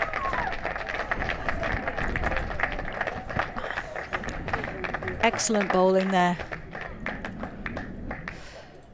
So not the day for a captain's innings for Adriana Darlow. Darlow was bowled for 1. Just the 1 run today. Yeah, it looks to work that one too square really. Yeah. She turned before the ball had got there. Yeah. And it just went past and hit the stumps. Full and straight, and you've really got to try and look to work that a little bit straighter. New batter for Derbyshire Falcons, number 6. Or just to get right down on her knee and look to sweep perhaps. But she was kind of stuck in 2 shots almost there. Yeah. And you can tell she's disappointed with that. But it gives Hill her 3rd wicket. And Nolan Davis into bat now. 149 for 5.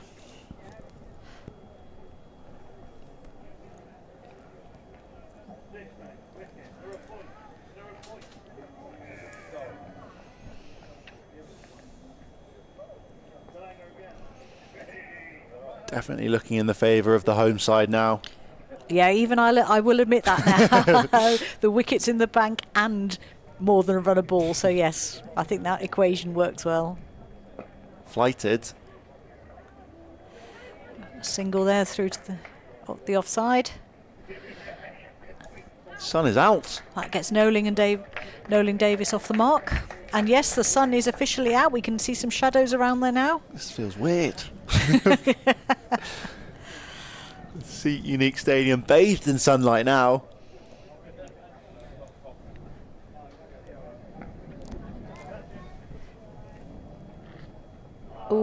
there was a chance of a catch there. Just the fielder having to run backwards and turn around and catch a dropping ball, and unfortunately it didn't go into hand. But just a single. But another chance there. Jumpers off in a second, isn't it, with the sun out now? Steady. Caps on. Sun cream, anyone?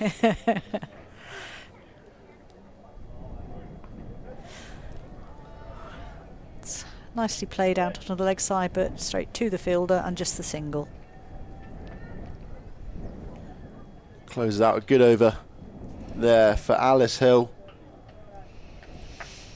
And another wicket for her.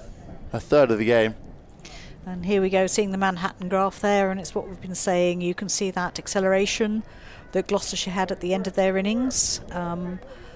Derbyshire now, with wickets falling, that's going to be quite tough for them to match that acceleration.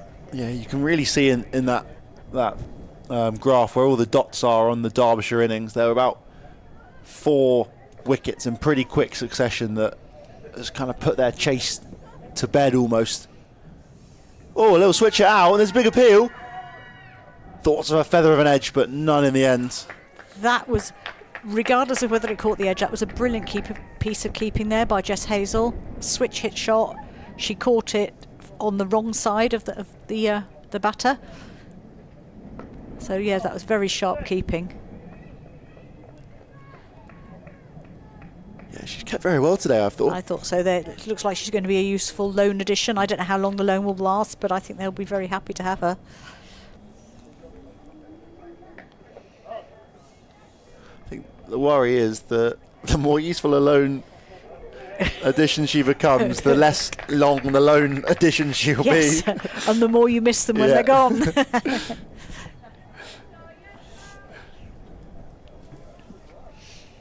You wonder if they might be able to negotiate a swap loan deal and get a different academy player in return. I'm sure as the season goes on and we go into T20s as well, we're going to see movement between them. I'm not quite sure what the rules are about it, but as we said earlier, it's really about giving as many people as good a quality cricket as they can have, and it's better having them playing than being there as the 13th, 14th player. Especially with Jess Hazel, I think she's just 20. Dragged down there. There's a fielder out there, and it's stopped, just the single. Yeah, the best thing for any cricketer, such a young age, is just to play. And particularly in a game like this, which has actually got quite a lot on the line and could be quite tense coming down towards the final few overs. Yes. What's that? Okay, that's that pulled shot, slightly shorter shot ball again, but very difficult to get away. And another good over there, just 3 off that over. So back over to Hill now. Alice Hill and Charlotte Phillips have really applied that pressure in there. Other than I think the 1 over from Hill, they've really done that job of squeezing the middle. Absolutely. You can just see with their figures as well. Economies of, well, Hill's gone at 5.57, but if you take away the 1 over, which probably counts for almost half of her runs. Yes. Use the feet there. That's a good shot. Finds the boundary. Yeah, that's 4 runs. Lovely shot there from Noeling Davis. And a bit of the tap of the gloves on the way through there. But yeah, 5.57, I think it's a bit harsh on Hill. Yes. Phillips, though, 3.83, and Geach before her, 3.3 economies. Use the feet again. That's another boundary. Useful little knock so far from Noeling Davis. It's keeping them just about in touch. Yes. Of the home side. Yes, it only needs a couple more of those shots and it'll level up the, so 44 to win off 34 balls at the moment. And they'd rather be trying to get some of those, catch that up now than leave it through the last over or two. That's a good shot. It looked like a good shot, but then it didn't actually make it outside the ring. Yeah, I think it looked like she was taking that one down the ground, but ended up just sort of chipping it out to the 30-yard ring. Exactly. safe in the end. Yes. And through for a single.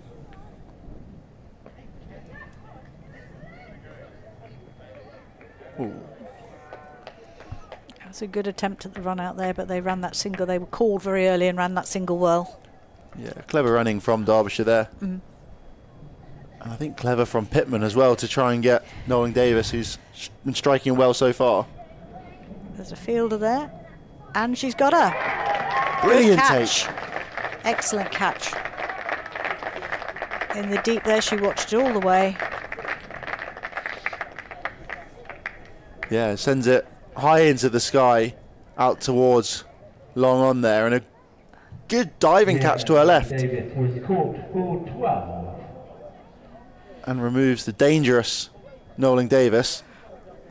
Yeah, she was 13 off 9 balls in her short, sharp innings. We'll acknowledge the catcher in a minute, but because she was away from us, I'm not quite sure who it was. I think it was Prathana Reddy. Great. She's been out on that boundary a fair bit throughout the day, so I'd assume it's her. Well, after her batting, which was very disappointing for her, that's great that she can take a catch like that. Yeah, exactly. New batter for Derbyshire Falcons, number 19, Harriet Parkin.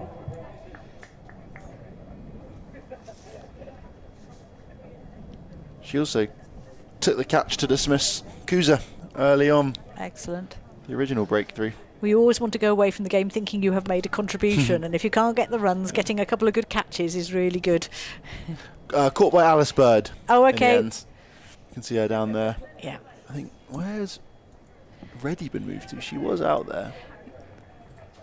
Yes, just to explain, we're on one side of the ground and the catch is taken on the very far side of the ground. Long, long way. I think Reddy might be in at mid-wicket here. Full toss. Oh no. Dipped in the end. Yeah. Well dug out. That's a good ball. Big round of applause there for Alice Hill. Yeah, that brings her 8 overs to an end. Final figures of 4 for 49. Brilliant. I think the real game changer she's been. Got on the key breakthroughs there. Yeah. Particularly of Shaw. You know, Lara Shaw was going phenomenally well. Yeah. And managed to get her stumped with a bit of variation. Yeah. Gloucestershire just need to hold their nerve now, bowl tightly, and let Derbyshire do the work. Pretty much. 42 off 30. It's going to be tricky for the batting side. Single there. Oh, direct hit. I think she might have just made her grounds. Thinking about it, and it's a no. That was a great throw there. Great try. Yeah, brilliant from Alice Bird. Yes. In the action again. See the replay. Oh, very, very tight. I think she didn't slide her bat in, did she? And she just about got it down, I think. Yeah. If she hadn't, she definitely would have been out. Good piece of fielding, a good intensity there by Gloucestershire in the field at this tense stage of the game. Harriet Parkin in the crease now. Dot ball for her. You'd think a lot of this is now down to Megan Pittman, the only top order batter remaining. Yeah, she doesn't seem to have had much strike so far in this last few overs. She's off. She'll be off strike again now.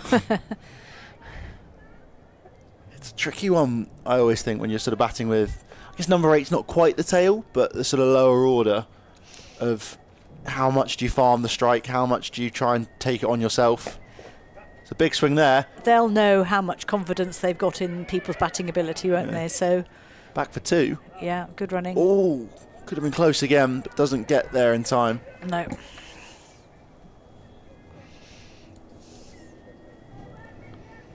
Yeah, Pittman wanted to retain the strike there, I think. 2 deliveries remaining. Phillips is over. Is that a wide? Yes, it is. Just sliding down the leg side there from Phillips and given a wide. I think it's really a couple boundaries to end this over. It was pretty crucial for Derbyshire's hopes And this could be one of them. No, there is a fielder out there. And they've gone for 2 again. And that should be out. Yes, good fielding there.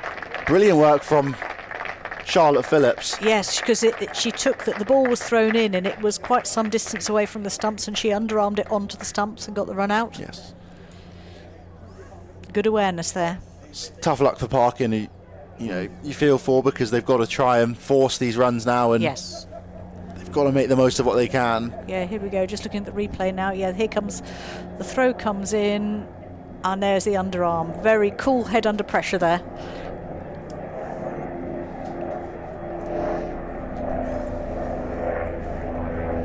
There's another replay you can see. It's a good take as well, and then, as you say, smart cricket to stay calm. And yeah, she didn't overthrow it, did she? She just nice little underarm. Gloucestershire are heads up and bouncing now, aren't they? Very much so. Yeah, they can smell the victory. Just got to keep going. It's changed a lot in the last 10 overs. 10 overs ago, Derbyshire were flying 130-ish, 120-ish for... Yeah, Sophia McCullum in now. But not facing yet, because obviously... Oh, and we've got one more ball here. Oh, lovely shot. That is going to be 4.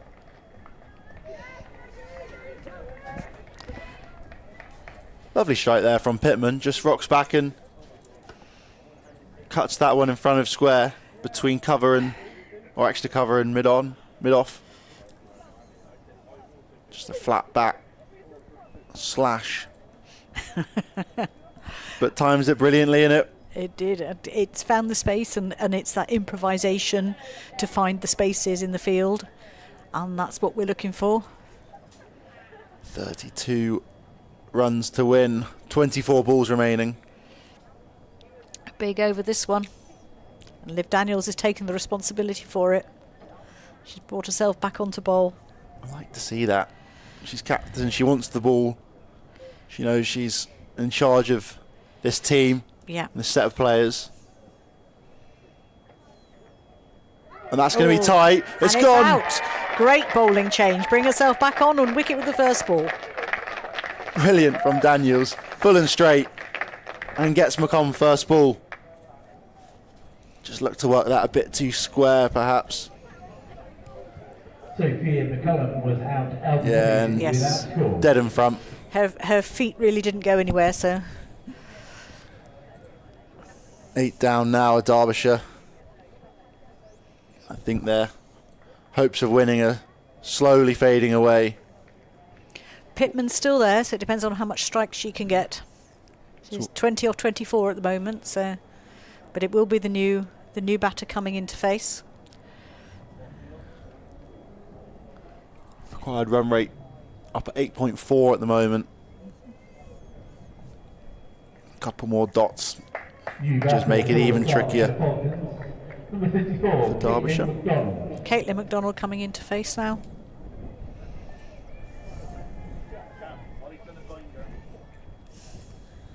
And yeah, second wicket for Liv Daniels there.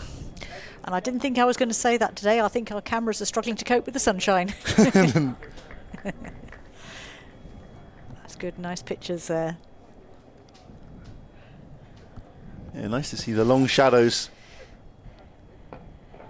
Dot ball first up there for McDonald.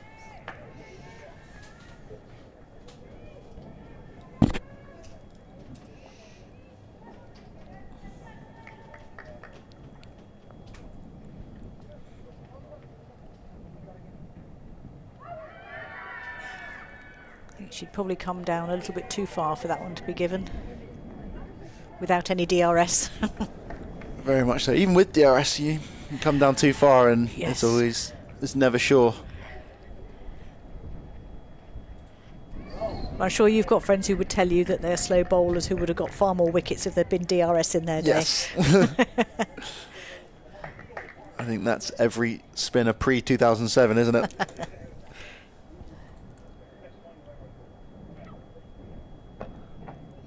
I think what they fail to understand, though, is that There are a fair few horrible calls from umpires around that time as well.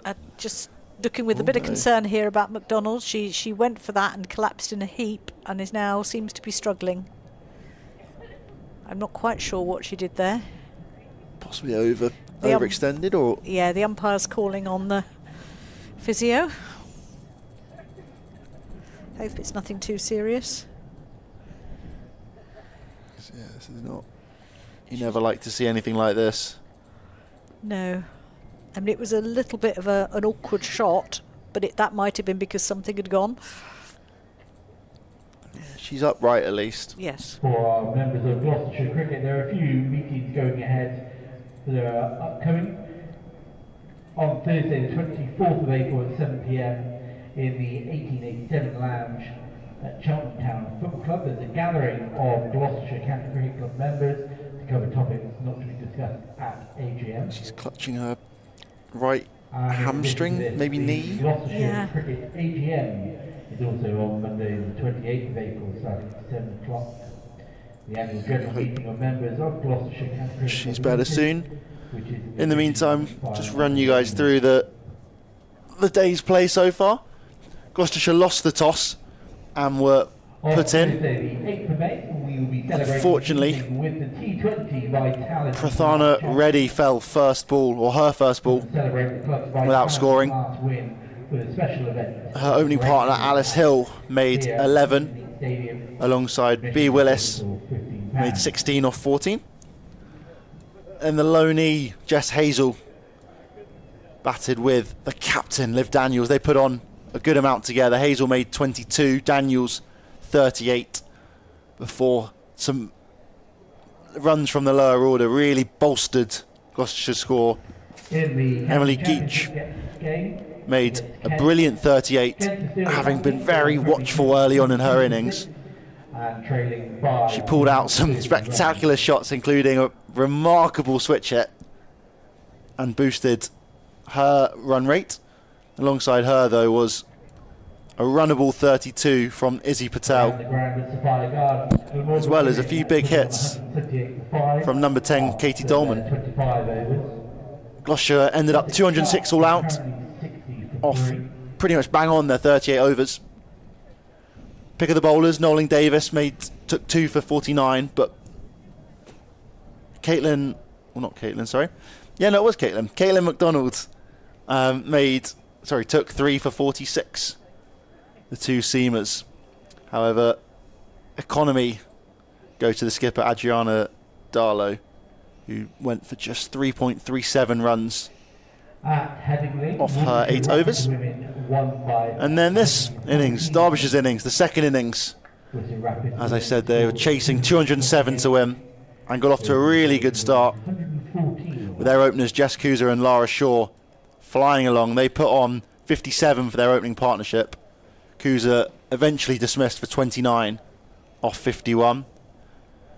Tash Allen joined Shaw at the crease, made 20 off 21, and looked very, very good for that 20.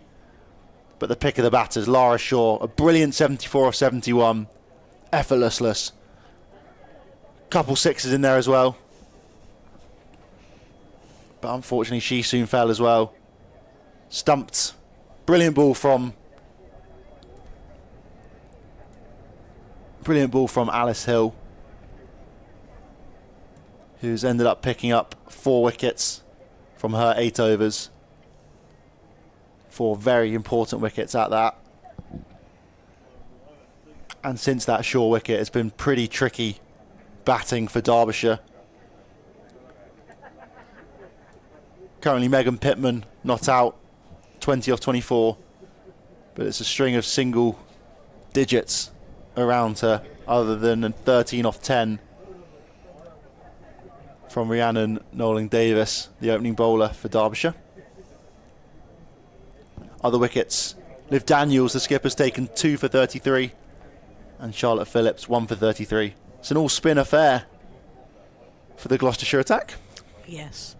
Just looking around the country, the other games in this Metro Bank One Day Cup, Glamorgan women made 178 for 5 off their 25 overs in a rain-affected match. Sussex Sharks 63 for 3. And it looks like one has just clicked over to a result, so it's all right there.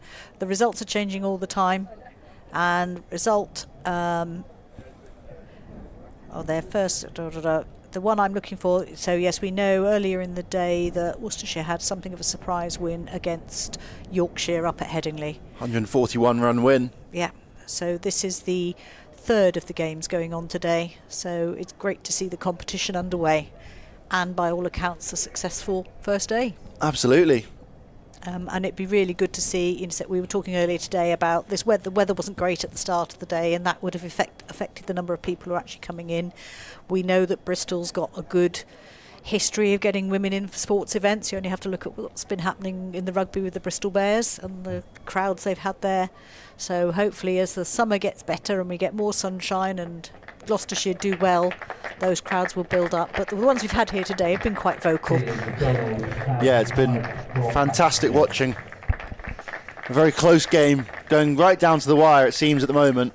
Unfortunately, it looks like we're seeing a retired hurt here from Caitlin MacDonald, which brings Gemma Rose to the crease.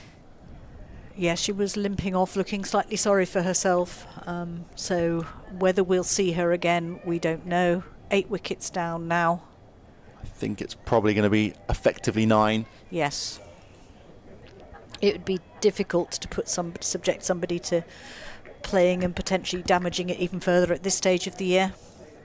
And I think at this stage of the match in particular as well, it's unlikely you'd think Derbyshire will be able to take victory. If these two put on a big old partnership, they might be tempted to send out Caitlin MacDonald again. But I think the focus will be on her recovery. Yeah. And looking forward to the next match next week. So Daniels to Rose now. Dot ball. And a wicket maiden for the Gloucestershire captain. Leading from the front again. Very much so. Brilliant over from her. Brilliant spell from her as well. 33 for 2 from her 6. And I wouldn't be surprised if she keeps going and ends up bowling, either 7 or possibly even taking one of the 8s. 3 bowlers are able to bowl 8, just a reminder, and 2 can bowl 7 overs. And we've got the other economical bowler coming back on now, Emily Geach. 6 overs earlier on for not very many runs. The good one having to coming on at this stage of the match. Yeah, slight change of field it means as well with seam coming on. There's a cow corner. 2 players straight down the ground on the boundary and a sweeper out on the offside, as well as catching mid-wicket, catching extra cover. That'll be presumed to take account of the bit more pace on the ball now. I think so, yeah. 2 behind square on the offside and a regulation square leg. Can Geach finish off the innings now? Down the leg side first up. Just a single. Oh, and she throws her head back because she didn't really want to get off strike. That puts Rose back at the other end. Yeah, it gives Geach a full 6 deliveries now at the tail ender. Which I'm sure Geach won't be unhappy about. A leg by. That goes for 5 deliveries, sorry, she'll have them. Put a slip in, that's what I'd say. and a stumping opportunity. Run out opportunity. And then now look for a single. For another run out opportunity. Oh, and a direct hit would have been gone.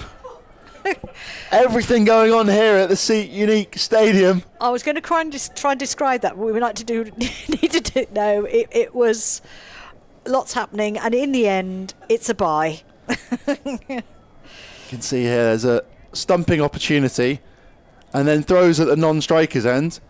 And then suddenly, there might be a run-out chance. I'm going to try and get it down that end. Oh, no.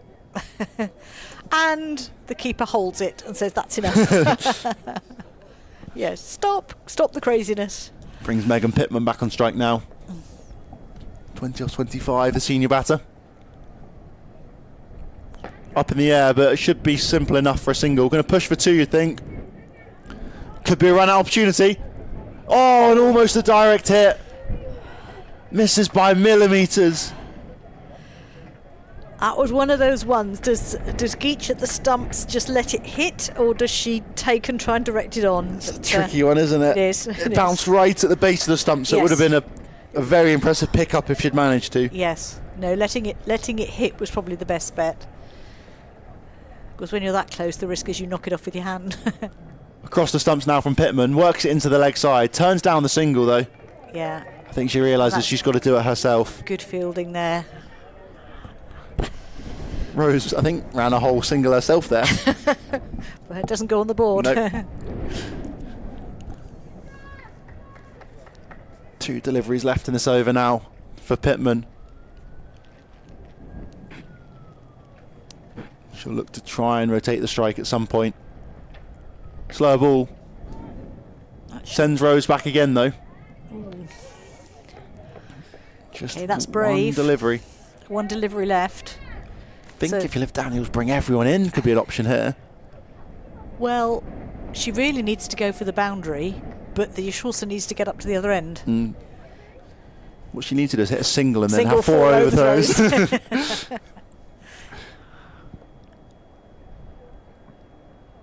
Big swing there and a dot ball. Oh, that's the worst possible outcome for Derbyshire. It's not what you want to see. No. In hindsight, she perhaps should have taken the single last delivery, the penultimate one of the over. They really need to be breaking the back of the remaining runs in this over rather than leaving them to the last one. 28 yeah. from the final 2 overs, 14 and over required. So it's either Rose hitting it or it's pretty quickly getting her on strike, and as you said in the last over, looking at where they're going at the moment, most of the field are in the ring trying to stop that single. Will those ones come in? 2 on the boundary, on the leg side. Happy leaving 3 out on the leg sides.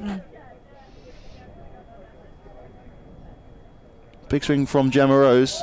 Yes, a single is a win at this stage for Gloucestershire, isn't it? So yes, but also you bring Pittman on strike, I guess. Yeah. Which is a tricky one.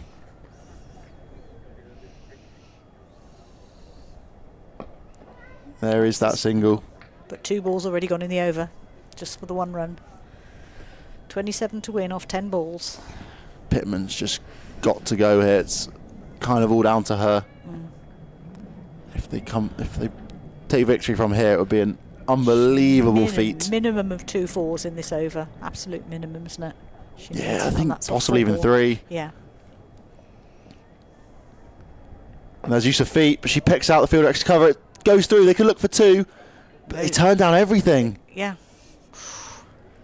Well, she wasn't to know that there would have been that little misfield. No. And there probably would have been 2 if she'd gone right at the start. But it didn't look like it was going to be. It's a tricky one, that. He's really got to try and put all 3 of these deliveries away, or at least 2 of them, and get a single. Yeah. She finds the gap there. That's going to go for 4.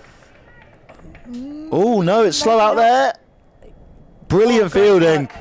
And That's very good work. Great teamwork. Tag fielding. Just flicked it back off the rope to the other fielder, who then got the ball in, and I think they got the 2. They got 2 indeed, yeah.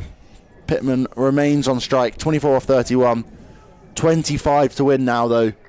Just 8 balls remaining in the match. But that was some brilliant fielding out there, saving the 2 runs. Sweeps this time, does Pittman, but picks out the fielder. She's got to take the single, surely. No run. 1 ball remaining in the over. Well, as we said in the last over, I'm not quite sure what she's going to be. She needs to hit a boundary here, but again, she also needs to be at the other end.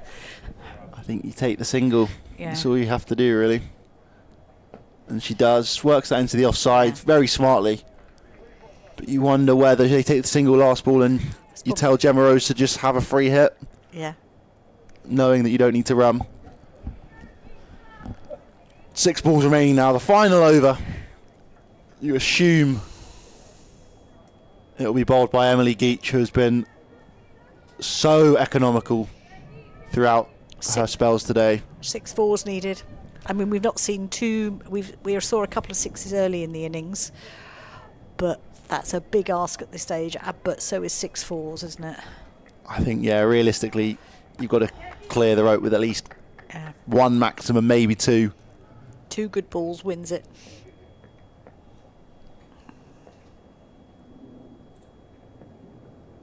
Across the stumps to sweep. Looked very, very close, I think but no appeal. Just came off her gloves back, gloves onto her pad. And a dot ball to start off the final over. Exactly what Gloucestershire needs. Looking to close out a famous victory on the opening day of the Royal London the Metro Bank One Day Cup, sorry. Big swing there, and another dot ball. That's it. That all but seals victory, you'd have to think, for Gloucestershire. Yeah, 4 sixes needed now.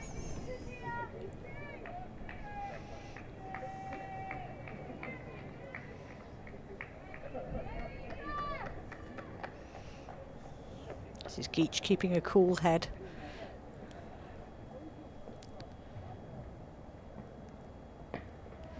Oh, and yeah, well bowled there.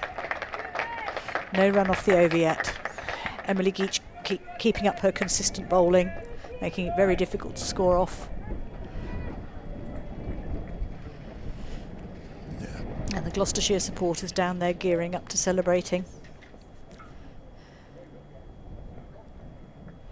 Big swing there, helps that one on its way around the corner. Has that gone all the way? Not quite, one bounce 4. Only a yard or 2 inside the rope, you'd think, though. Yeah. It's a lovely shot there from Pittman. Just off her hip, but also off the front foot, kind of.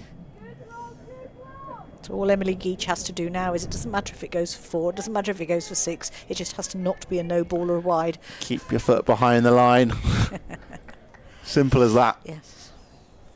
20 required from 2. Lovely shot there again from Pittman. It's going to be a 4. Lovely shot. But sadly, not enough. Too late. Yeah. 16 off 1. I think no ball 6 is about the only opportunity they have, and they need a couple of them. I know there was a 200 to 1 winner at the horses yesterday, but I can't quite see it happening here. And here we go. Emily Geach's final ball of the match. It's a massive shot. Has that gone all the way? Yes. 6 runs. Brilliant shot there from Pittman, but it's not enough to give victory to Derbyshire. And Gloucestershire claim victory in their first match of the Metro Bank One Day Cup in the 2025 season in spectacular fashion.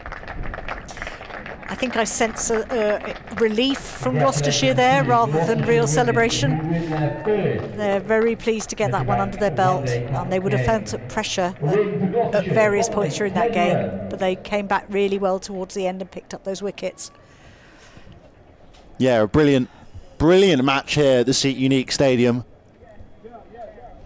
Brilliant first win for Gloucestershire, but a brilliant fight throughout as well.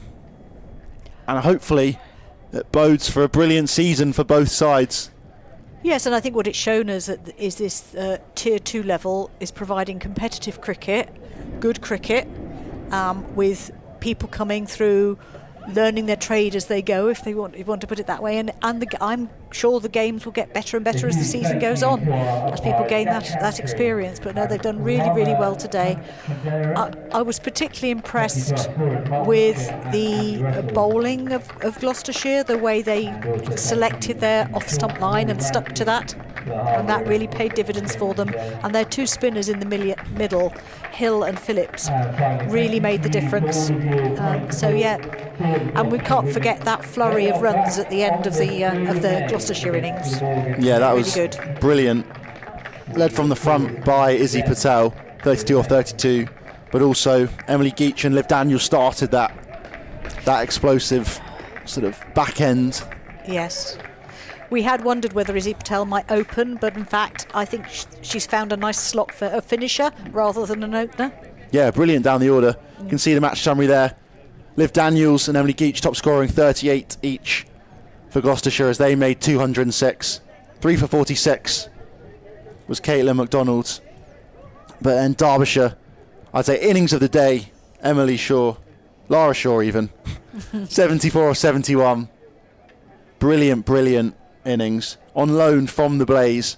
You'll see her probably move back there at some point this year, and you can see why. But then it was all too much in the end. And once she fell, Gloucestershire just never really felt like they were going to lose it. 4 for 49 for Alice Hill. Probably pick of the bowlers. Yes, as we said earlier, she had one over where she conceded a couple of fours, which made her figures look worse than they might be otherwise. So picking up those 4 wickets at a really, really important time made all the difference in the game. And that is it. A reasonably comfortable win in the end. Looks tight on the scorecard, felt tight throughout. But I think once that final wicket fell, Gloucestershire eased their way to victory. And they claim about 20-run victory, almost 10-run victory, sorry, in the end. And we're back in a couple of weeks now at the Seat Unique Stadium. Both myself and Carol will be back. Until then, though, there'll be a couple more rounds of fixtures. The Tier 1 stuff starts as well this week, I think on Wednesday. And until then, we'll see you in a couple of weeks. Yes, goodbye all.